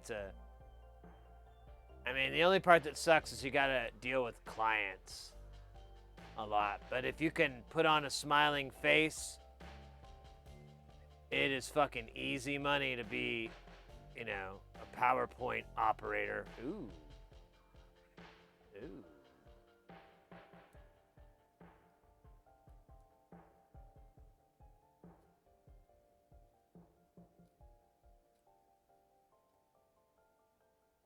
I don't think this is conductive.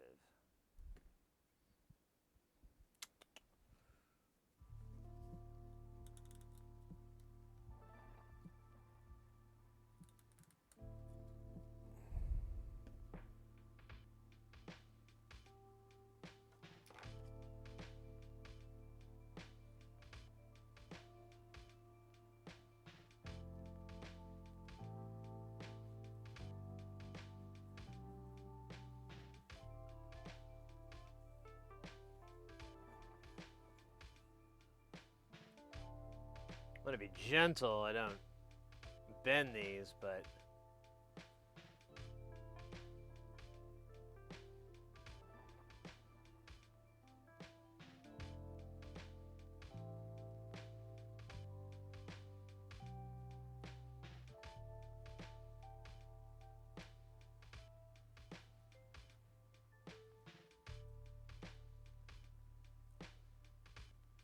I don't know. I think I got a lot of that crud out.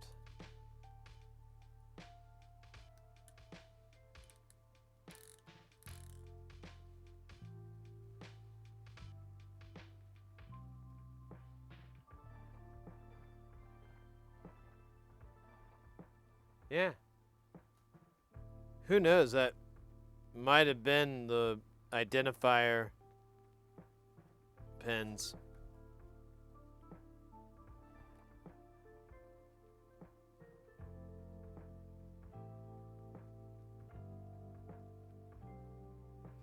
All right. I want to clean out.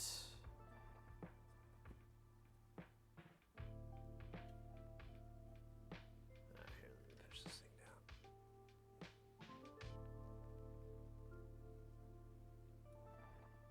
Clean this off here. Weird goop.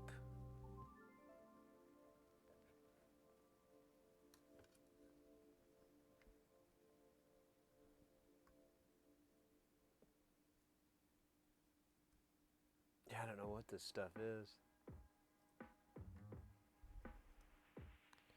Could it be from a leaky cap?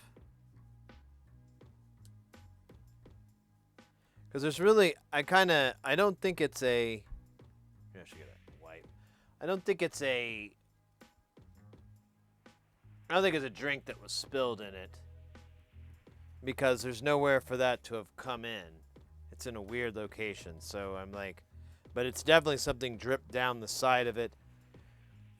And I don't think it was part of the manufacturing process.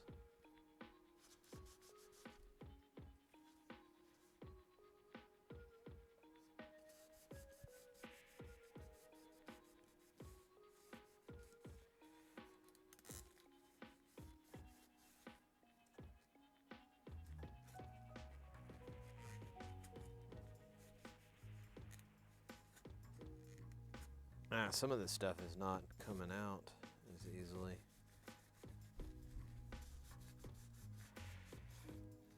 But it doesn't look corrosive or anything like that. Like I don't see any damage. It's just gross.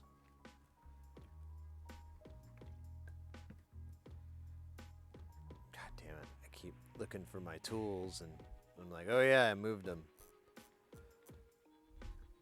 Let me grab my brush. Ooh, there you are, buddy. Do this with the weird ice cream.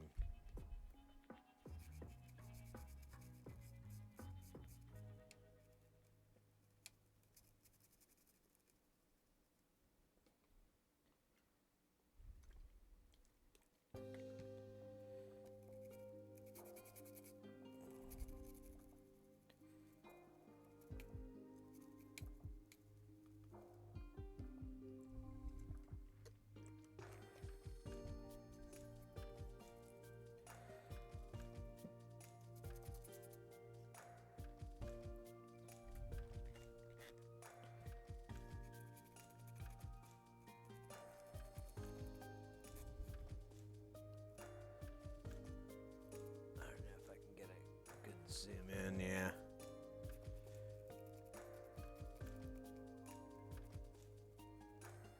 Just kind of cleaning them out between these legs here. And I'm going to flip it around and do the same for the other side.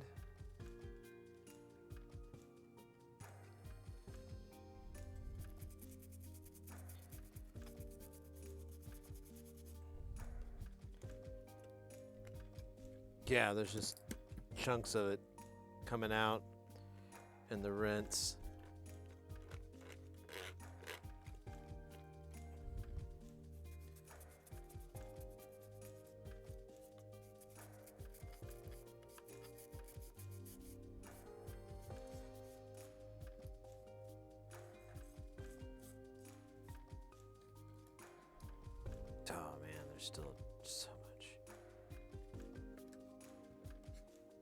Oh shit, I got a little pool. Forgot. This doesn't have anywhere to go.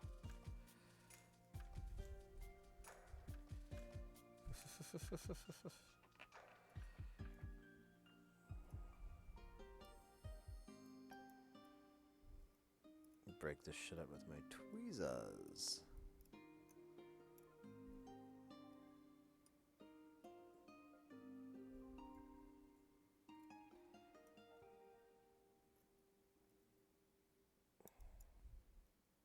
It'd be nice, like a pressure washer, but it shoots IPA.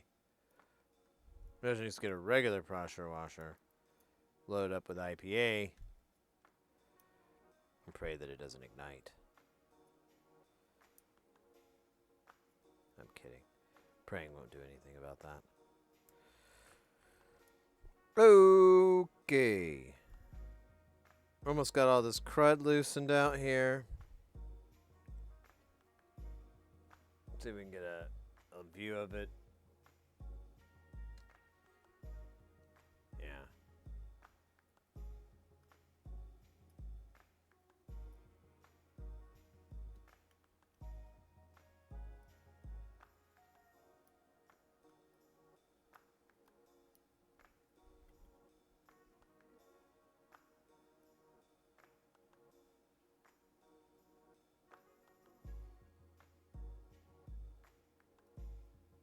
Oh God, just go the fuck away then. Fucking God. There you butthole. You too, butthole too. The buttholing. The re-buttholing. Bunch of buttholes. There's a bunch of shit over here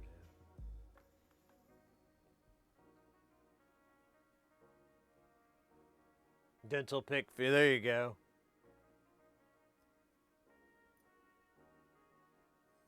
You know, my Mrs. Heresy got a. Oh wait, no wait, she got a new toothbrush. Never mind. So say she uses a dental pick.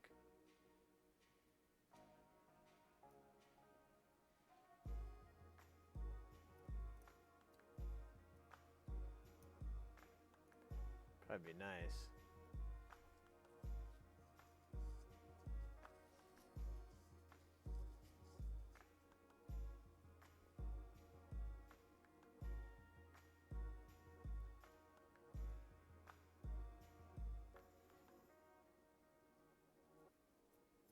Go away. This is so challenging.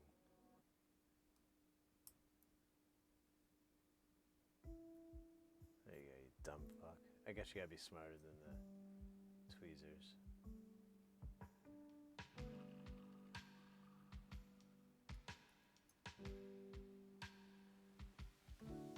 Alright.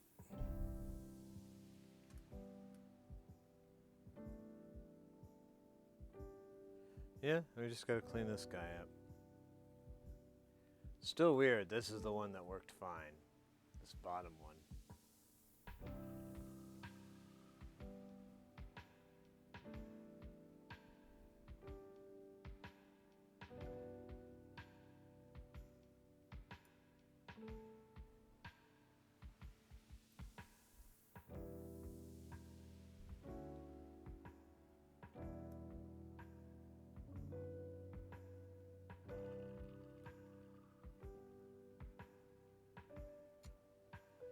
$120 PSI.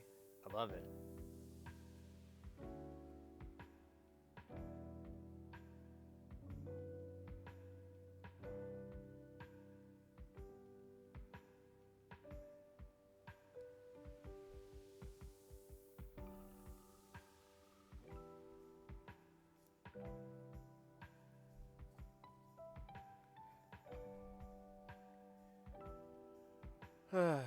Get out of there, little buddy. Come on. Come on, party's over.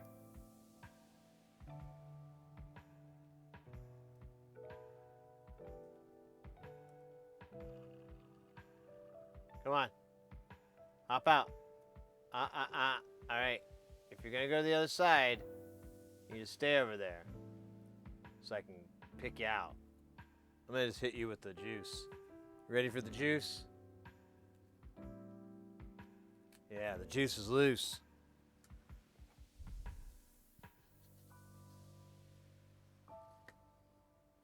Jesus. There's like so much of this little crud stuff everywhere on this board. I wish I knew what flavor of milkshake it was. No, I'm kidding. It was obviously vanilla. Alright, that. Is this flux?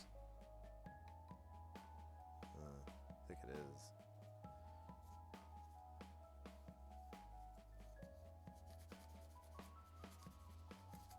Yep. Because I can clean it off.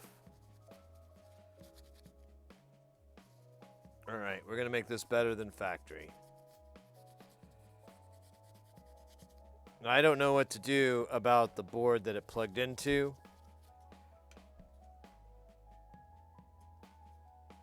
It might be shit out of luck.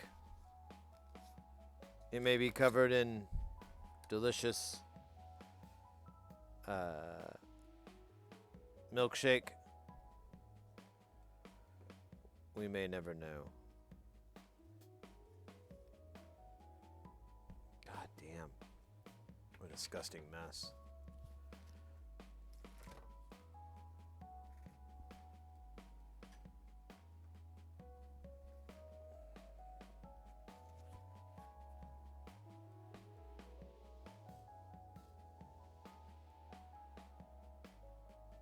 Golden pan with IPA. What does alcohol do to gold? Does it leave it alone, or? I'm a big fan of glass. We're being honest with ourselves. Glass is a great scientific container. Oh my God, this crusty white shit. I will live 1,000 years and never want to know what the hell this is. Wait, that doesn't make any sense. It's gross. It's annoying. And it's crusty. I don't even know how I'm supposed to pick this up. I have a dustbuster. Get the dustbuster out. Let's do that. Dustbuster needs to make an appearance. You might guess its primary goal. That's correct. It busts dusts. But every now and then, it fights crime.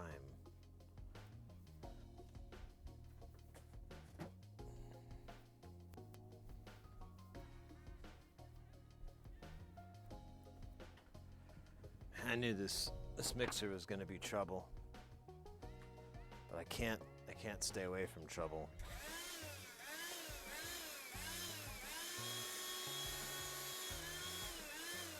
Dude, I'm gonna take a little dusty off.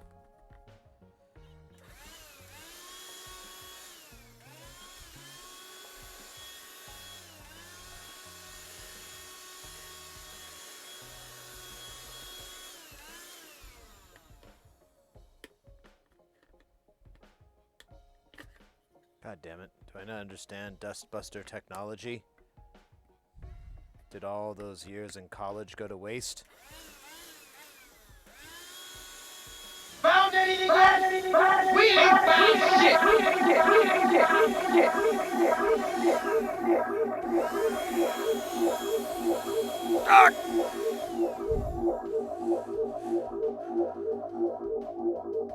Alright, we're done.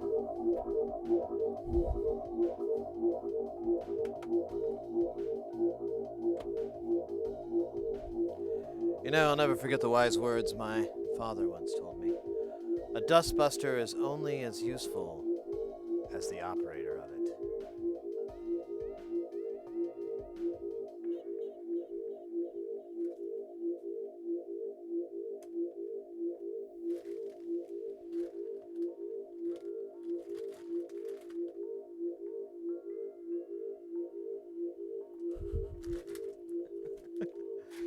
All right, now we get to deal with Hernia 2.0.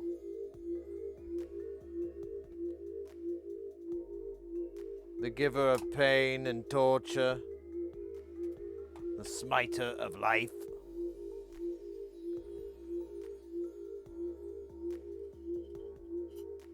We'll kind of look inside again some more on that card, but I don't know. It's gonna get expensive.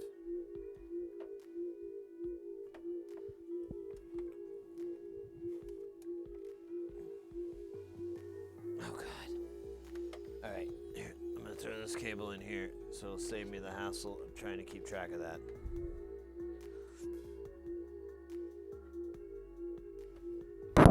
Ouch.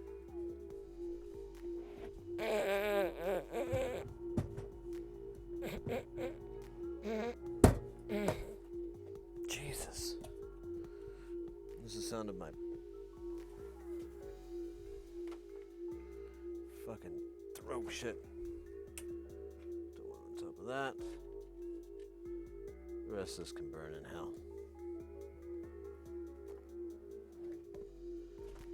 Alright. Oh God. What have I done?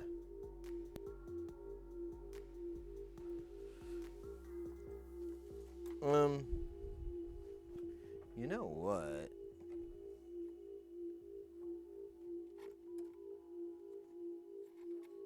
Let me get some light in over here real quick.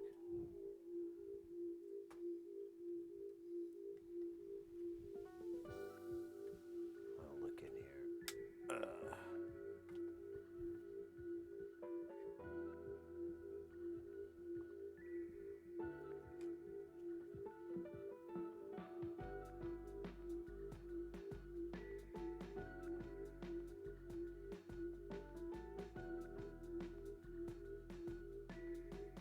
Oh, that's that one. That's the end.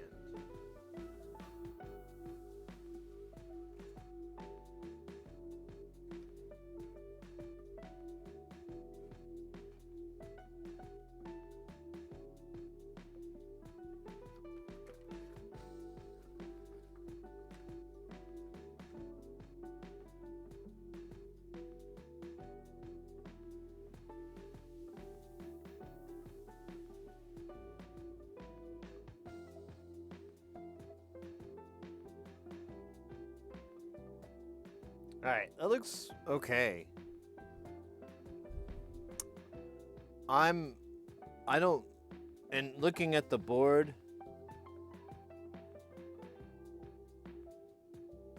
I think we're okay.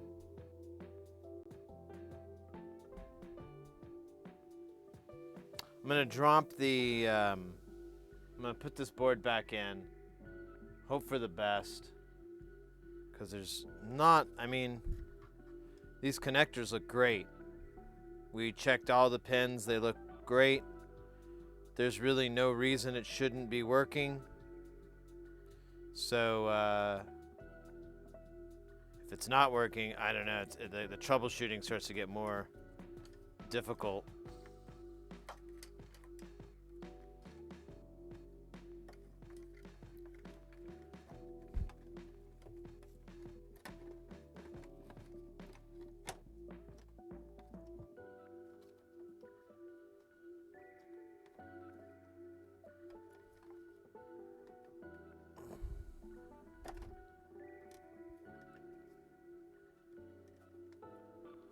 Is it? There we go. It was wonky how it set. I wanted to sit in there. Oh, wait. I'm sorry. I should have switched back over to this shot. My bad, guys. My bad. I'll fire myself shortly. Sid, get in here. Yes, boss. Sid, you've been doing an excellent job for the last 5 years. 5 years, sir. Yes. Thank you. But me and the Dustbuster have been talking. We think you could do better somewhere else. Listen, it's not us, it's you. Get out of here.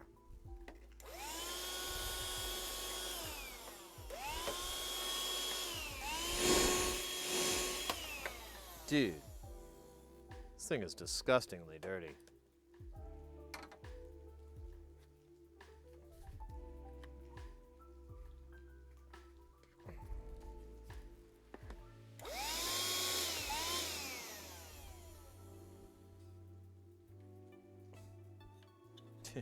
Like, there. Get it out of my fucking way now. There we go.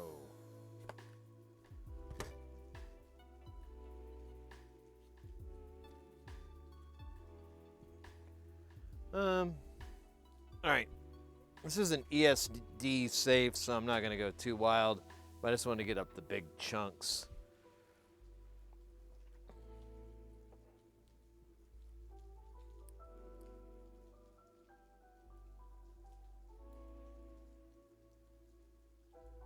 Who wanted me to lift 300 pounds? I will flat out deny. I will decline that offer. I can do like 100 maybe. Maybe a little over 100 in my prime when I was a young Sid. In my 30s. That actually was my prime. Isn't that weird? I smoked in my 20s, and that really fucking... And I smoked a lot, and it really, like,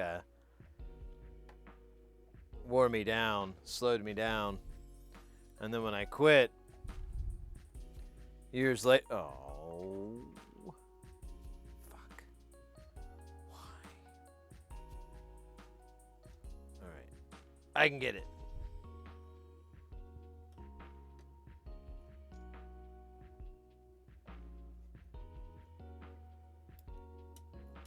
Alright, we're not letting that happen again. I tried so hard, and in the end, it really didn't matter.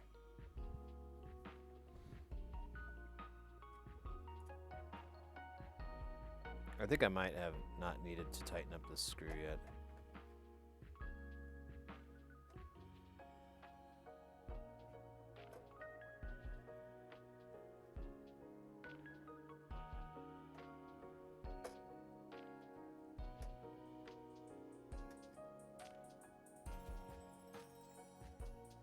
Oh. Right, the subs. Yeah, well, I wasn't lifting 300 by myself.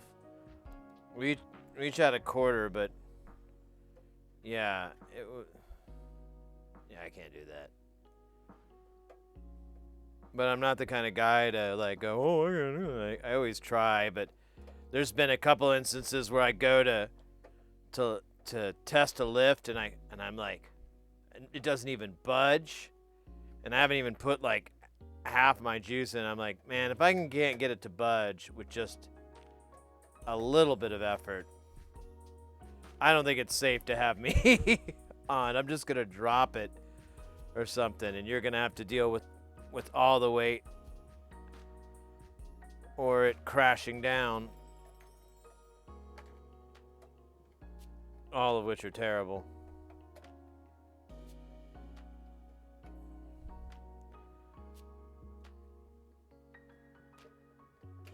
I gotta make sure these screws are nice and tight. There's not much for these to hold off on. I don't know. Alright, we're good. Let's plug this very creepy, very annoying pen connector in. Oh man, how am I gonna do this with all these other ones? This sucks.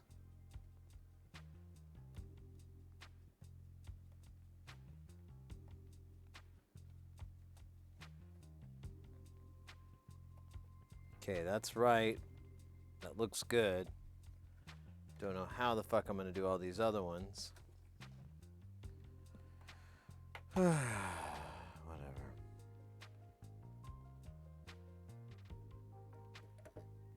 Really wish I would have had a kickstand. A dab, you know what? That's a good idea.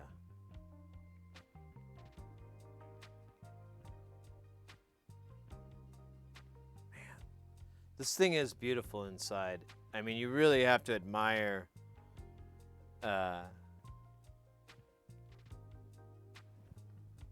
what they were doing at that time.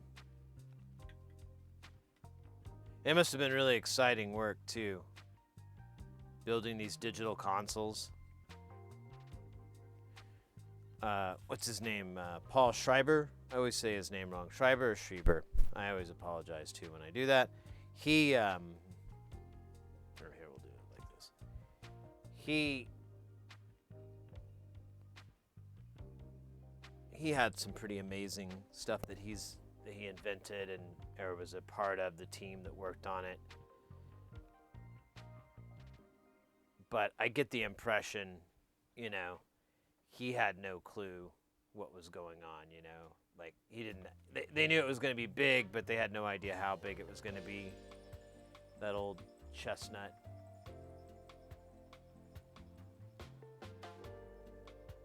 You hit the button again? All right, mate, thank you. I need it.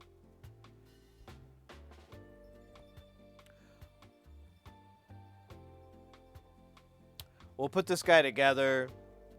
We'll check it out, make sure I put everything in right.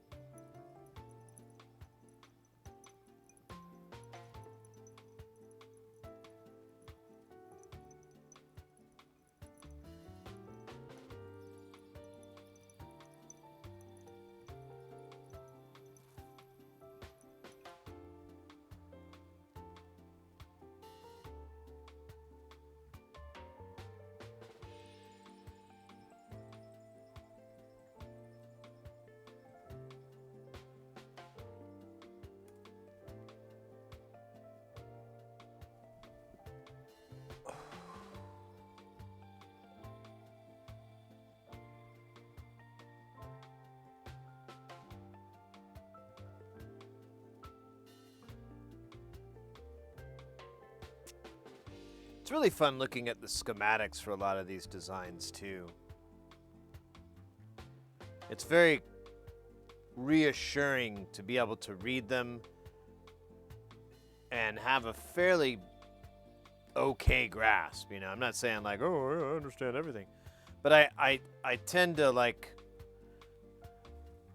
a good example of that was with the oh god, there's so much dust bunnies. The pinball machine. I kept thinking, oh, I get this, and then I realized I was looking at it backwards. But I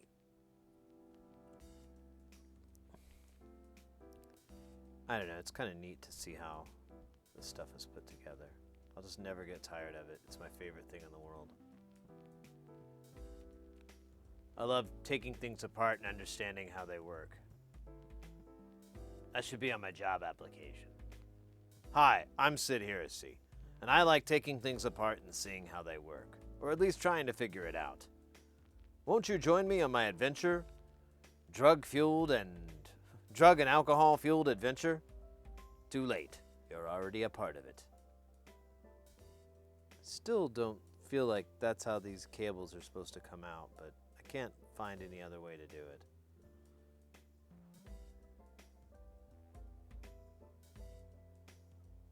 Still a lot of dust bunnies.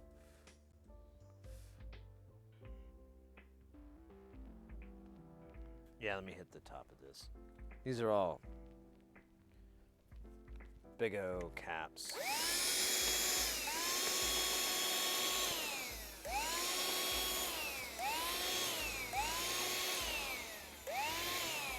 There we go.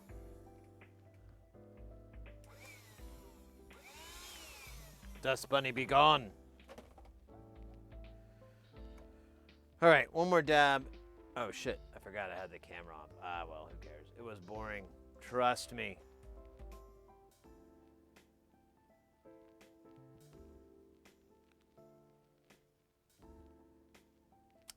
Yeah, I think we'll put this together. We'll test it, make sure it works. I'll take all the knobs off, go and clean them, get them cleaned, you know, soak them tonight. We'll I'll either put them back on or put them on the stream. I don't know. It's this project is cool.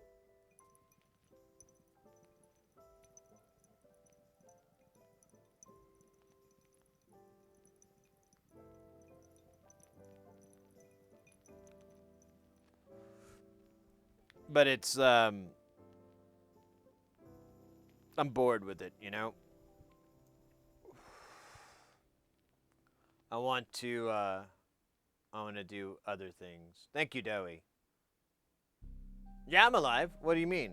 Was there questions? Did someone report me as being dead again? God damn it. I swear.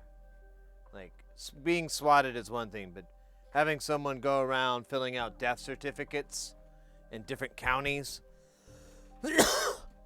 Oh my God. That's real vengeance. 'Cause it's not easy to take out. Alright, we're gonna get rid of me again. How you doing, Dowie? Good to see you, by the way.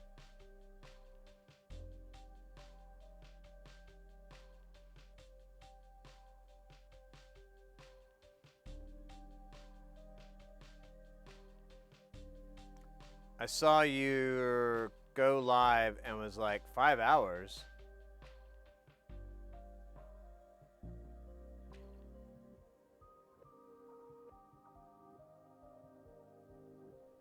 What? That's like normal for me. 5 is...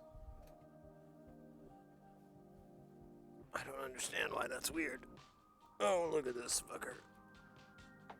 Ugh. Fuck, I forgot to grab it in a non-sexual way.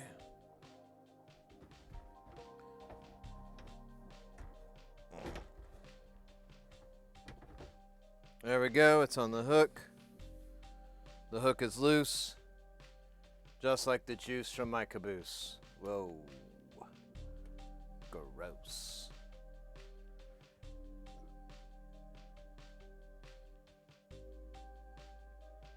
I am not running on fumes at 5 hours. I have no idea what you're talking about. No idea. You must be thinking of somebody else. I go a minimum of 6 hours when we're doing the tech streams. And then,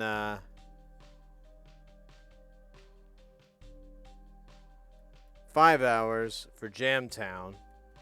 And the reason that I do Jamtown that way is just because I really just get tired of standing for that many hours, and eventually I'm like, ugh, I gotta call it.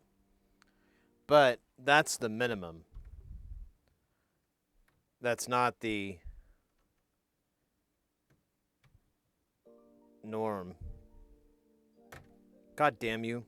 How do you put these things on? This thing isn't clicking down. Yeah, it's like one or the other. Alright, I think it's in there.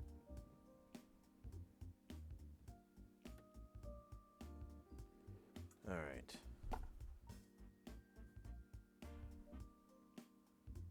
Alright, this guy's here.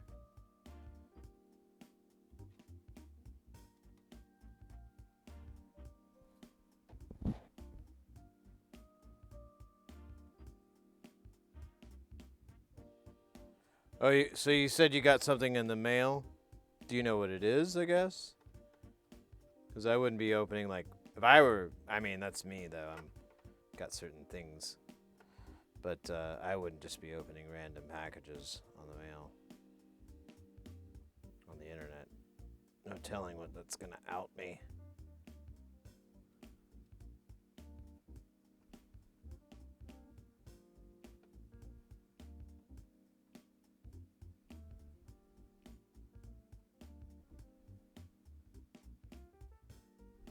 Alright. So that. Let me put this guy in. Some over here.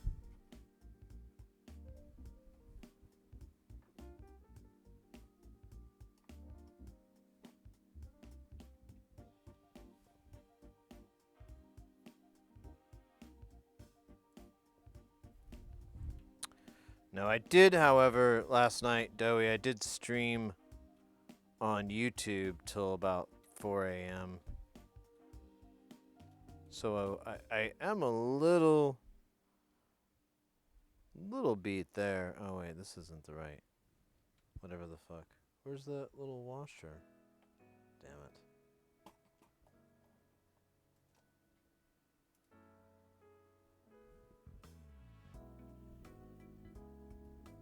Fuck. Where's the washer? There it is. Nope, that's not it either. Alright. Well, this isn't it.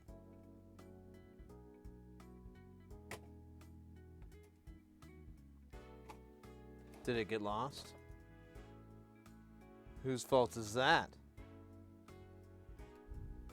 Alright, well.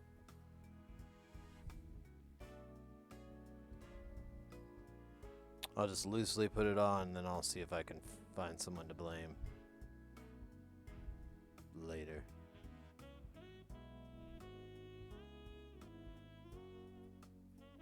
Yeah. Oddball hung out for a bit, called it Sid After Dark, which was really funny because that's what I called it.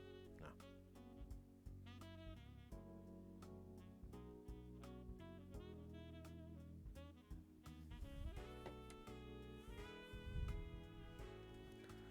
Right. 2 more connectors here. Let me do this guy.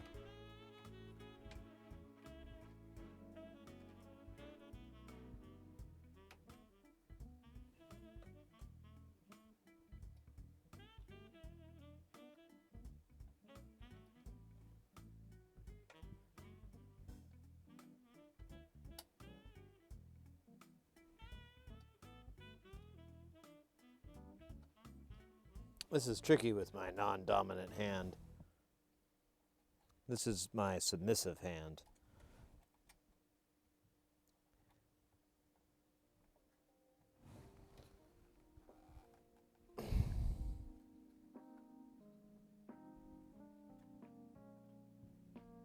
Okay, so. Oh, this guy looks a little jacked.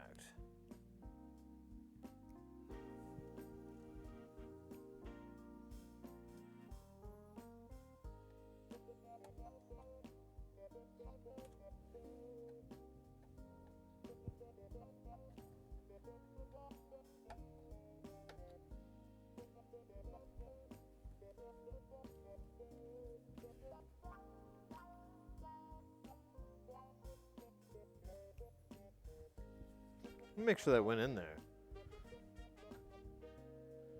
That looks weird.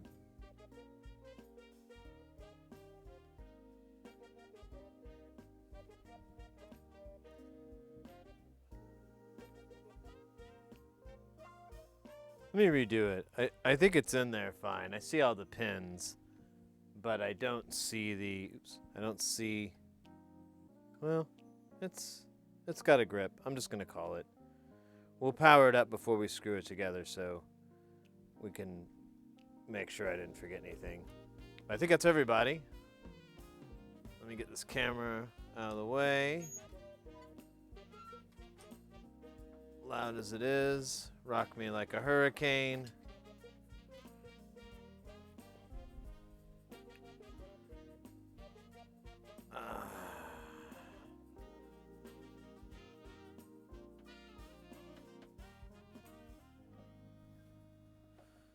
Alright, what's going on here? There we go. Man, that is pretty dope.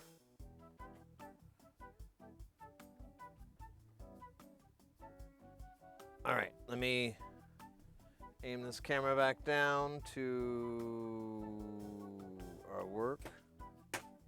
Oh shit, whatever I broke. I'm really sorry. Let me pump. Let me plug this thing in.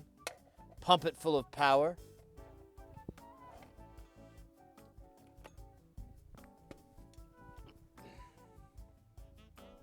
All right, I'm gonna pray for no smoke. I'm gonna feel really bad if I'm wrong. Maybe we should pop the top. So if we do see smoke, we'll know where it came from. Un, dos, tres.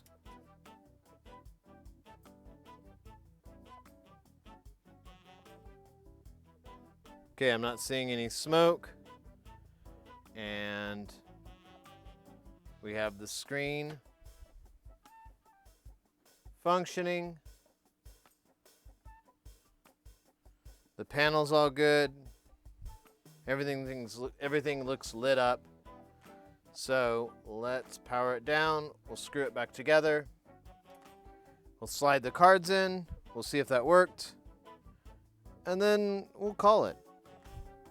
Because that's all I can do. I know, I can think more about those cards and what's going on, but man, some of these screws are weird.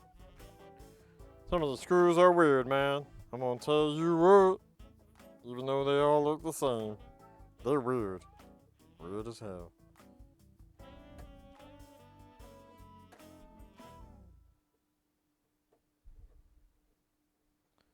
Yeah.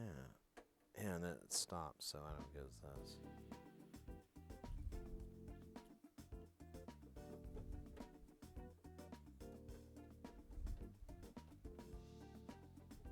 There we go.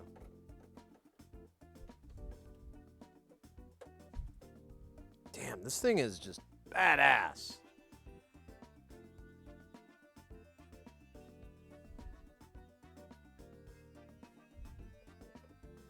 How did the stream went well? I mean, nobody came by. Oddball came by, but it was fine. I was thinking in my head, I might do it more often because I like to play afterwards, and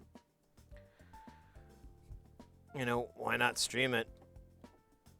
But it was a different setup. I didn't have the lavalier. I used a boom mic.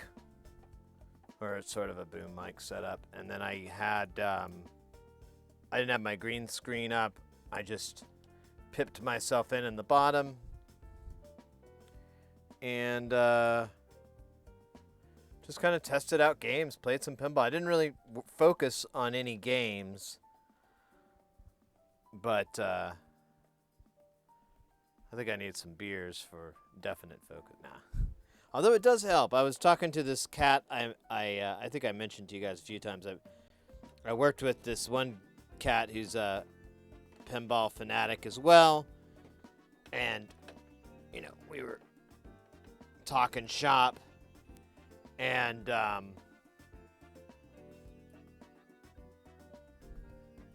shit, a second here, because now I think I overdid this.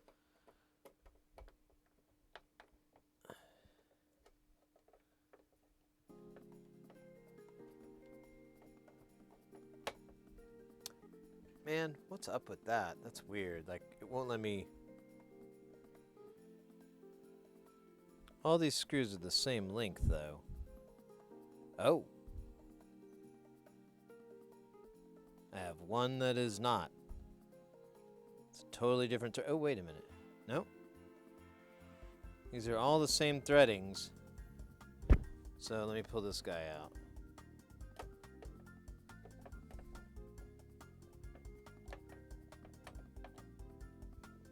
Yep. So I wonder if this guy is another one. Ah, this one feels okay. It's actually not. So I managed to grab 3 of the wrong screws all in a row. Because I neglected to notice that they're different. So I'm pretty sure those 3 go across the top. We'll find out. Gonna try to at least lay down for a couple. Oh yeah, no worries, mate. Damn. Cool, Booze. We'll take care, mate. I don't know if I read that a little slow.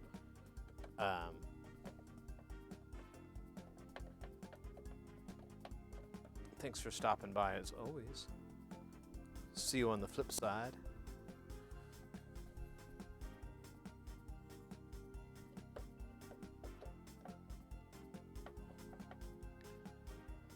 Oh my gosh.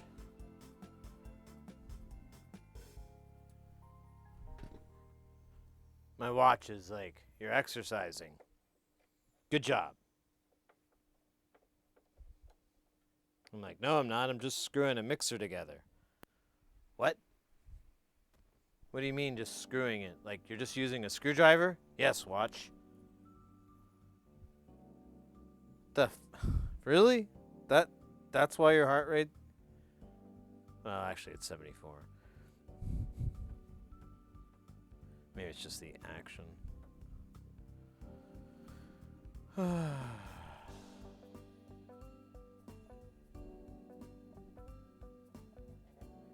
This. Yeah, I don't think it was a milkshake. I don't know what it was, though. And I don't know if we did anything. But we did have that one input that had a bunch of that gunk, so. Or interconnect. And it's very possible that it was causing a bunch of issues. I gotta rotate this. Oops. Oh no, did I break that? Nope. Okay, cool. Alright, I gotta rotate this thing. How do I do this safely? There really is no way to.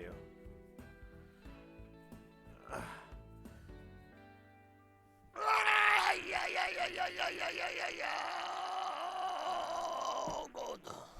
All right.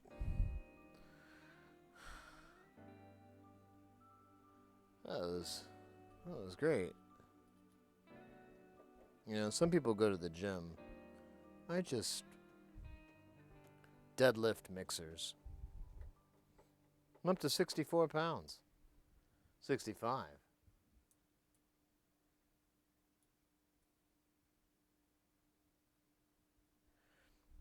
Well, so far the mixer is pretty much in the bag, Booze. I think this is going to the Christmas music or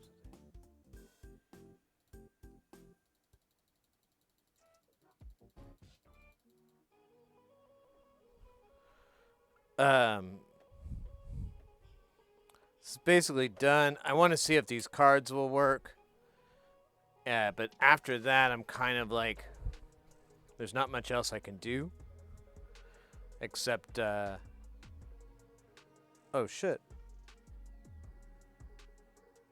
Oh no, there's a little piece that came off of this.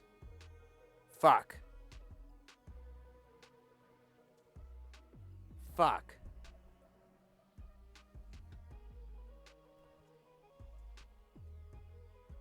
Okay, so if it did, it would have been here. I don't see it, so it might be inside. Damn it! That sucks. Oh, that sucks so bad. Alright.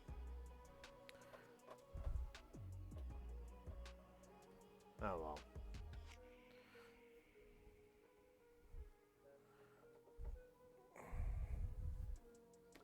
Hopefully it's easy to find and it's just right sitting in there smoking a J, talking about acrobatics and robot love.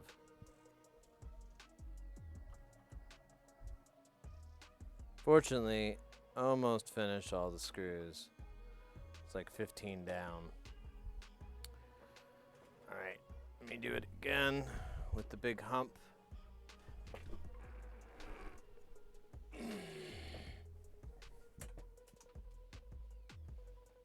Jesus.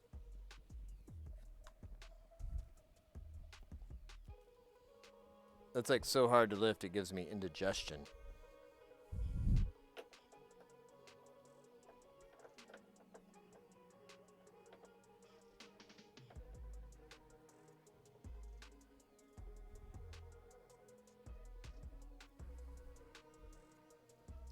I even thought to look for that shit. I'm so mad at myself.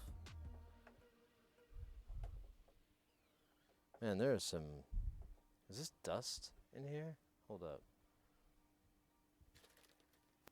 It's my tweezers. just use these.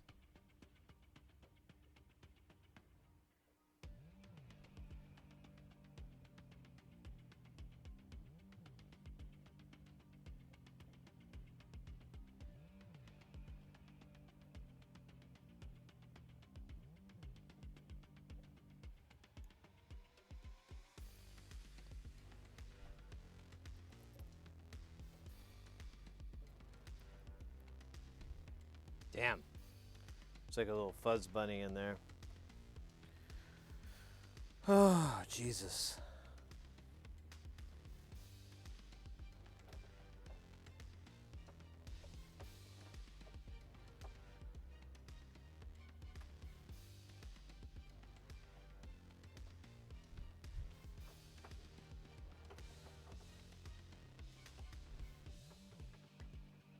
Oh, jeez.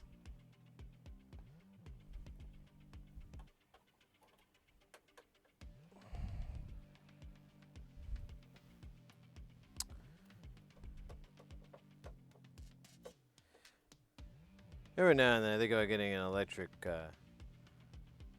screwdriver, like a screw gun. But those things weigh so much to where it's like the trade-off is, I don't know. I guess they're kind of fun in the beginning. 'Cause you're like, this is cool, but then after a while you're like, God, this thing weighs like 10 billion pounds. And it's just a screw gun. All right, please be easy to find. Please be, shit. I don't see it anywhere.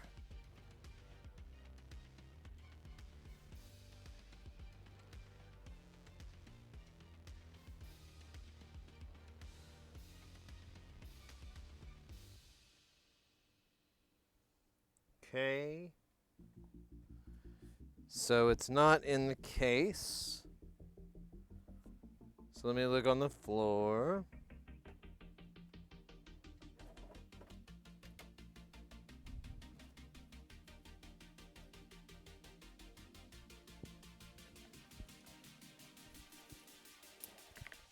I only picked that mixer up once and put it here, but I did use my belly to lift it.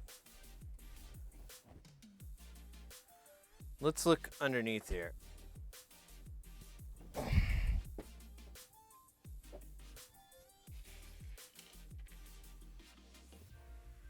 No, I don't think I see it.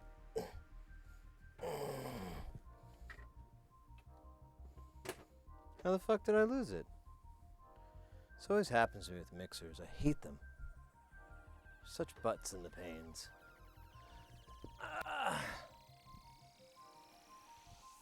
Here it is. All right, that was absurd. That was exactly what I was trying to avoid. All right, let's drop this rude boy on. Oh.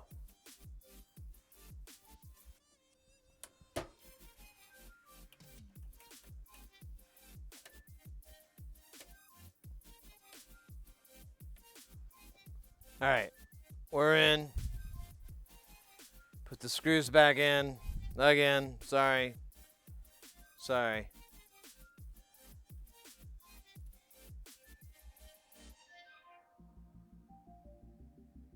Get the small DeWalt Atomic brushless one. Really? So the battery, I guess, you know what, if I left it on its charger all the time, which I'm that kind of a guy, that kind of a person, that kind of a smooth operator, that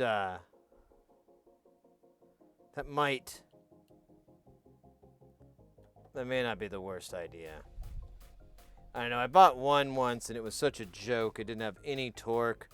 I was just like drunk or high or something on Amazon, and I bought it, and then it got here and I was like, this is a piece of crap. But I ended up using the bits because it has a ton of bits, a lot of security bits and so forth that I don't have. So I'm like, all right, well, it's not a total waste.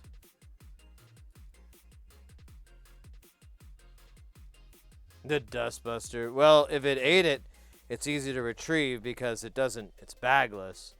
It just goes into this little plastic holder.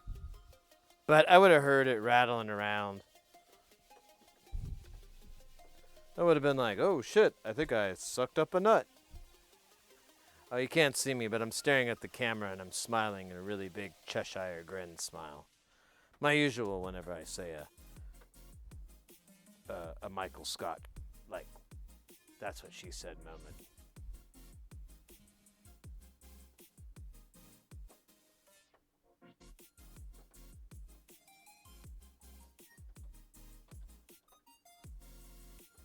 USB-C charging.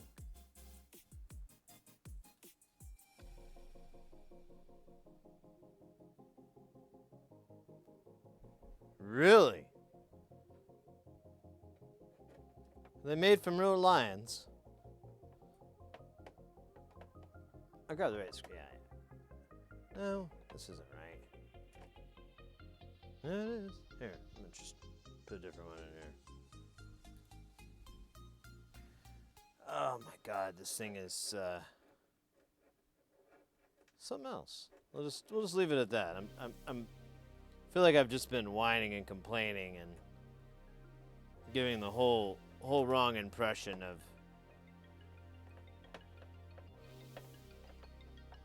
of this board.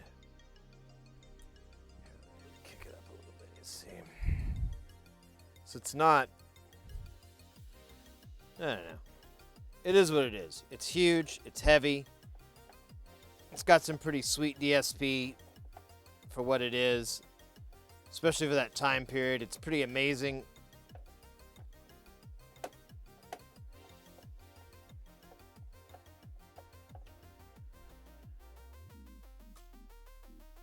But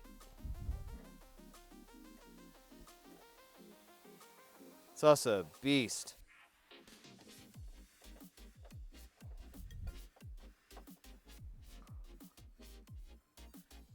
Let's see if maybe I can just put this thing together without having to flip it around because it's so damn heavy.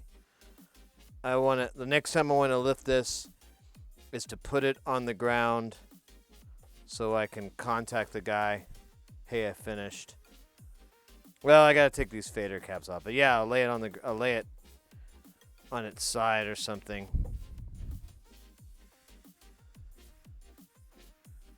It can't live in the living room. It has been disqualified. And I don't have a lot of other places to put it. I still have that mixer, that other digital recorder mixer. I can't find the stupid screws for it. I need to clean that room up. And I'll probably, they have to be there. There's no other place they could have gone. I've looked everywhere else in here.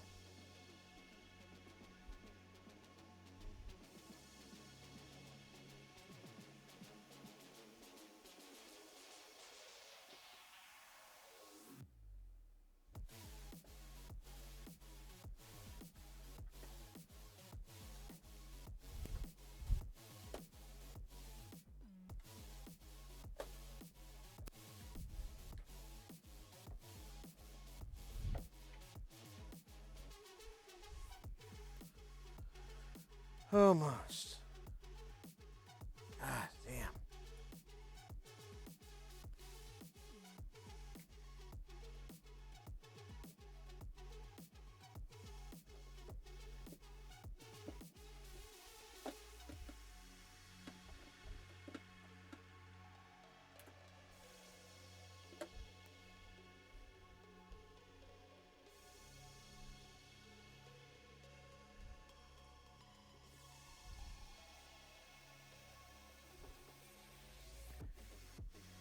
Oh wait, I am gonna have to rotate it to put the cards in, aren't I?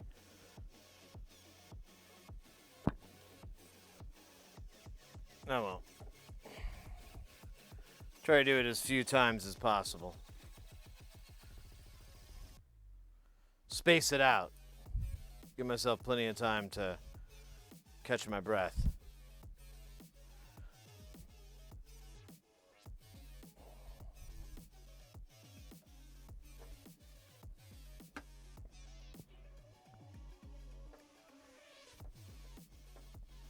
So if it recognizes the cards, the next stage is going to be for me to set it up and test those cards. I bought all the cables and everything, and I can do an ADAT send, and then I can move the cables to do an ADAT receive. I didn't want to do full duplex because it was a bunch of money, and it doesn't matter.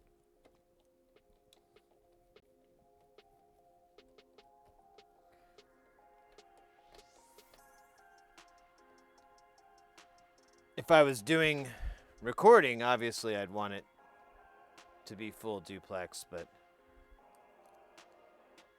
this don't matter here. Oh shit. Did I lose a screw?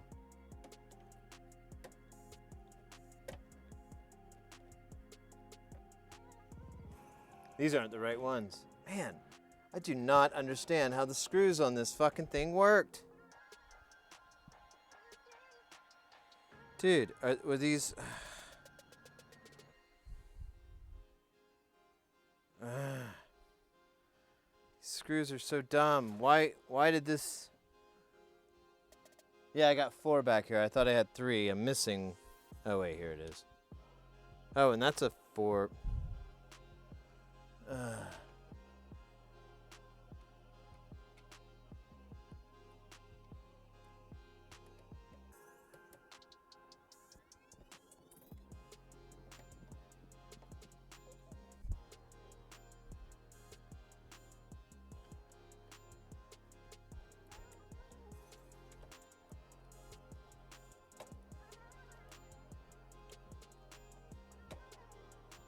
Yeah, that's not right.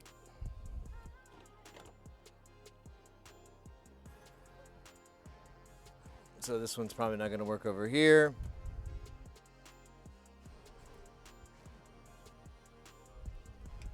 Nope.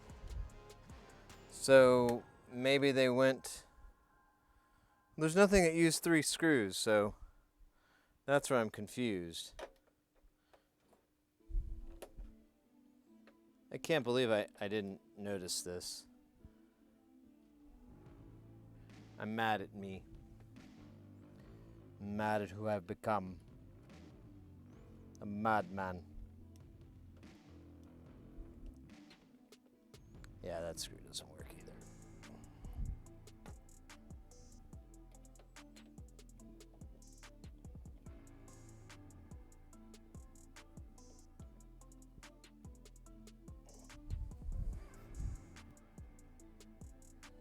Let's see if it works over here.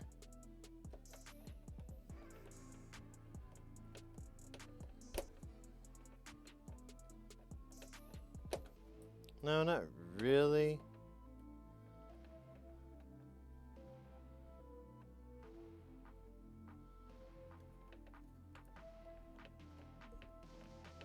Oh wait, yeah, that'll work. Whatever. Do this guy here.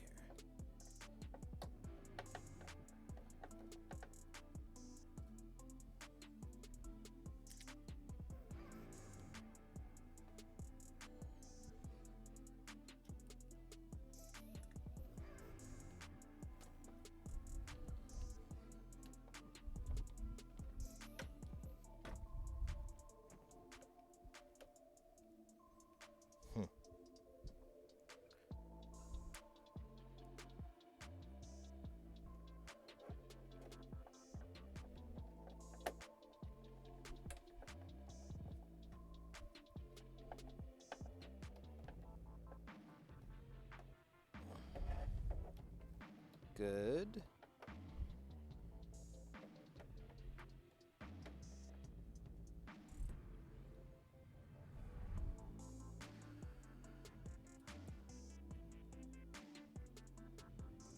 Oh wait, that's not the screw hole.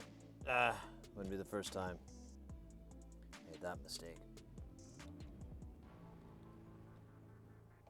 Alright, there's that. Last screw, hopefully. Mostly.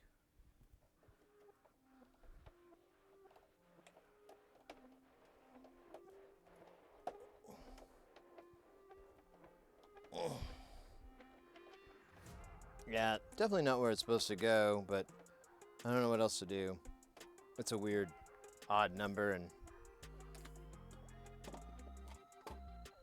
I don't know. Okay. Let's rotate this 90 degrees.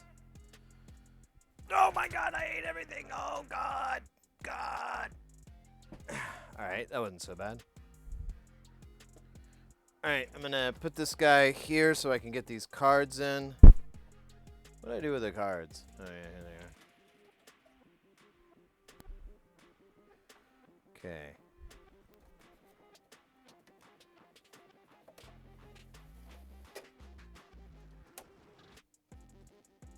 Okay, that one should work. Well, should I play it safe or just shove them all in?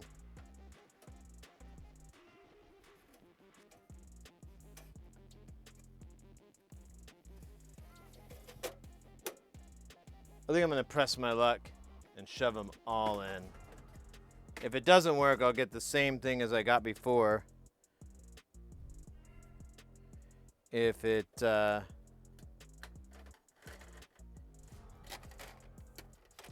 shit, man.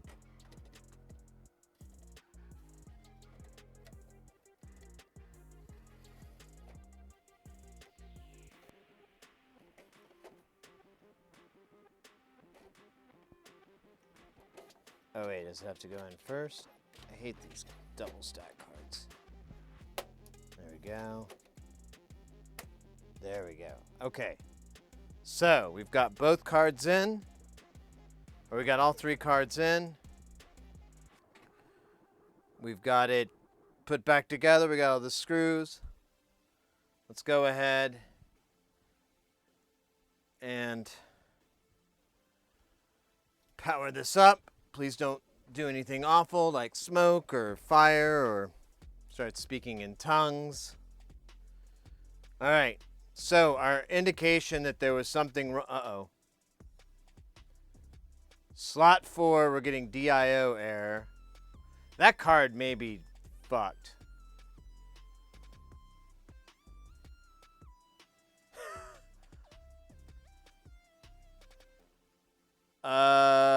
Sucks. Alright, stand by. Let me pull this card out. So it's reading the two ADAT cards. It's now not reading either of them correctly. It's saying that they are both AES EBU cards, which is new.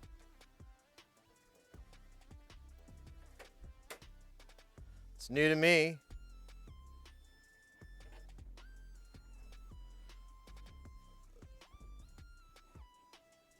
All right. Let's power it up again. See what it says. We should get rid of that digital IO error.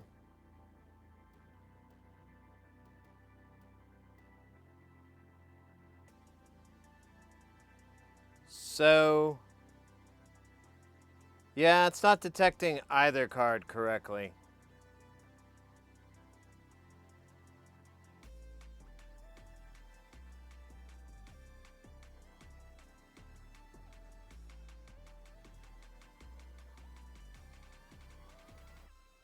Let's go to the meters and see if it's got noise on tape in.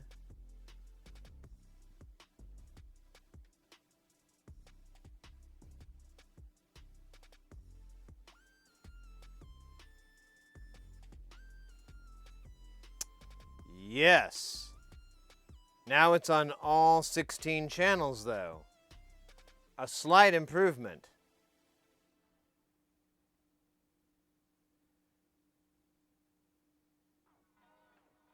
What's weird is it kind of looks like it's treating it all as 8 chunks of data, which AES EBU is just stereo last time I checked. So, who knows? Maybe I could plug light pipe into it, pump 8 channels, and it'll work. The thing that bothers, well, I don't have a clock source, so it can't determine the clock, but I could send the clock from something else. I might have to do that.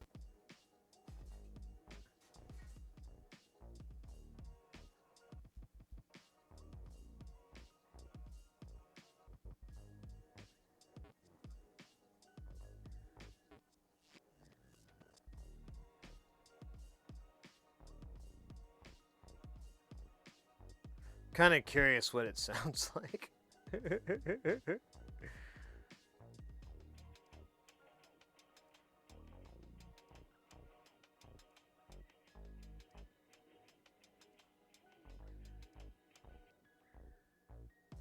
Let's do something really fast. Let's swap the cards. Let's put one in B, B in one. Let's just see what happens when we do that.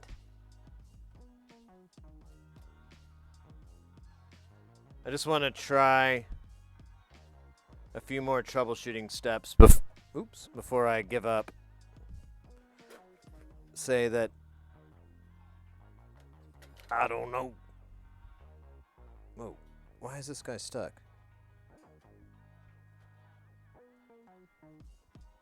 What the hell's going on? There, oh. Oh, it's stuck under the metal.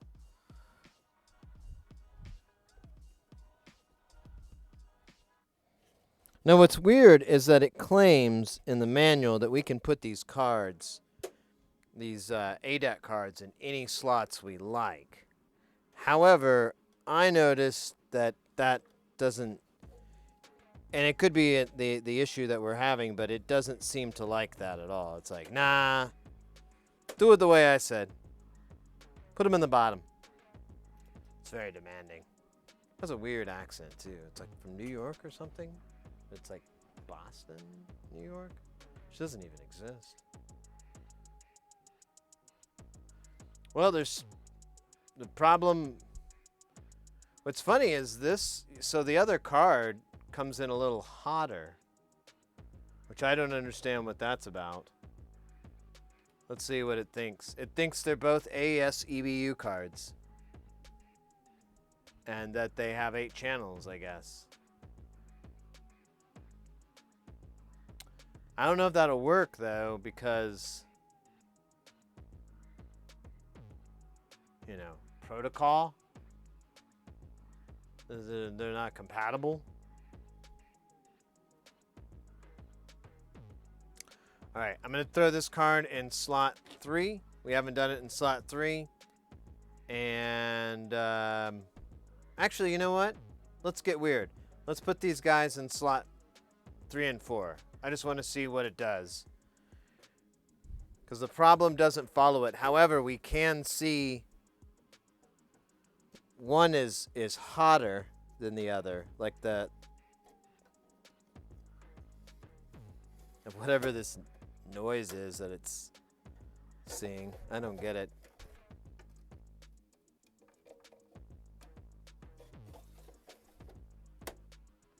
All right, they're both in.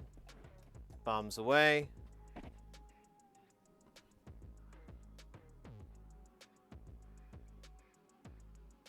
Okay, well, that's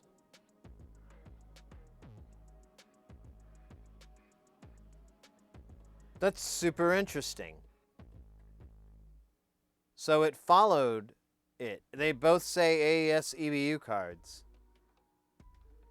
And the meter bridge for what?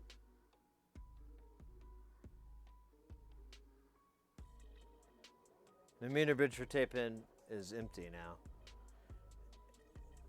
Oh wait, these are mics. No, that was. Yeah, there's no signal to this. Now, it's possible that you have to route it, like it's not auto-routed from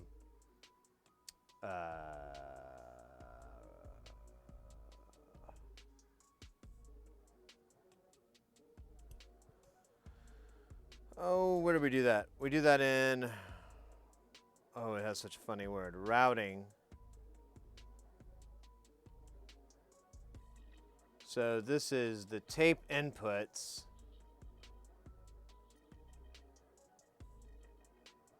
No, this won't work.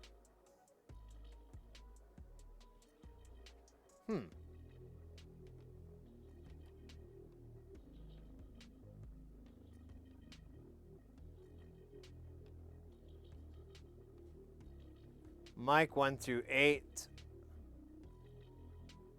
And then I go to this page. No? Bro.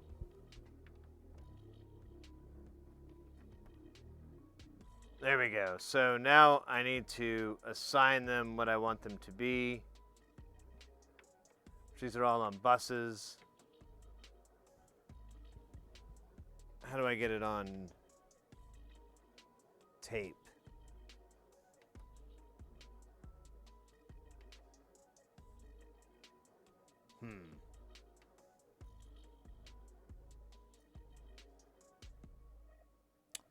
I don't know. I don't know.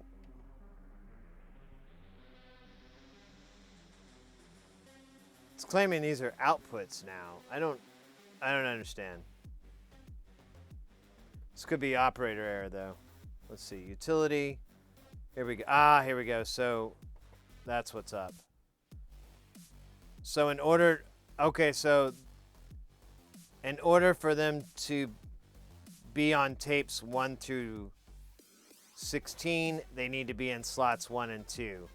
Slots 3 and 4 act as additional microphone inputs. That's why they put it in slot 4, so they could have mic 9, 10, 11, 12, and it wouldn't take out 1, 2, 3, 4, 5, 6, 7, 8. That's fucking sucks.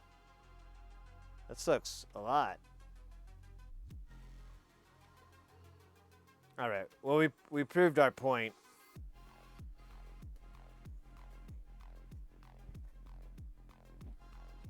Let's move these cards back to their respective slots here.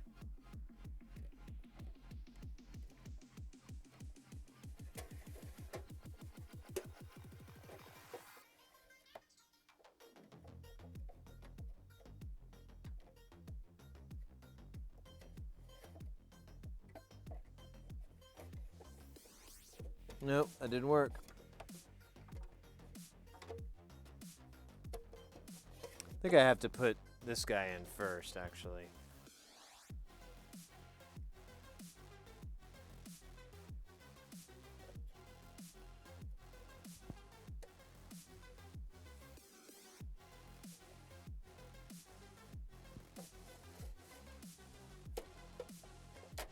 Ah, damn it. Such a goomp.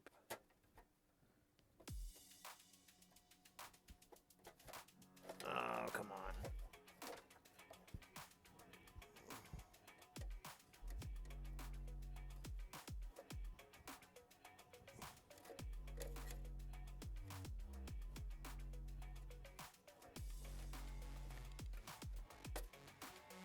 Oh my God.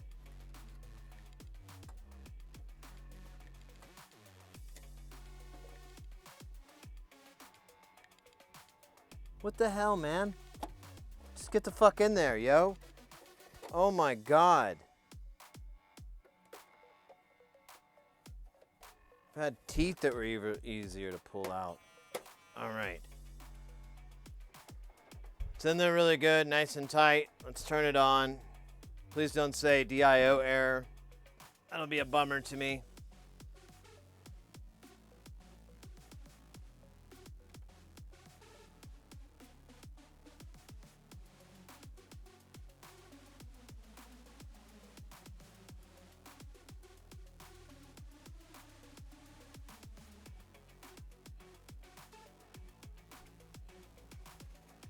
Well, that's not right. So, and it's giving me a DIO error.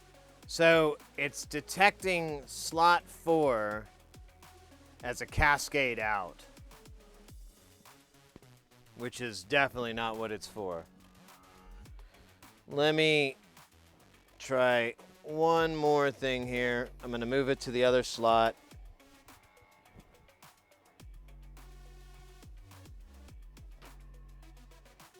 No, we can look at the codes. There is a way to do diagnostics on the cards, but to be honest, the data is pretty useless because all you do is confirm that the card has a clock signal. That's really all that it does. All right, we moved it to 3. It'll kind of goof this up, but let's see what happens. So it detects it as cascade out as well, and it's giving a DIO error. I'm out of ideas.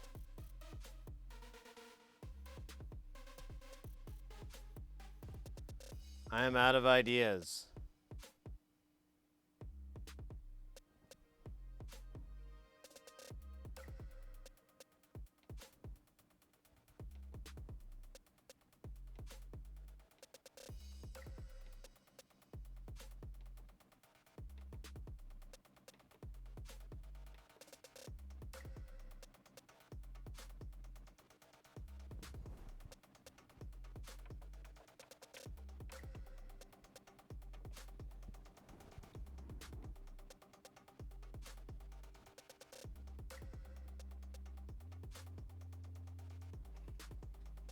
Hold up.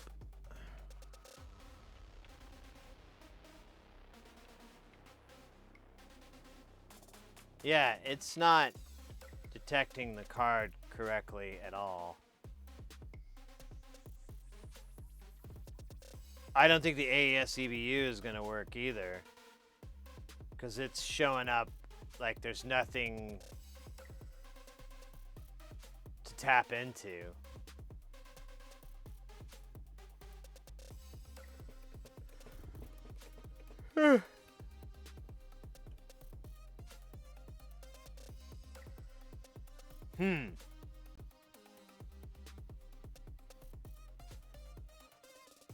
Alright, well, I'm gonna kill power to this guy, and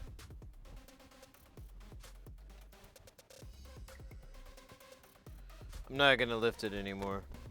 Oh shit, my belt back. Oh my gosh. Oh shit, sorry guys. Oh, well there's your problem. Oh my goodness.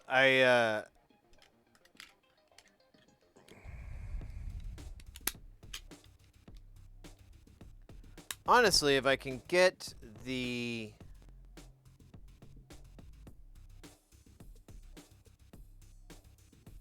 Well, I don't know what they want to do with this thing.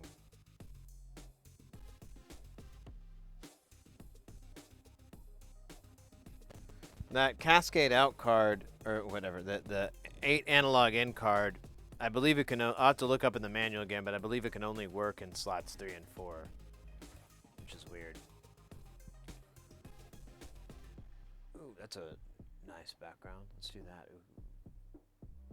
I don't even know what it's looking at. Nothing.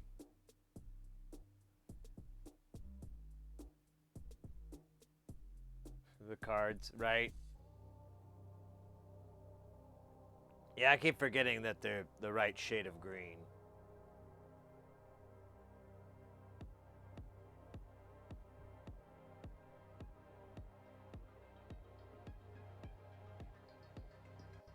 Really?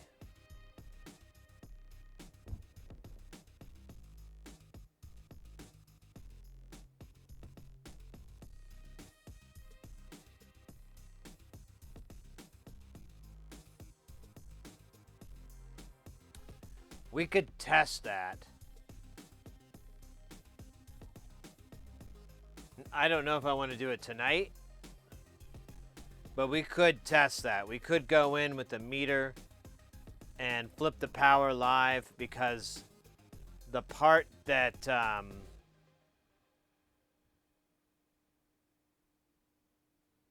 that would feed that, it's all one ribbon cable. Yeah, what if it is a power issue?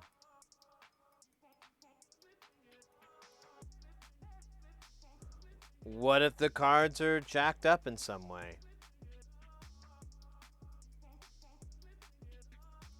I mean, the part that kind of bums me out is that at least slot 1 was reporting correctly, but now slot 1 is doing what slot 2 is doing, which is calling it an AES EBU card.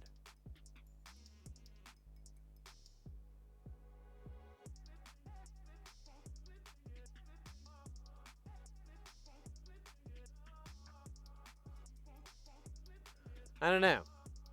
I may have to think on this one for a bit. That sucks, because this thing is so fucking big, and it's kind of delicate.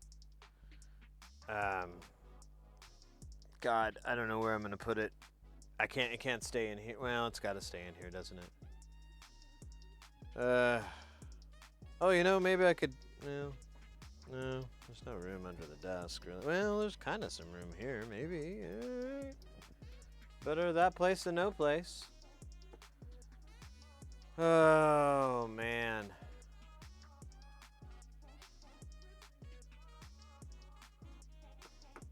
I knew this thing was going to be a little bit taxing, but I didn't think it was going to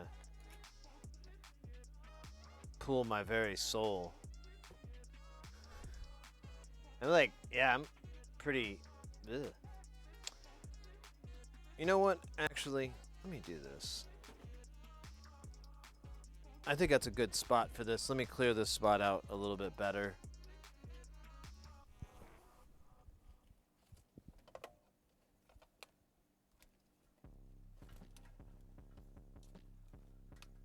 Oh wait, it's not going to be able to go very deep in here because that cable. Uh-oh. Okay, good. That's the jams.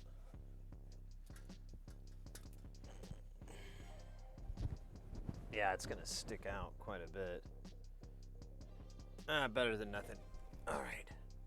Did I unplug it? No. Did I mean to? Yeah.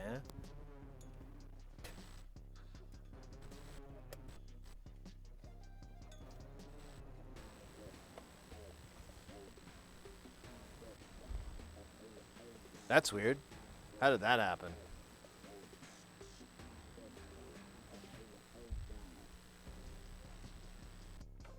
Oh. Let's not talk about that.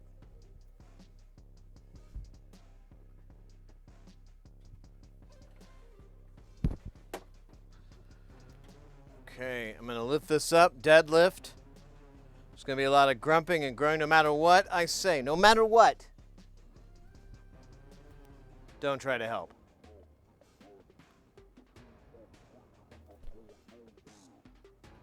No matter how hard I plead, no matter how I bribe you, promise you things, anything. That's going to be crazy stuff too. Get ready for sexual favors. Or more like inconveniences, but they're sexual. Either way, no matter what I say, just ignore it. Ah, fucking fuck.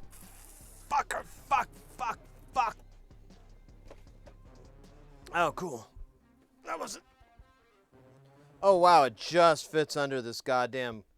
It almost didn't make it. I don't even know if it's going to make it past these little. Oh, shit. I spoke too soon.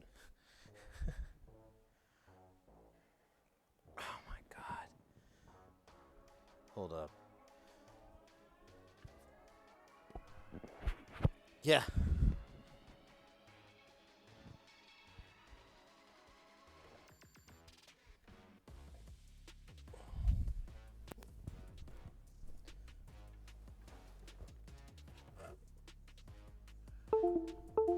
Uh-oh. All right.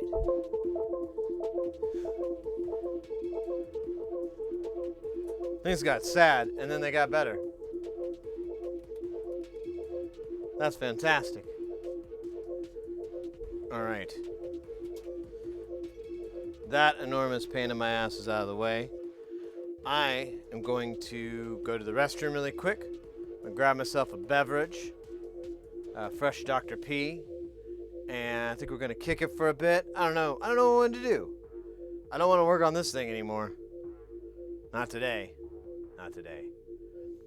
But I wouldn't mind chitty-chatting on possible issues. So, anyways, yeah, let me go to the restroom. I meant to do it like a long time ago. Now that I remember, now it's coming back to me. So, be right be.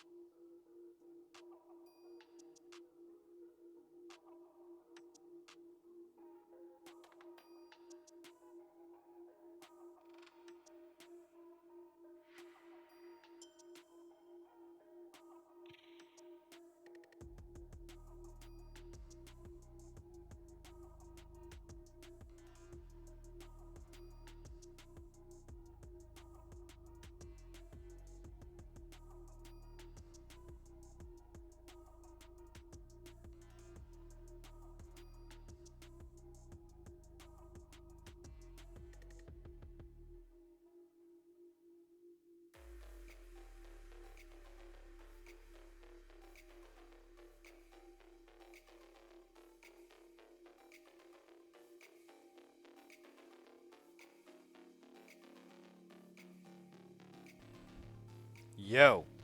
Ah, nice. Yeah, this battery's kicking ass. This battery's going to the Battery Olympics. Gold medal. Oh. Feels good to sit down. Man, check out this mat here. It's just too weird with this table. It's never like this. There's usually all the tools. It's weird. Think about getting a new one of these. There's a company that makes them. It's really nice. They're real high quality.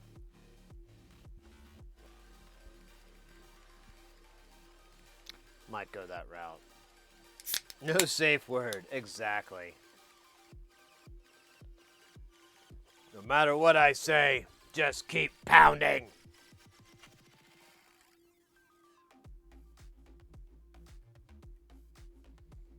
Oh, man. Mixers suck. I have a friend who wanted me to work on their mixer or something. It's like an old Soundcraft. I guess I'm okay with it. Right now, I'm like, man, I hope that... I'm thinking to myself, like, man, I really hope she doesn't want to do that anytime soon. I kind of envy sometimes the people that... Well, not envy, but I can totally respect the people that just stick with, like, iPhones and laptops and, things that are relatively not backbreakers, maybe the occasional video card. You're like, oh, this is 8 pounds. But the majority of the stuff is going to weigh next to nothing versus this hernia-inducing fuckwad of a killer. You said you might say that.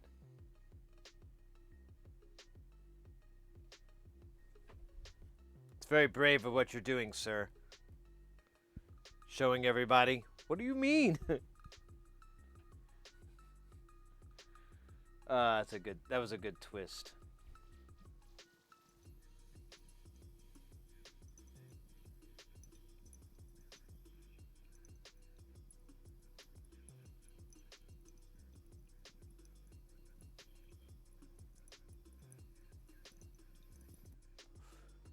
I really think I should clean up my mat.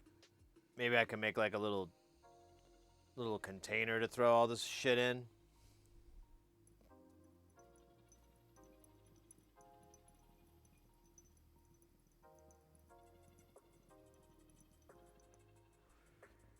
Till it fills up, kills a man. I just saw it kill a man. Watched him die right in front of me.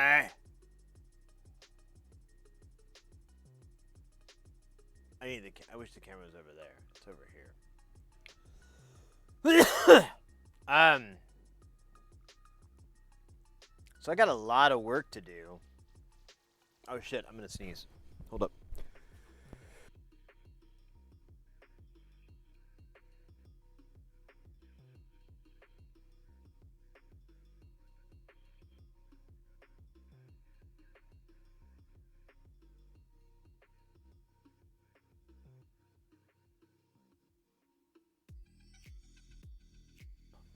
Oh my god.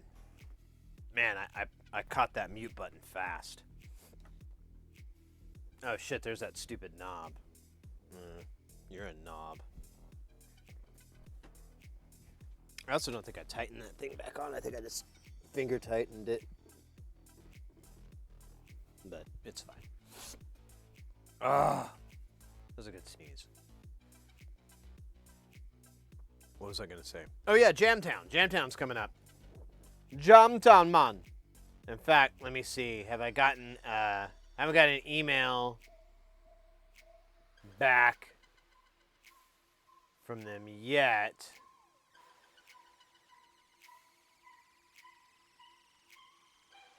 But... Oh, wait. What's this? Oh, right. My boards have been made. Oh, these are going to look slick.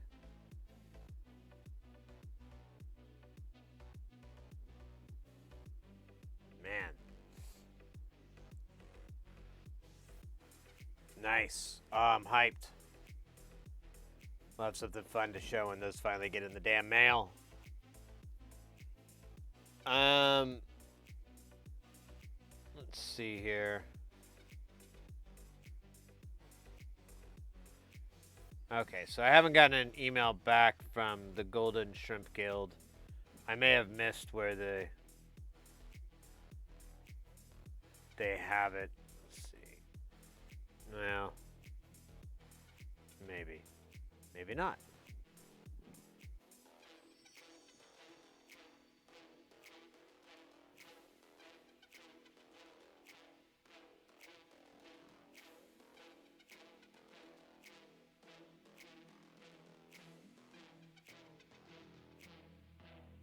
All right. Well, whatever.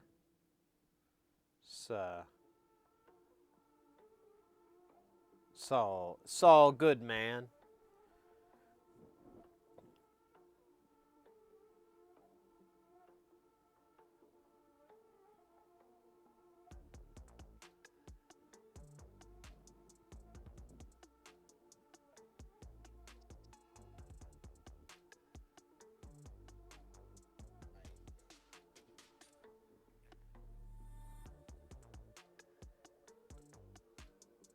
So we will return on Tuesday, the 12th.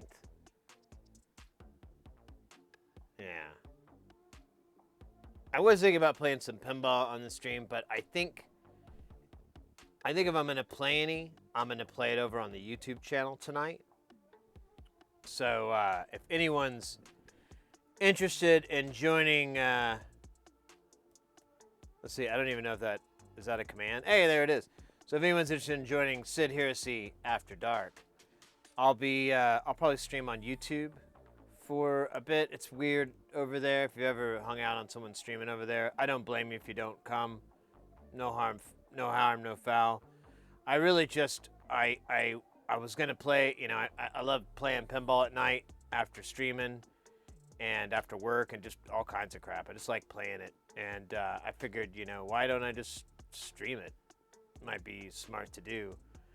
I was thinking about getting some beers too, so we'll just have to figure that out when we get to the out of the end. But otherwise, guys, I think I'm gonna call it for the night. Tonight was a lot of fun. Well, all heavy things considered. But I mean, all in all, we had a good time. We had some awesome raids from Mr. X, and I remember there was some. I don't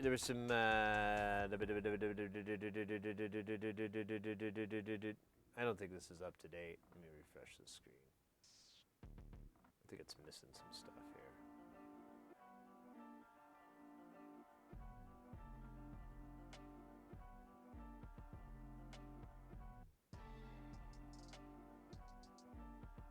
Yeah, we got raids from Mr. X, Dodell Papa LP, which I never did ask if that was right. We got several new follows today. Very nice. Loving that. And, what was it? I remember we had a crazy sub number today. Let's see, where was it? What? No, there it is. God damn it, I hate this screen. Yeah. Control-Alt-Delete with 31 months. Radimus with 21 months.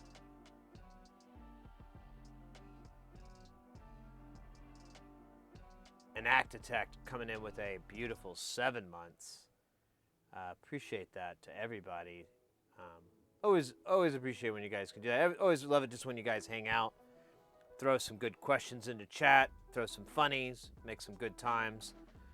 We also have our Discord and you know, TikTok and Instagram and Twitter. It's like all of them. Well, not all of them. I kind of was like, had to draw the line somewhere. I was like, all right. Don't think I need to do an ICQ account.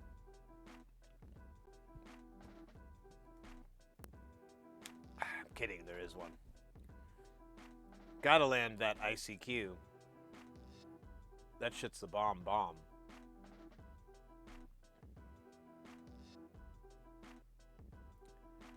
But, let's see. Who can we raid tonight? Who would be good for the raiding? Trillion for bringing them all together.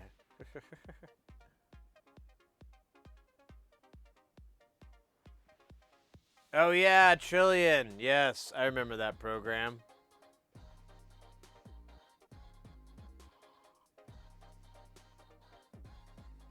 And like all the windows were pretty consistent too. I mean, you had different color schemes for the different ones, but like it was, the buttons were in the same damn spot. And like if you hit tab enter, that wouldn't like hose you.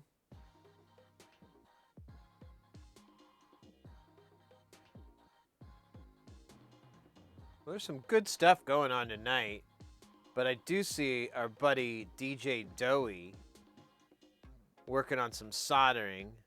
About the only person doing any soldering, so why not raid over into their channel and give them a hard time. There's color codes for different apps. Yeah, exactly. No, it was a brilliant program. Because before it was so annoying to have to launch all those, and they were big resource hogs back then. So to have one program was just 1,000 times easier. And if I remember right, it removed a lot of, like, I think AOL had like little simple banner ads or something like that. Just really small, but I want to say it removed those. I may be thinking of something else, but I remember, yeah, Trillion was the bomb. I was a real dork with that stuff. I loved chat programs. Yeah, exactly. It was AIM. That's right. God. Say you're old without saying you're old. I have an AIM account. Oh, hold on there. Let me get your AARP card out too. Put it with your AIM. Make it the same code. Be easy to remember. All right, guys. Let's get the funk out of here. Let me see here. There we go. Doey in the Howie. That doesn't sound good. I'm never saying that again. Doey in the Hizzy? I don't know. Doey getting crizzy? There you go. Anyway. Yeah, I used to have my ICQ number too. I remember it starts with an 8, and I think the next number is like a 1. There's some 6s, a 4. I think just 1 0, but maybe more than 1 1. I seem to remember some joke like that in my head. Oh well, fuck it. I have a Hotmail account. I'll just look it up in my old Hotmail account. Guys, so much fun hanging out with you guys. Like I said, I'll be on. I might stream on YouTube tonight. Definitely subscribe to our YouTube channel. We put a lot of the leftover stream stuff over there. Lots of little clips, lots of funnies. If you do the YouTube, I would do it if I were you and you were you with the YouTube. But beyond that, guys, thank you very much. We're gonna raid over to Mr. Doey's Casa, his stream. And he's working on some electronics. I think it'd be fun. I think it'd be exciting. I think we all can agree. Hey, Tropius, how you doing, mate? We're just about to raid out over to DJ Doey. How you doing? It's good to see you. We worked on this mammoth mixer. I think I have a hernia, or it's poop. I don't know. Both are bad news, really. Sleep well? Oh no, I'm not going to sleep. I was just saying. Last night I streamed on YouTube for a bit and played pinball. I might do that again tonight. So, we'll see if. And that's what I was suggesting. If If you do the YouTube, definitely follow or subscribe or whatever to our YouTube channel. I don't put it up on the post or anything. I'm just hanging out there trying to get some content on YouTube. So, and I admit it's really weird over there. So I totally don't blame you if you don't want to go and hang out in YouTube chat. It's weird. But change your mind, get another idea, whatever's clever. I'm down to clown. If you just want to drop by and say hi, that's fun too. I'm not saying I'm doing it, but I'm probably going to do it. We'll see. Yeah, thank God I remembered to do something like that. The YT. All right, we're going to hop out of here. Let me do the boom. Let me get Doey's raid rolling here. Good old Doey, hell of a guy, great streamer, great times. Doing some electronics, doing some soldering. Get your solder fix. Get that vein, that femoral artery, just right, or no, go to the carotid artery. Go for that. That's where the good juice is. Hit that. Let me know how it feels, and then do another one. Just a taste. First taste is always free. First taste. Later, mates.